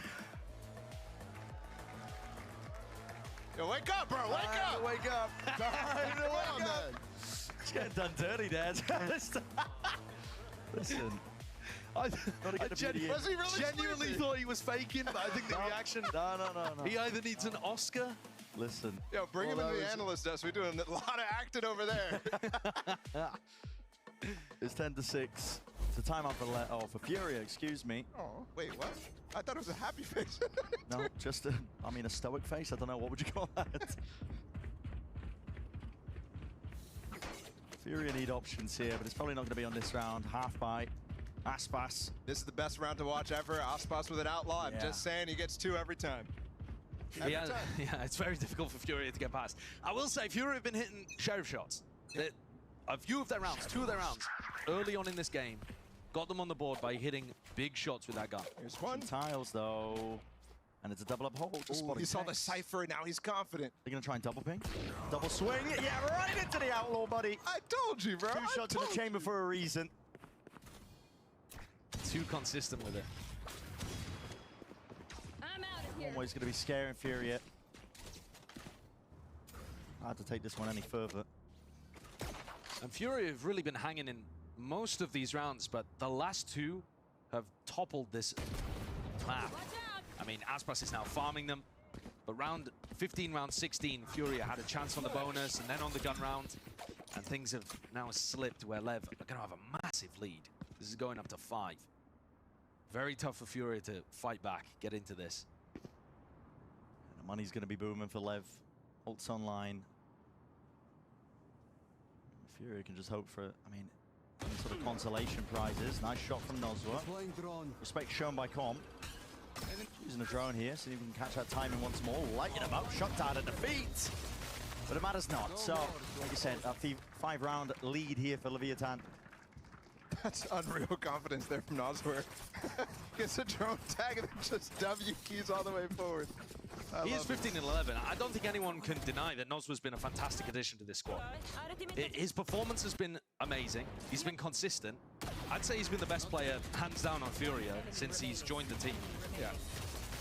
And if FURIA are looking to do some kind of rebuild in the off-season, which, listen, some teams in the league are going to be, Nozwa's a piece that you have to be looking to try to hold on to if you have the option. Yeah, I think he was the perfect pickup. He would be the perfect pickup for quite a few teams, though. I mean, you know, Crew, for example, who are in our playoffs, if they're looking to make any level of roster changes in the offseason, Nozwa's got to be on the list. Going to be sought after. FURIA for now, just holding patiently. Cage trigger. Anticipating, I think, a bit of a set play to see Com with an ult. Aspas with the overdrive. You're always worried about them crunching you through mid and A. Aspas is so deep on this angle in B main. And there's only 1 player with light armor. The rest of FURIA, though, headed the opposite way. Drone's going to be painting them a bit of a picture. Flash to Paranoia all combined in conjunction with one another. And so do the bodies. They're slowing themselves down. King with a bullet tag earns himself 2. This is a pivotal one. It's one that FURIA need to change. In motion, Havoc's going to make a decent go of things. At least finding just the one. Com. Bit of fear into a step there. Neural Theft going to be revealing. Dart rebounds across to the side, but he's found that gap. Here's the choice. Do you go into Aspas or do you go into 3? Well, Aspas, 2 to offload the ult. Overdrive! Should have gone into the 3! Should have done it. Not against the raid boss. LEV. Just overwhelming pressure across the map. They want to hunt out his last player, revealing the spot away. You can't stand a chance. Supportive util, impeccable. Up to 12 now. Actually, the toughest mid-round choice an IGL will ever face. Oh, absolutely. Neural Threat goes out. Aspas alone on the B site. An army on the other end. Xerxes and the masses hold B. I charge straight into the Greeks. Oh, God. Was Xerxes Persian? I think I've beefed the reference. You might have, but I don't. Dude, you shouldn't have said anything, bro. We would all believe you. We don't know enough. Nah, the nerds were out there already pushing up their glasses, getting ready. The nerds are sleeping in the front row. That's true. That's brutal. No, okay. No commands. Hunter's Fury. Bucket load of ults here for FURIA. They have to come up with the goods now. It's the map on the line. Not too many more chances left at this. Just trying to dodge around and away. Players assailing the site. Mazzino locking it all the way down. Spike down A. Supplements were sorely needed there. LEV arriving with the reinforcement, so bit of a tap. Just to try and force out these players out wide into the open, but it's inevitable. Nozwa will fall 13-6. A tidy finish here for Leviathan. 27 kills for Aspas across 19 rounds. Just unbelievable. That's why I'm his biggest fan, and that is why Leviathan is potentially the best team in the world right now. At least in America's trying to notch that up for sure heading into playoffs. 27 and 10. That's what Aspas was sitting at. Yeah. Just absurd. It's also 5 rounds in a row towards the end there. We were sat at 8-6, and I was feeling good about Furia. And after that, LEV hit a different gear. Yeah, they really did there. I mean, some beautiful shots and attempts here by Furia, but overall, not too ideal. Still, plenty of chances. More of the series yet to be played. We're stepping away. Of course, GB and the analysts, they're sorting you all out with the analysis. Do not go anywhere.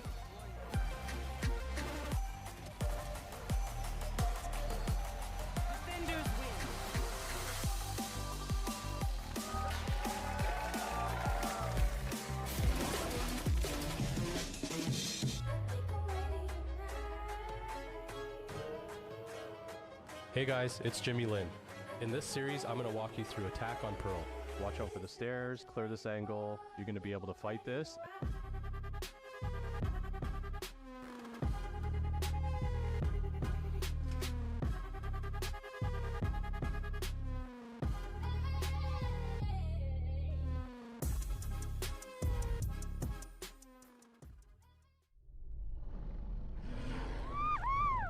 Red Bull gives you wings.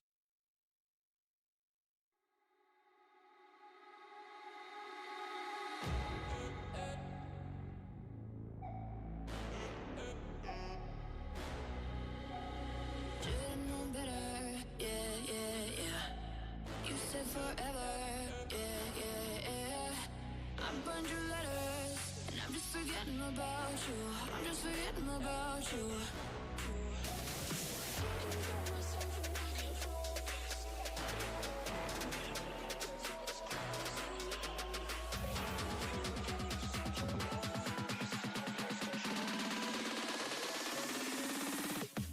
Talking to myself and I can't focus.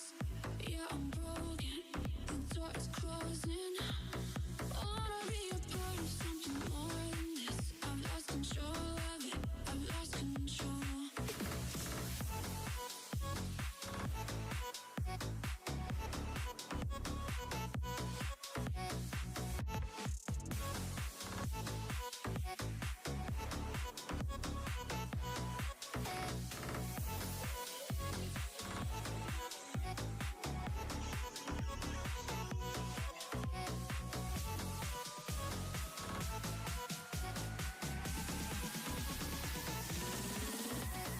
Should've known better, yeah, yeah, yeah.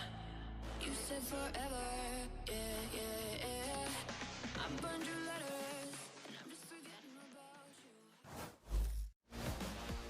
La punta de lanza se comienza a quemar mucho. Señora, que Panchito resuelve de esta manera con la triple eliminación. Dele de Valente desconfia. Olha o Havok aparecendo de novo, 4 kills dele, sobra somente um, é o Nature. Vai buscar o Ace, Havok!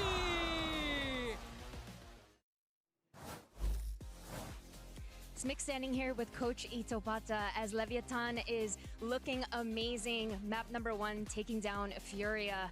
I know that Furia definitely has made a lot of improvements, especially with Shanji joining the team, but Leviathan's still looking great. And we know that there's still a lot of stakes involved here, so winning here is very important to y'all. How are we feeling heading into Icebox? We're feeling pretty good. We played a good first map. We made some mistakes, and we knew that we're the better team on that map. But now we go on Icebox, where I think it's the best map from us and from Furia. So I'm expecting to be a very close one and a really good Valorant in general. Absolutely, definitely looking forward to it. Best of luck. And we're all excited for map 2. And well, I was going to do a teleshitter with Mimi, but she disappeared. What the hell? Oh, push me back. Okay, go back. Let's do this telescope. It's a silly game. We're getting silly. And we're talking about Aspas' Neon. And Go how ahead, they hit this pass over into here. Okay, so, okay, you're good. Push me Yeah, back there you again. go. We're starting off on an attack round here. You see. Why is that so long? Okay, you have a lot of players here, all 5 players from Leviathan starting on this side of the map. They're dealing with these cipher trips you see when you're going into this site, but they have a lot of tools to deal with it. And I think a mistake a lot of Neon players make, especially when they're playing ranked, is kind of oversending, overcommitting when they have an advantage, and then making, don't worry, I'm fine, I'm a professional. I'm gonna interview for Sonic after this. They'll overextend, they'll make mistakes. Let's look how LEV deal with this one. They're starting off going into this one, and there's actually a lot of piece of utility. We got to do the thing again. We got to do the Push thing me again. back. Yeah. All This right. is friendship, Now we by the gotta way, got just this so you know. And we got to show you all the different tools they're using to deal with these trips. There's a shock dart coming in here from Comp. There's another one here. That deals with the 2 default positions. None of the trips are there, but there's also an aftershock on this line. So now, LEV know this whole area completely clear of tripwires, and they're perfectly safe. It's a serious telestrator. Yeah, you're right. It's the game that matters. Okay, now watch how Aspas paths into this one. He's going to take the front part of sight, but he doesn't overheat. Cages go up, and now he waits for the next volley of utility. There it is. And we'll go back. We'll go back. There we go. In comes extendable arm. In comes a stun backside. Ooh. A dart landing from the Sova. He's putting That his looks like a relay dart. bolt into backside as well. It's beautiful. Yeah. And as that plays out, You should just this basically severs this into 2 different layers of this execute to work with. Now he's fighting in. He has all this utility, and now they're pausing again. Aspas isn't overheating. He waits for the next wave. A breach ult comes rolling through this site, and then they're going to full fight into backside. Gets a little awkward, though, just like me getting really close to you there. Okay, fight into backside. Things have gone horribly wrong. I didn't pause the round, and we're gonna go back in time, like we're rolling back. Okay. Through the Somewhere ages. Ender is corpsing right now. Yeah, he is. But Khalil does the craziest thing I've ever seen with this Omen TP to cancel and go back in and just teleport out of that one and still make it happen. Honestly, that was a good round from LEV. They get owned by kind of a silly play that works out there and some nice trading from FURIA to close out this round. But overall, I think LEV had some good ideas with the Neon, and how did you manage to get this? Don't get close to me. How did you? Where did we find rollerblades in the office? they're here. They're They've Josh's. just from been last here. time. They're Josh's. I have nothing more to say. The Neon stuff was pretty sick. I liked it overall. I mean, he can slide, he can dash, he can do something like this and get into sights. What did you just do there? That was incredible. You've been I'm practicing. shredding, You're a shredder? That's my big thing. Move over And Ninja my Turtles because the master shredder is here. Later, alligator. Yeah. Let's just hear what the coach has to say for map 2. Coach Koi, I know map number 1 didn't go your way, but map number 2 is on Icebox. It was your map pick. We know that FURIA is great on Icebox, but it also happens to be Leviathan's best map. So do you have any tricks up your sleeve to ensure you get a win here? Então, a gente sabe que é o melhor mapa deles, mas também é o nosso. Então, inclusive a gente treinou contra eles na semana passada esse mapa. E a gente sabe que vai ser um jogo difícil. A gente preparou algumas coisas, mas a gente está mais confiante no nosso jogo mesmo, no nosso estilo de jogo.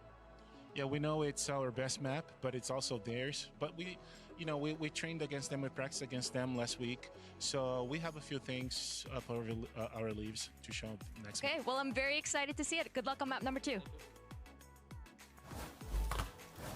All right, well, we'll see if, we can manage to bring this one back for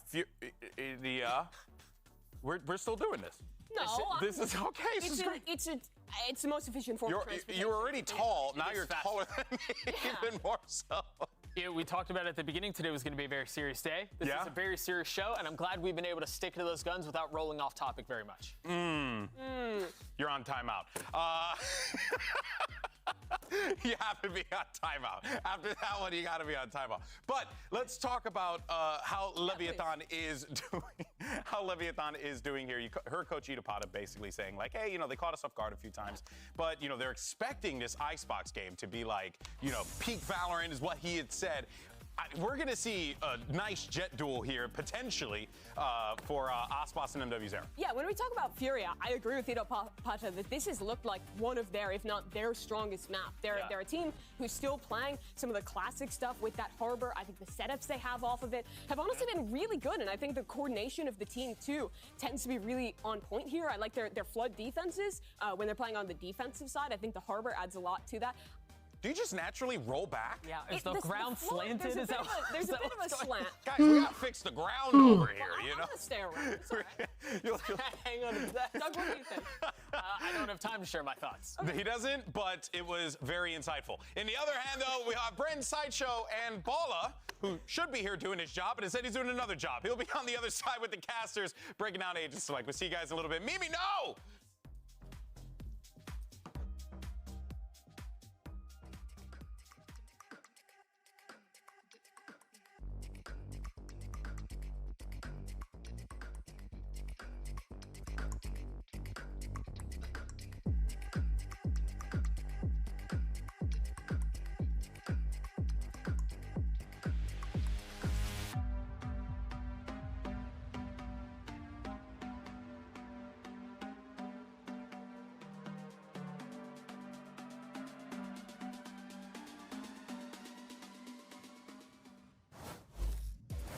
Well, let's get to it then. Yeah, map 2 agent select coming up shortly. Icebox is the map.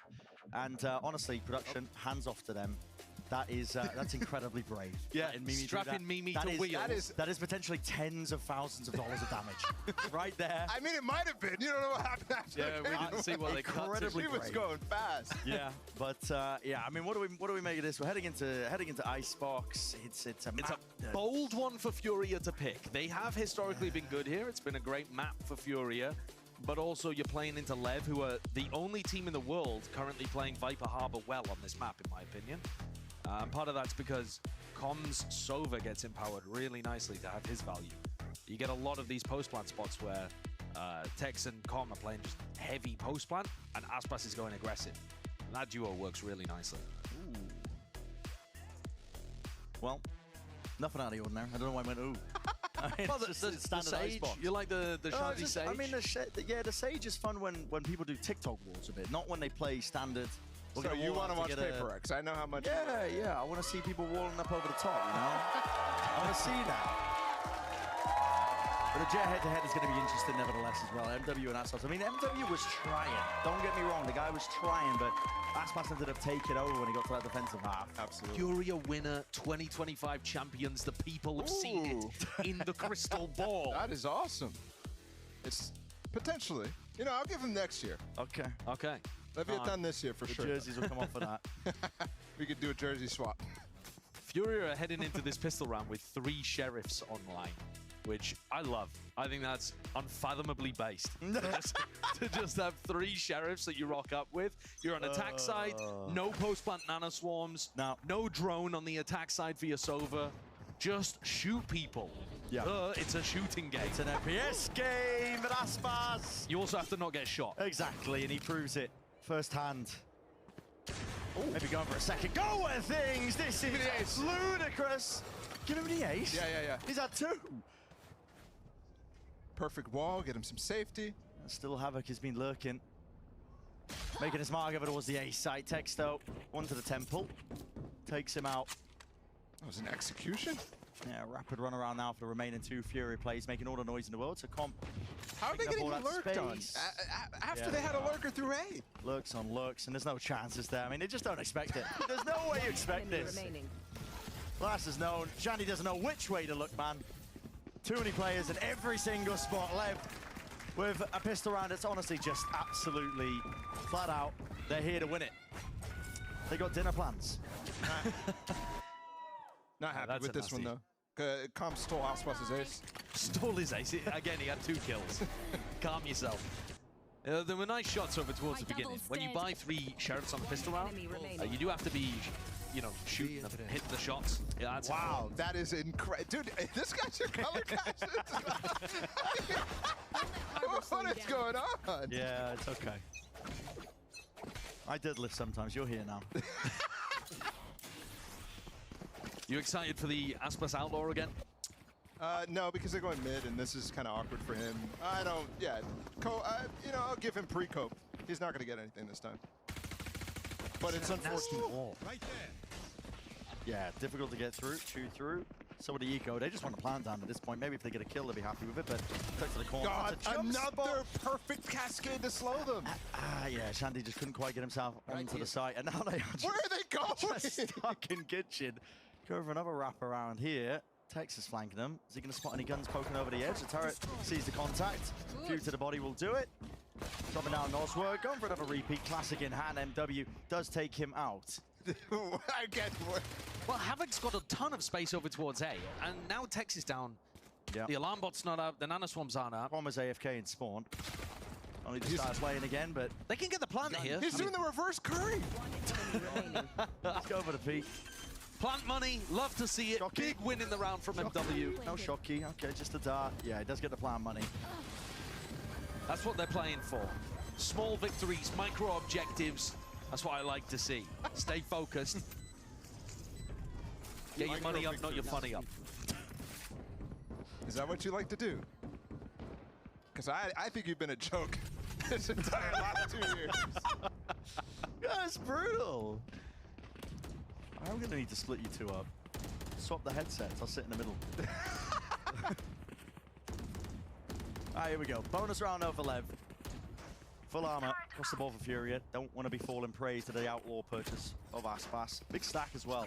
Hard read, wrong read as well. Yeah. Expecting Furia to go over towards A, and King's going to be a ton of pressure here. I am surprised to see all the Killjoy util also given towards A, given that they have the stack there. Normally you have a Molly thrown from the other side of the map, something like that to support King.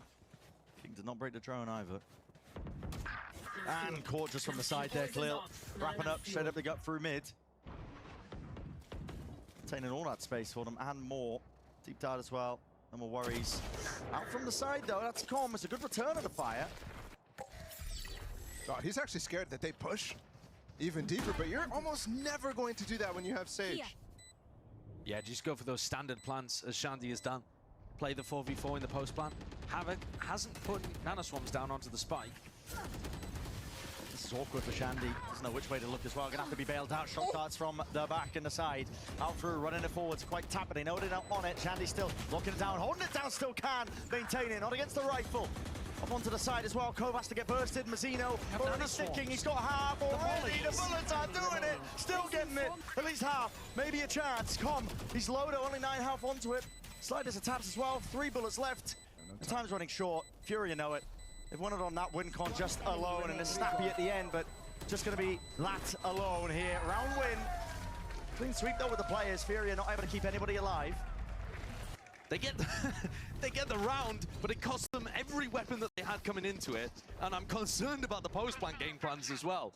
Havoc was spraying there to break the cove, didn't have time to go for the nanoswarms, hadn't already pre-placed them on the spike. Things looking messy. I'll give you your own cope here, Josh, because he had a big job, actually. Aspas smoked his alarm bot on the flank, and he took him down, paying attention to the fact that that was a possibility. Not seeing Aspas on the site, and that's why he doesn't have anything pre-placed. Yeah. Revealing area. That's why 3 mines are better than 2. Nothing goes amiss. Aspas still with the outlaw as well. Yeah, and of course, why not? Yeah, they're going to be on a weaker buy. He's holding it down over towards the B side though. Furia. They can't get through. Yeah, setting aside over towards A. This high tide makes it very difficult. It's a cheeky wall. I'm pretty sure there's a gap in that one, but I'm not certain. Hunter's Fury off from the side. Any sort of connections would be beautiful, but I don't believe they got too much damage at all. Mollies and Utils rebounding across and back and around. Aspas time has been bored. He's back into the action and the fray. Flood is called out and away. They're through into the back of the site. MW. Short work from him. Stinger in hand. He might be able to make the most of this one. Dash forwards. Aspas again. Getting active now. Picks up the upgrade. Knives. Blade Storm. Fans him out. Still a 2v2. Sliders tab up. Drive! Aspas! And running and gunning. He'll save it from a very tricky spot. I appreciate the effort there from MW towards the end, hoping to catch the team off guard. I think as soon as the Blade Storm is popped... Yeah, you're looking up. Watch this! And everybody on Leviathan is exactly watching for that. Especially so difficult to do against Aspas, who knows those plays so much. I have to point out here, Aspas was the last player to rotate from Leviathan. In fact, he was the only player on that A site, or the B site at the beginning of the round. But because of that util from Mazzino, all that Harbor util, Furia just couldn't push through, and then Aspas gets the first kill in the round on the site.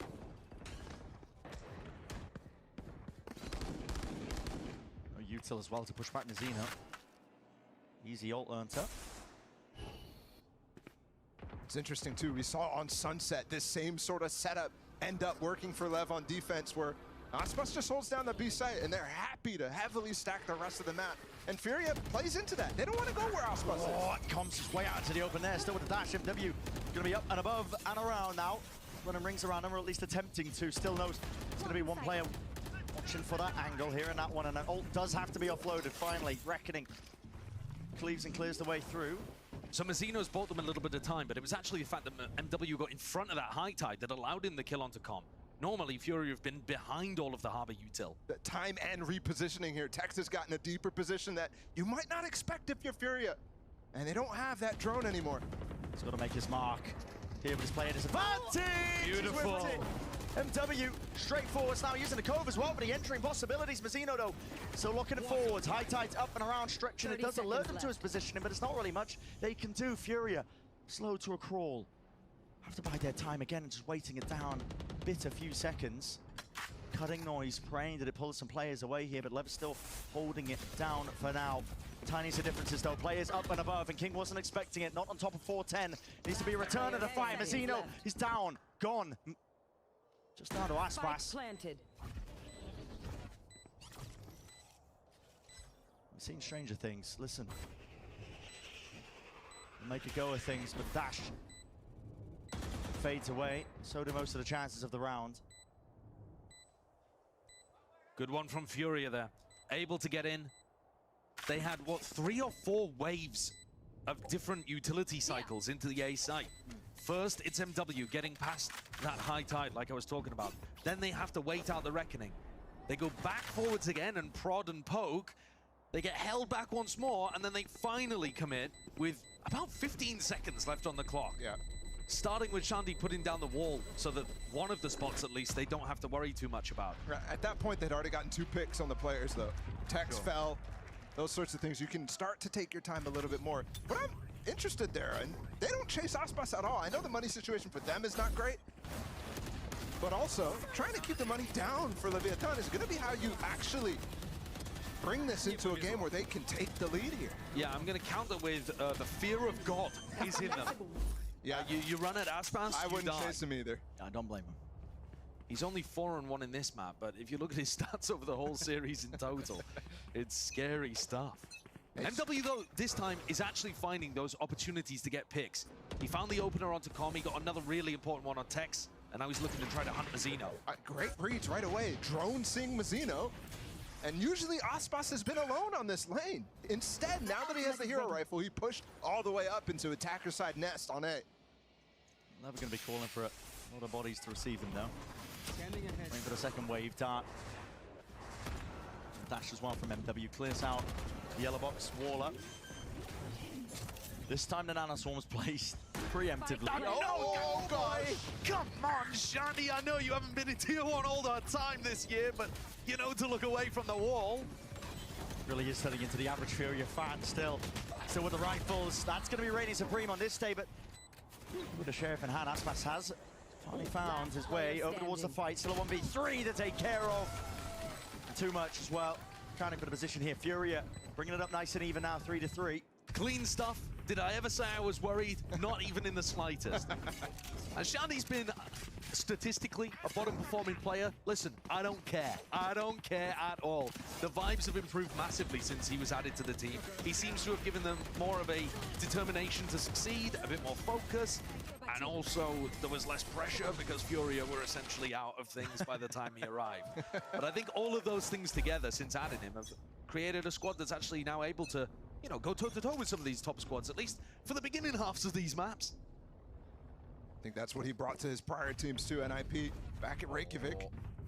A lot of footsteps, heavy rumble. Com's lucky he doesn't quite caught in a transfer, moving into position. Aspas, he missed his shot too. They know there's an op online. Nanoswarm just shy. Still posted up. Of course, Aspas still has a dash too. Now's active as the wall goes down. I mean, this is just going to be counter lockdown here. Many chances. Yeah. That's just onto the elbow. Filthy work from Aspas. They're going to try and brute force their way through, but instant res, but they might get locked down. Yeah, no way to break this one, so just have to give it the space on either side. Detainments. Only for the attackers. Yeah. And that might actually buy time for Aspas to not be able to do anything when they hit the site, but they'll slow down. And they're slowing down because by the time they got into the site, those players would be undetained and starting to throw snake bites at them and high tides, that kind of thing. So Furia, the lack of noise should make LEV worried about B. Has at least pulled King. Havoc is lurking up tube instead of up mid. So he's not going to be able to actually help with the hits. And instead going to go for a late lurk. Llama broken. That's to buy time for Havoc. Aspas is feeling a lot of pressure there. And Shandy's just opened things up himself. Doesn't need the flag to really pay off. It is being watched for. King alerted. Tex still down lower. Plan has to come down and it's covered. Off from the high ground. Nos was there. 2v1 now. King has got to do a lot as the IGL has been faced up. Double body still with that molly. Saved it for the rainy day. Up and around. Good movement. Clean with it. Up. Still not anticipating it. Dodging, juking, weaving up on the ropes. It's too much to deal with. Furia Now finding the advantage, now finding that one-round lead. What is going on? I'll tell you what, the slow pace is working for Furia. A timeout absolutely needed for Leviathan here. Aspas, when he's been running the operator, has not been able to grab info for them.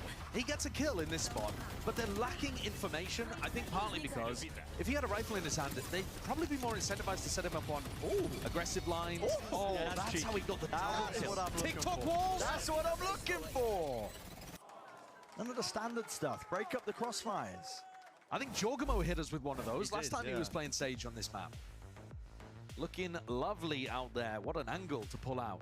Well, Shandy's walls have been setting up a lot of these engages. The really, really late round engages into A. When they finally commit, the Sage wall goes out. And you know it's business time. Lev knocked down onto an eco. Have we seen that at any point throughout the series so far? Maybe once or twice, but not much. Yeah, I mean, just dominating. Yeah, apart from coming out of a pistol round or something, but it was kind of like close back and forth, but it didn't feel like Lev were on the ropes at any point. This actually feels like Furia could start cycling a bit of momentum here. They're one away from Pit, for example. All I know is Lev should not be losing the lead against Furia right now. Here we go. You see what I mean? The 8-1 team, they start to fall, and suddenly the fans are all, ooh, they're starting to... No. backstab. No, I'm not backstab. I'm just saying what's real right now. Lev is way better than this. Well, they're going to be writing up a storm on VLR later. just single-handedly. And just look out for the username, Aspas Fanboy. All right. Dart's broken, just barely though, so Con can't disrespect it. Grabbing an orb up. And if they were to try to play for an ult orb here, Lev don't have a way of particularly dissuading them. Instead, they're pushing up on the other side of the map. Tex has got really deep towards B. And it's going to be Havoc's job to hold him off. It's high tides. I mean, brutal for Furia, just inability to push back through as well, but... They've just been waiting them out, though. Yeah, they have. The noise cuts have been working nicely, making Lev stew. Oh, once again, another bait with the wall this time. And normally that's been the signal to go. There's an angle though, missed opportunity by Aspas. Flooded players in, they've definitely got the bodies, but it's all about converting it when you've only got the weaponry at hand still. Aspas overplayed some again. Anything's possible. This wall in his face is just so damn annoying. 40 seconds. Spike's still not down. Cascades from Mizuno allowed him to get back in the site. Great kill. Yeah, straight up onto the high ground. Angle again is even down. Mizuno's just there. Again, body shots. Doing the work. It's up to Havoc. It's a 1v2.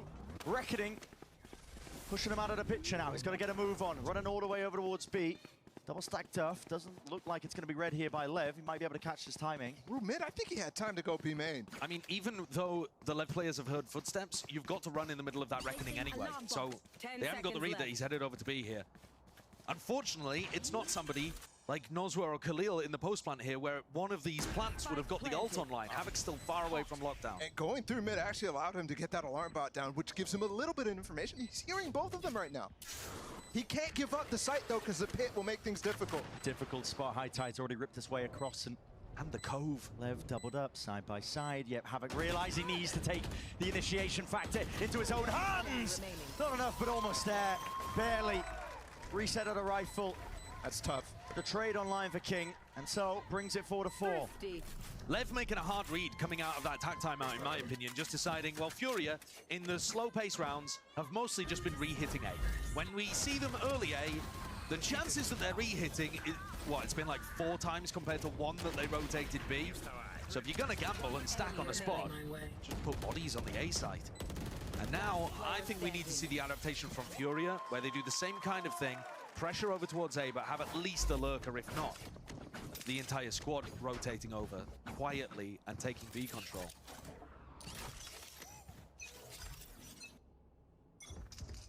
And you mentioned the op from Aspas not being able to find too much. This time, though, getting really aggressive. Oh, he is a lot to jiggle, just trying to bait it out. The pre-fire not finding the target. Drone as well, any breakers? It just spots everybody.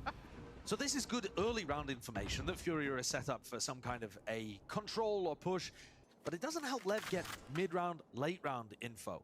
And this is what I was wanting to see. Furia making it feel like one of their standard re-hits, but instead contacting over to the other side of the map. How's this one going? Updraft dash with the dart as well. Beautiful. Nowhere to play, nowhere to hide. Still, Texas covering it! Jesus. Pretty From ugly. on high. That's beautiful. That is just filthy. Whips it around in a 180 fashion here for him. FURIA reeling. Don't know which way to look. Spike's been dropped down at the feet. I'll tell you which way to look. Everywhere. Yeah. And Havoc, there's no peace of mind being granted to him. Khalil just bail him out from one angle though. With Tex being removed, doesn't have to worry about his back as much. Still needs to regain control of this one though. With 30 seconds left and it's complete control to dash across the line now. It's going to be really difficult with the pre-aim onto it. It's impeccable. Molly going wide and around as well. Still a kill. Needs to be claimed and it will be just that. Followed through by Cop. I'll say it, that was unlucky for FURIA. They dropped the spike in the worst position possible. Yeah, I also think that most of the time Tex is not going to be good for 3. Did he get in that round?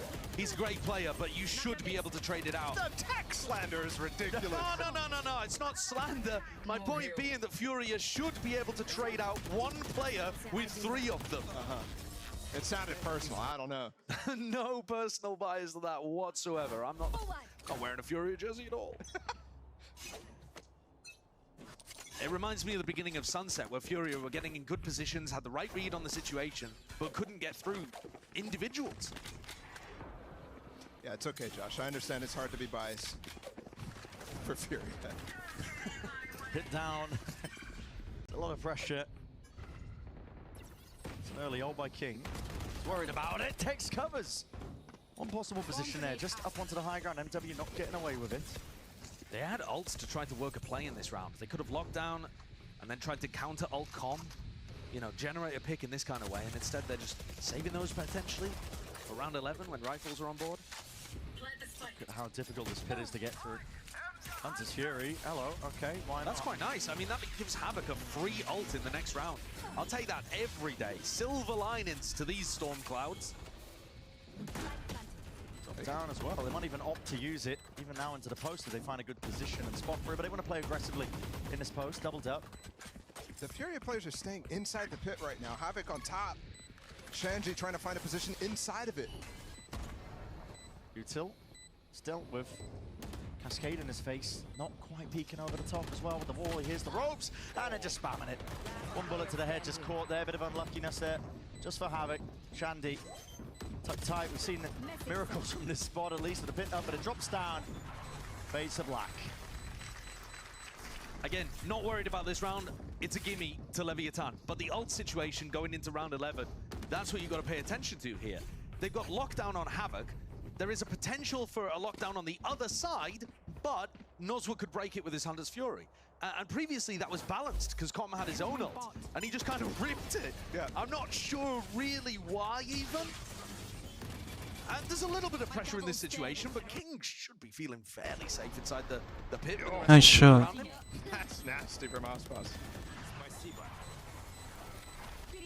It's interesting. This year, Com, especially in this map so far, you've seen him throw out that ult the same way both times on this defense and not finding as much value as you would expect from Com. This guy is a demon with that ult. And normally the ethos is, if it's the beginning of the half, throw the ults out there. But as it gets towards the end of the half, like here, where we're round 10, round 11, round 12, you're not going to get another one back. There's no way. Yeah. So it means that you have to be thinking about the tactical, strategical side of things. And I think that FURIA have got a great opportunity to get at least one round on the board here out of the final 2, just by using these ults in a smart way. LEV are going to be forced to do something strange, like, you know, get super aggressive off the back of them trying to have a player stuck in the Hunter's Fury, basically, like trying to use the fact that they've got more players with rifles out, maybe, or just straight up fighting them at the start of the round so that they can't get in position. Especially with Aspas' op, a lot of times he can go selectively try to challenge one of those players who has a crucial ult, like Havoc. Let's go. Now, if Nozwa wants to throw the round and do something very funny, you could try to ult Aspas. He is holding it down. Operator in his hands. No one to break the drone from though, so clears off. That is just a bit of a fake. You should run. Lines himself up, just baiting like he could go for the repeat. So lockdown is used relatively early. They got double molly here from Tex. And I think he might position himself for a lockdown late. That makes it awkward for No, it's work. The spam coming in. Space given up onto the side. Needs to be vacuumed up here by FURIA. Plant. Deep. Very deep plant and an even deeper pit still. It's going to be a lockdown. After the back pinged out. Has to be broken and destroyed. It looks like it is. Just spammed that as well from the extra bullets that were coming their way. FURIA, the game plan is good. Cornucopia of ultimates, the way that they've just sailed their way through for this one. Tex is going to gamble, jump down to find the Viper. Or they're just going to save, waiting for Calm maybe to get his lurk down through tube. Does Khalil get Batmaned? The longer this goes without any random spam kills as well, the more LEV just have to give it up. They're not getting anything. Yeah, Calm is looking for exits already instead of actually peeking on tube. Yeah. Just backing away. So, FURIA.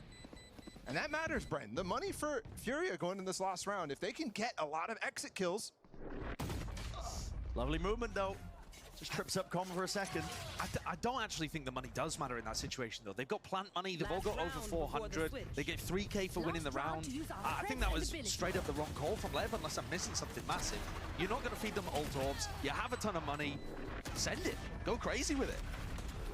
The economy doesn't matter. You're about to head into round 12. This guy's got the abacus out.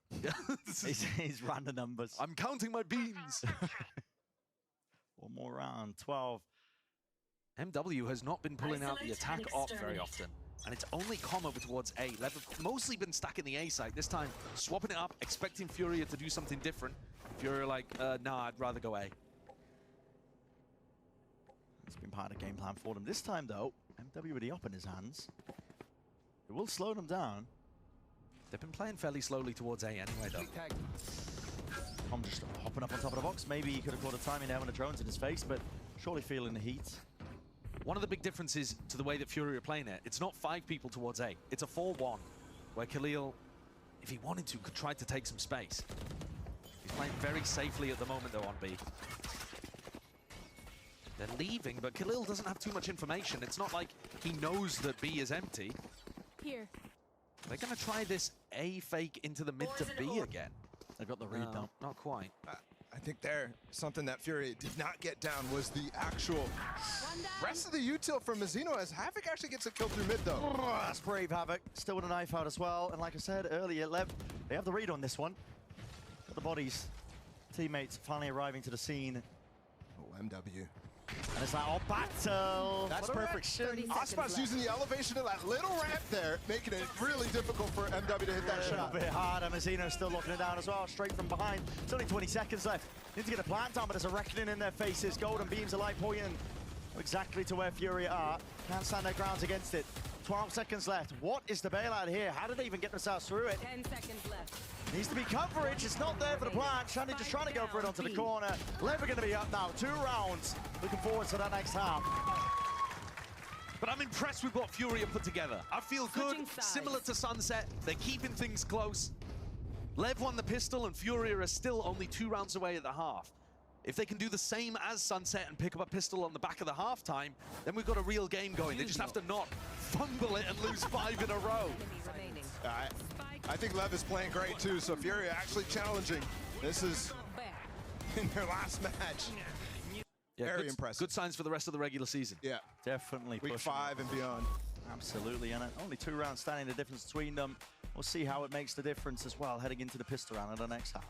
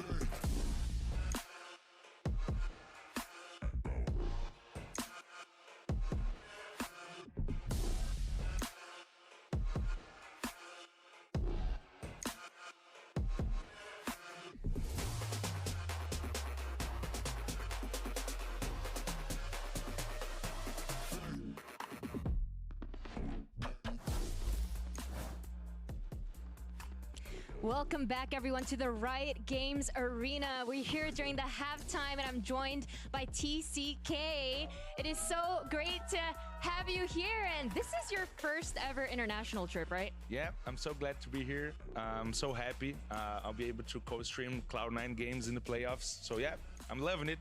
I've been here for 5 days in LA now. I've already eaten a lot of stuff, a lot of good stuff, and I'm enjoying it, yeah. I saw you went to Topgolf recently with your teammates, so you have to dish the truth. Who was bad, who was good, and how are you? Okay, I was like definitely bad. Valorant's probably the only thing I'm good at. Rooney was killing it. Oxy was like the kind, like, he was the same size of the club. So yeah, a little bit difficult for him there, but yeah, he nailed it. Yeah, it was a lot of fun. My first time playing golf, actually, so. I'm sure it was a lot of fun just to hang out with your Cloud9 teammates and everything like that. Last question. I saw earlier you tweeted a photo wearing an Aspas headband. But obviously FURIA is the Brazilian team. We know Aspas is an amazing Brazilian player. So who are you really rooting for? You put me in a difficult situation out here, huh?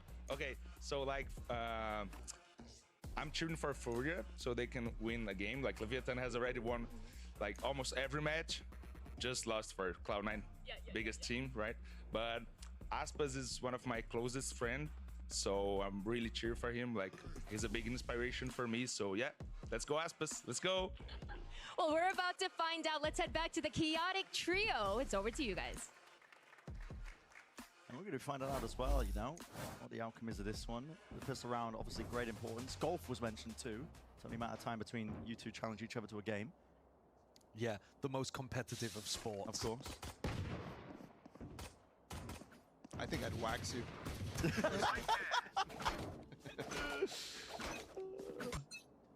FURIA looking like they want to fight down mid here. MW stomping. Yeah, surely this is quite evident now. Deep down as well. Orchestrates a lot. Jeez. It's all being watched for. Clear will be lucky to even just get anything. Potentially the trade online, but no, he's lucky to be alive. The bullets. He got hit twice there. He's saved by the sheet metal. Gets the heal, though, from Jandi. Recon Dart being thrown over towards yellow really makes it look like LEV are trying to take some B control in the same moment that they contact up right into Havoc. They're making noise here for Havoc to heal. Oh. Why is he peeking there? Yeah, Havoc. He should just be calling for his team. He thinks he's better. Yeah. And you know what? In this situation, he wasn't. But a couple of rounds from now, he's going to absolutely obliterate Aspas, and he's going to think back to this. That's a hard ask, but... I mean, right now, this is the most dangerous period for FURIA to let this game slip. Because it's competitive right now, but pistol, bonus, those sorts of things, that's all of a sudden LEV going to be up very close. Minimum, you're looking at 9-5. Flank through mid as well. The School of Com. Dropping down. Killers need to start flooding in. Time's running short. Feel the pressure and the heat here. FURIA at least accounting for the mid flank. There's a wall in their face. Just a shoulder check right through, spots it. And Khalil not making a good go of it. Get out of my way. Nothing else to play for here other than just pad the stats, why not? But Timmy steals the last one. So 8-5, looking set up well as well. Winning that pistol round, most likely up to 9 here for LEV. This is the dire circumstance we were talking about for FURIA. Yeah, it's not looking amazing for them, especially if LEV end up running away with this round. You have to do damage here so that LEV are not coming into their bonus with massive amounts of weaponry. What is that shot from King? You said that everybody was looking for him, but that was just a nasty flick. That's absurd. Full 90-degree flick to the left. Destroys the first player, and they're aware of a second. MW always goes for this Marshall buy on these eco rounds. But he's also missed the action. He's trying to look to take it through mid, and there's nobody really there. And Tech's in the curry spot. Turret destroyed. Hello. It's nice to the cross-up placement. He's Goodbye. going to now, though. Hello. Swing's coming out. Has to reload. Where is everybody? Flooded up, overwhelmed here. It's up to Com now to hold on to the flank. Com could easily get overwhelmed in this position. He's holding it with just a slight off angle. He has no help. Yeah, he's got a stinger, though. Yeah, close quarters into the action. Here's all the footsteps. Doesn't know the rough position, but LEV full backside control. They're going to be aware that this is all occurring over towards the flank. Oh, Jump spot, He's he's getting dropped. He's getting swarmed. Stinger still does the job, gives him the business. His teammate's going to be helping him out. I'll be honest, this round Lev should have lost multiple fights a lot earlier than that. Comp should not be getting 2. He's swarmed, but once again, just like you saw in the mid-fight that MW had to clean up onto Tex, nobody's swinging with him. He's swarmed, but everybody's taking ones. I mean, that's partly because MW dashed away after taking the first shot. I think for style points, he wanted to look a bit better in the clip. He doesn't need to be dashing off in that situation. Maybe he wasn't expecting to see someone there and got spooked. Anyway, did they do enough damage? I'm not too sure about that. Lev's weaponry is still looking quite good over here. And Khalil, I have seen monstrous things from him in this position against 100 Thieves. This man is manifesting right now. Yeah, but the thing is, Josh, you just manifest a bunch of util in your face and he's neutralized. You can't get those legendary one taps. right there. And already cut out. I mean, he's not going to be trying to fight for that B main control when he's just a lone player. He's going to be calling for players to help him out. Here in the emphasis, got to wait for the next wave of things, but the wall's dropping down. Open angles. And making the move back over to A, just inserting Aspas in this spot. Aspas is going to be looking for kills. He's that kind of player. So if somebody on Furia wins a big duel. Going for that re-exploration. Aspas. What the dash is for. Gets himself out of there. Now the reckoning. MW just trying to play out onto the edge of it. Updraft, dash, and away to safety. But oh, he's thinking about committing. There's the danger zone. Finally, will play his life. Com. Good plant down. Extension now into the round. He's playing a different patch. That dart had like 3 scans. It's not getting broken. Here we are. Com's still just going to be holding up close. Again with the weapons on hand. This is precision and surgical by King. Rips away 2. There's the answer by Furia. This brings it to the 3 versus 3. But Com again. He's going to walk around, wrap around here. A full wall. Diffusing. Into his face. Diffusing, sticking. Needs to be that pressure. Have denied with the knife. Oh boy. I mean, Lev win the round, but Furia, I feel like a silver lining for them. They dodged being posted all over the internet. Yo, I did not know Com was from the hood like that, bro. That was close to being something fantastic.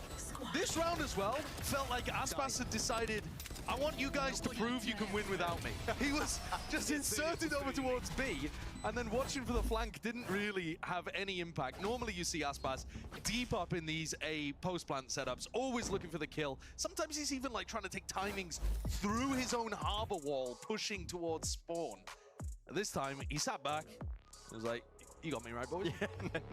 Went around on your own. I was going to say wait till the knives come out, but he is nowhere near, and we might end the game before then, because it's 10-5 right now. Only 3 rounds left for Lev. Yeah, I'm a bit worried for Furia, because that was the round that they had to stop the rot. And unfortunately, it's spreading. It's stinking up. That is a great sign, I'm not going to lie. That is a great sign. The tail end of this timeout, Fury are going to be discussing quite a lot. Of course, I mean, this upcoming round, they don't even have the money. This is where they're really going to be stretched thin. They need another one of those miracle rounds. The Thrifties that they ended up winning, a few of them, on Sunset. Yeah, that would set them straight. Would be absolutely perfect for Furia in this kind of situation. I think Lev are playing the attack side quite nicely, though. Oh, this was beautiful from King. Look at that. And then he gets double faced, but it's too late from them. Furia, I mean, they need to bring those a little earlier. The coordination needs to be on time. The punish. Have you ever seen a kill from that? I mean, in 2022 or something, yeah. I mean, it's still effective, don't get me wrong. It's denying the orb, but I think people always are like, oh, is it going to get a kill? We'll watch it just in case. Clear. Plays down his ult for the one way. Using it for plan denial.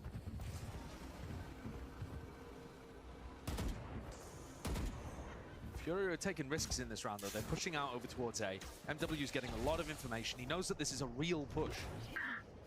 Nobody in Snowman to get caught by this play as well. This is nice by Lev. Try and take that backside control as well. Leave nothing to chance. And with a lot of money here, this is easily how you shut down this anti-eco. We'll seek to overwhelm, and again, they're losing the Can I back. get that There's orb? more of attrition that's occurring, at least with it now, Aspas. Wow. Safe hands from him. A little spin there. Jira. Lose MW and Nosworth pick up the pieces. What's left of it? Not too much in terms of the chances. It's LEV up to 11, almost assuredly. And I'm afraid it does feel very similar to map 1, where Furia are right there with them, toe to toe the whole time. And then unfortunately the second half hits and they lose it. They run out of gas. They can't keep it going. It was rifle rounds actually. Number one, what is diet milk? What's that? It's like skimmed milk, surely, Yeah, I right? know, but like, you don't call it. There it is again. What is that? Yo, anybody diet milk drinkers in the house? I didn't know we were sponsored by Big Milk out here. This is crazy. The dairy industry's got its hooks all over the place. All right, Hunter's Fury. This is Fury just trying to make something happen. Trying to play it with a vulnerability as well. Set something up, they get nothing. It's a wasted ult from Nosworth. King's taken a ton of damage though. One shot to the body from a Vandal, and he's done. Not too worried about that though, still. Shandy posted, they hear the drop down, I see the drop down. Aspas, Sky again, he's empowered now. Shandy removed, up onto the high ground, perched. Control of the rifle is there, at least maintained for Nosworth, not enough though. Try and get that one, it's traded out by Tex. Reposition, repeat, straight to the dome. Overkill, if you ask me, but MW does. Let's get the job done now, leaving it down to 2. King and Com. Love this from King. Over the top, not expected. When he's scoped in like that, that's too hard. Okay, Com's got a decision here though. Do you back off and try to play with your ult, or are you looking to go forwards? And clearly, as you can see, taking the more aggressive option. Yeah, just, again, maintains control. Gets the kill, leaves it down to Havoc. 1v2 has no idea where these players could be. Tragedy again for Furia. Another spot where the round should be theirs. Only 2 people alive from LEV. And King's play up into top nest and then Com with 2. Robs them of a round where they had all of the advantages. And you know what the difference from Sunset? I know the score kind of feels like the same. We're going to the same pattern here in the second half, but that's the first like super tight round that we've had. And on Sunset, we had a ton of them that Furia was actually coming out with. Yeah. Com's loving it out there as well. One more round will do it. Hunter's Fury, LEV. Where's the punish coming from? Not too sure as well. There's a kill. Getting a tag at least under Shandy with one player dropped as well. It's almost inevitable. The Avalanche might just come crashing down unless MW has something to say about it. Stands up to the challenge. Pushed forward by Nosworth, getting very cheeky with it. I mean, same 2 players from last round. It needed to happen, didn't it? One enemy Tag up. remaining. Coverage onto Belt. They know exactly where Com is. The crowd are looking for the Com ace. I heard that. Listen, you never know. He's at the top. 19 and 9. You never know. He pulled off a 1v3 on Sunset. It was a backbreaker. Very early on, though. Not so much a backbreaker, I suppose. It's just like a little twist that you feel later on in the day. To start with, needs to take out one of these players that are rapidly approaching the site. MW's got the high ground angle. Yeah, these clutches are so tough. Yeah. Once you plant the spike, then the util starts flying. Khalil's not giving him anything. I mean, the jets start flying. Com sticking this one, but his back's open to it. Menu time. Wow, we get to match point from LEV, and all of a sudden, the Furia fans away. They're like, oh, we could get a comment. That wasn't even from Josh as well. He's just sat with his arms crossed. Well, no, I was liking what I was seeing there from MW. It's big. We've been missing a round where MW really takes over with knives. I think he's had multiple opportunities and hasn't really been able to deliver. The problem is, you're looking up at the top, and they need another 6 of those. Yeah. Yeah, it definitely has to get a lot cleaner.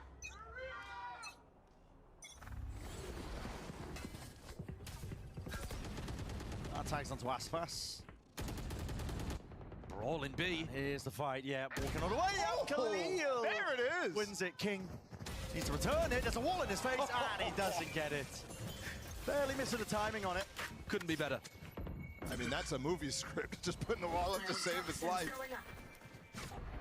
That's a Johnny's on your right. Valorant trailer kind of play, Yeah, exactly. I shall wall off your opponent. A work of console. I've gone for the reaction though. Plant down onto the A site. No denial. Nothing pushes it back and away. Here's where the danger could lie. Mazzino, he's got this ult. Any signs of life from FURIA, they're going to be trying to defend this one. Out through the back of the site. Dart, round to the back. Ooh, that's a bad dart on top of Jen. He's not scanning anything. Covered up as well. To Molly, to Reckoning. Soul seeking to delay. FURIA still in the danger zone for this one. Doesn't matter if they got this player advantage. They need the kills to start coming in. Dash forwards as well. Predicted by Aspas. It's red across the board. It painted the bloody walls of it. LEV are on fire right now. No one can stand a touchdown. 13-6. We'll put a pretty bow on the finish. Onto this round. Onto the map. Onto the series. Onto the season 2, Brent. This was a flawless split from Leviathan. Absolutely stunning reversal from Shanghai. And this is why I'm on the bandwagon, guys. This team is looking good going to playoffs. And they have a chance there at that first, actually clinching champions now.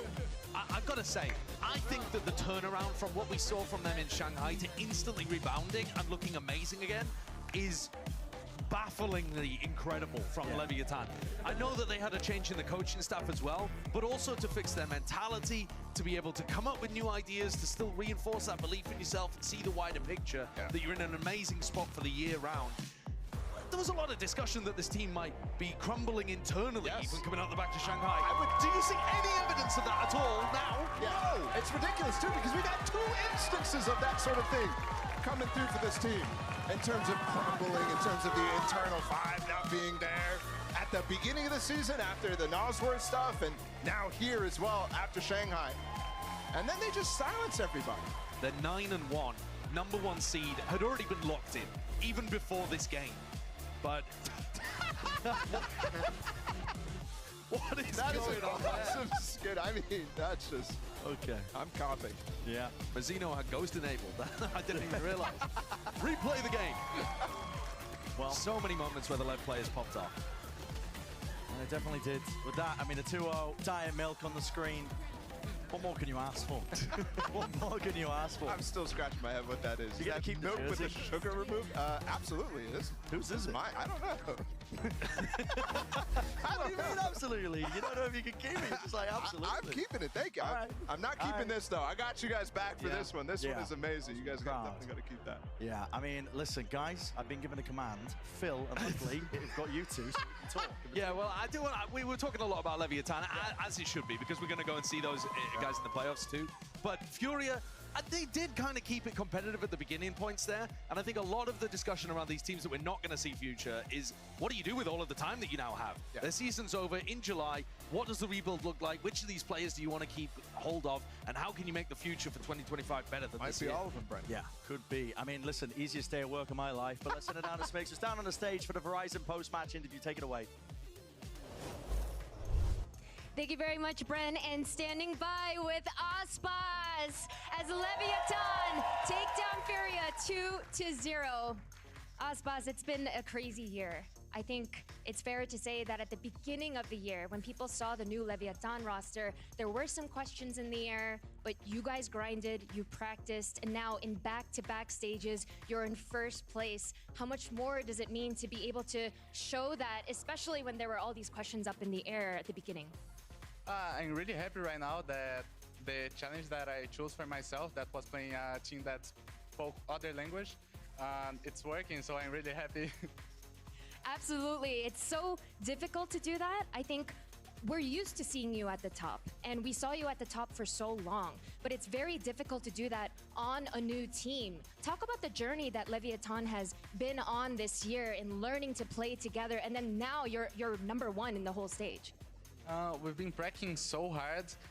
We are like focusing a lot on the things that we see that are our mistakes. In Master Shanghai, we saw a lot of mistakes that we needed to fix. So when we come back, we focus everything that we could on fixing those mistakes. We are doing like that, so we are practicing a lot on trying to fix all the mistakes that we have. That's great to hear, because my next question, stage 1, you were also first, but then in playoffs, we saw you got third, being behind G2 and 100T. This time around, being first, what's going to be different to ensure you're not third this time and you can get first again? We're gonna keep wrecking really hard, and I hope this time we can get the trophy. Sounds good. And my last question for you, I feel like the landscape of VCT has changed a lot. I think last year we saw a lot of teams like NRG, teams that we're used to seeing at the top, and they're just eliminated now. EG, Loud, obviously. Now looking at the best teams, who would you say is the team that feels like the biggest threat in the playoffs? If I would say a team, maybe Sentinels. Okay, and why is that? They're looking really good right now. They won the first Masters as well. Now it looks like they're back in shape. Sounds good. And last question. Any words to say? You have some amazing supportive fans that are in the studio today, but I'm sure there are hundreds and thousands watching online as well. So what do you have to say to all your fans? Thank you so much, guys, for the support. Thanks for cheering for me. I hope I can keep meeting your expectations. So I'm gonna keep trying everything I can to keep meeting the expectations. And thank you so much for the love. Absolutely. We'll be looking forward to your games during the playoffs, but for now, congratulations on another amazing stage 2. We are gonna head to Golden Boys, so stand by.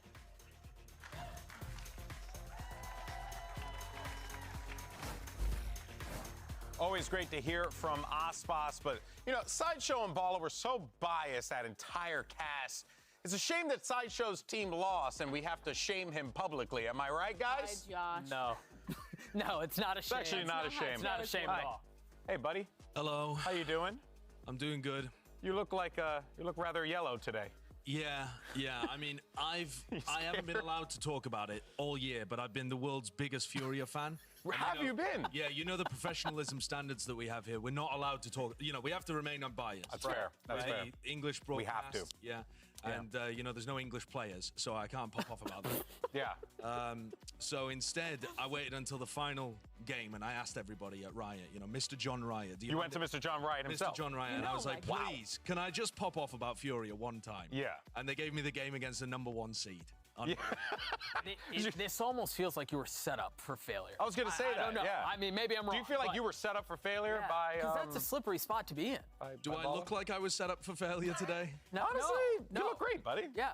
A little bit more elongated than usual, yellow, look, jaundice vibes, but yeah, a lot of heavy jaundice. Yeah.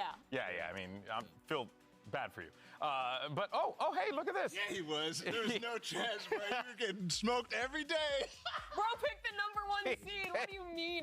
Bala picks the #1 seed. It's unbelievable. What was I supposed to do with this? I was dealt a losing hand to begin with. Hey, but they almost did it, though. They had some competitive hearts. I mean, did they almost do it? You're being condescending, is what I would say. You're being condescending. I feel like, they put up a decent performance, and I'm happy for them, and I'm going to be looking forward to what they're doing in the off-season, as I am for a bunch of the other teams as well.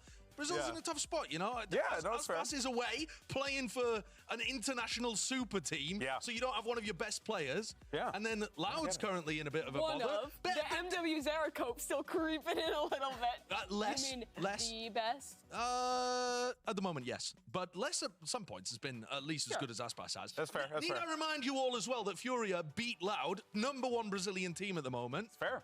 That's why he's such a big fan. Yeah. That's why he's such a big fan. Let's just show the standings. Let's just save us. Show the standings, guys. Where are we right now?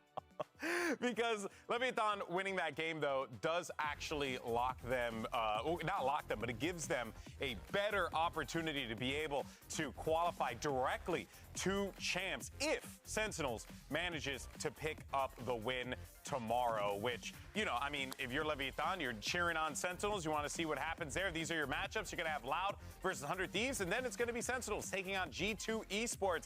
That is a difficult one. And you get a match that means something. Ooh, boy. That last game is for the #2 seed. That's just a straight up win in between 100 Thieves and G2. That locks you top 2, which means you're skipping the single elim. Right. You get to play from double elim right away. And also you win one match. Yeah. You're going to champs. Yeah. That's all it takes. It's a huge advantage. It's massive. I just love how we're having this endearing conversation. looks like a banana right here. It's so stupid. Yeah, I mean, what do you mean I look stupid? This is what I dress like when I'm not at work. Oh, really? They said come casual, come dress casual. I'm sure your wife very much is happy with that. Yeah, she is. She knows that she's got something good going on, okay? Today, a man became an egg and then became a banana. What an incredible day this has been. That's it for our show. It's been an experience. That's one way to put it. Good news is we'll be back here tomorrow, unless we all get fired, in which case, it was a good run, guys. Thank you so much for watching. We'll catch you next time. Hopefully we're here tomorrow. Hopefully not. We'll find out next time on VCT Americas. Can you peel me? Sure. EG versus MIBR. MIBR looking for that first win. Can they do it at the literal tail end of the season? Both teams eliminated from being able to contend for the playoffs, but still want to be able to chase that win here on the stage today. Gazzy did a nice job scaling up into sight, getting really deep, swinging off of his teammates, and that sonic sensor perfectly placed for EG's sake. They'll definitely take one. Oh, but that's two with the lineup. That is nasty. More? You better believe it. Come on. Superman. Back at the side as well. All Superman caught with util in his hair, but Derek does prevail eventually. Oh, Rich. It's just Jorg. The second map win of America Stage 1 and 2. MIBR just descend on a hapless EG here on Bind. Rich able to follow up though and find that damage and all. Buddy, are we running it back again like this? Oh my god. They go up and here and Jorgamo is shattered. And here it is. And Artsing gets to have him for breakfast. 3 kills already. Molly thrown out. Jaw going to respond with one of his own, but he's very, very low. It's only Jaw, or on Jaw, in fact. And that'll be it. MIBR, they crush EG and send them packing with a whimper.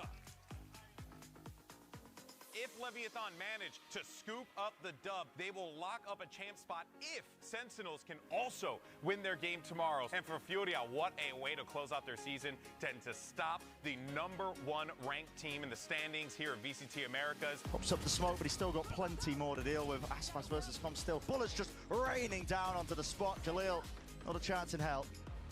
He's working him now, and I know where Shandy is. Got it down. Out wide, into the open, has to adjust, but unable to. Aspas. We're seeing it once more. Khalil sticking. Hello, shots need to land. He's already got half. Potential win con reloads. Out and around to the side. Oh! The time. And no biting the time. Aspas wants a few more kills. At least for the collection, leaving it just down to 1. Khalil cannot stand against it. 13-6. A tidy finish here for Leviathan.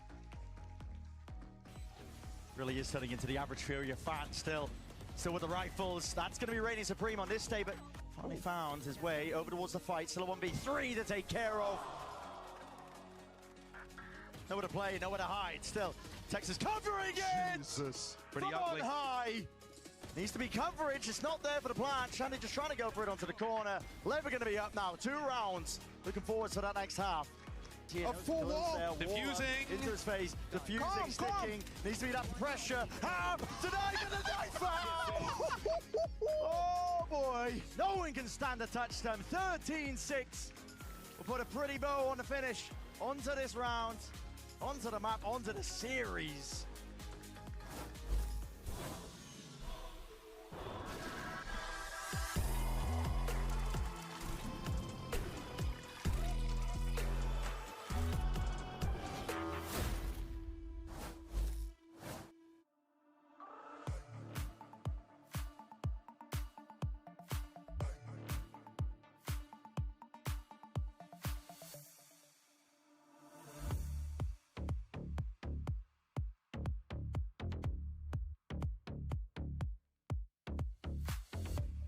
Okay, tomorrow we have round 100 Ts and then send G2.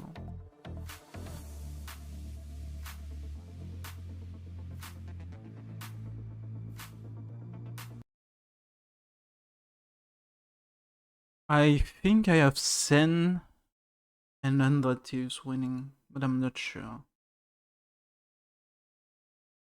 Oh no, I have G2 win.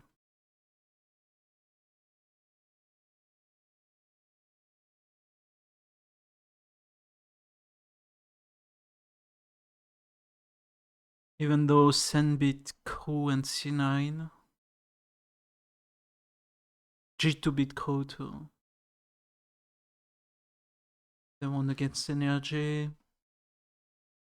And they won against C9. Yeah, I still think G2 is the better team.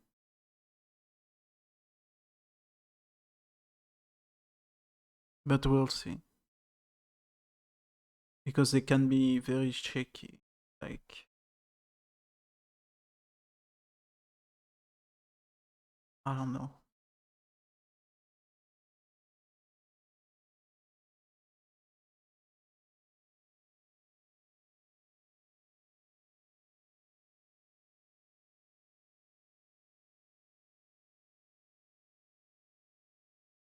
And fucking Leviathan is 9-1. I think they only lost.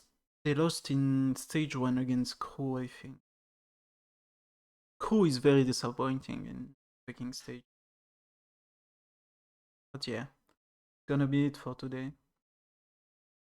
I'll see you tomorrow for the games, maybe. Surely, yeah. I'll see you tomorrow.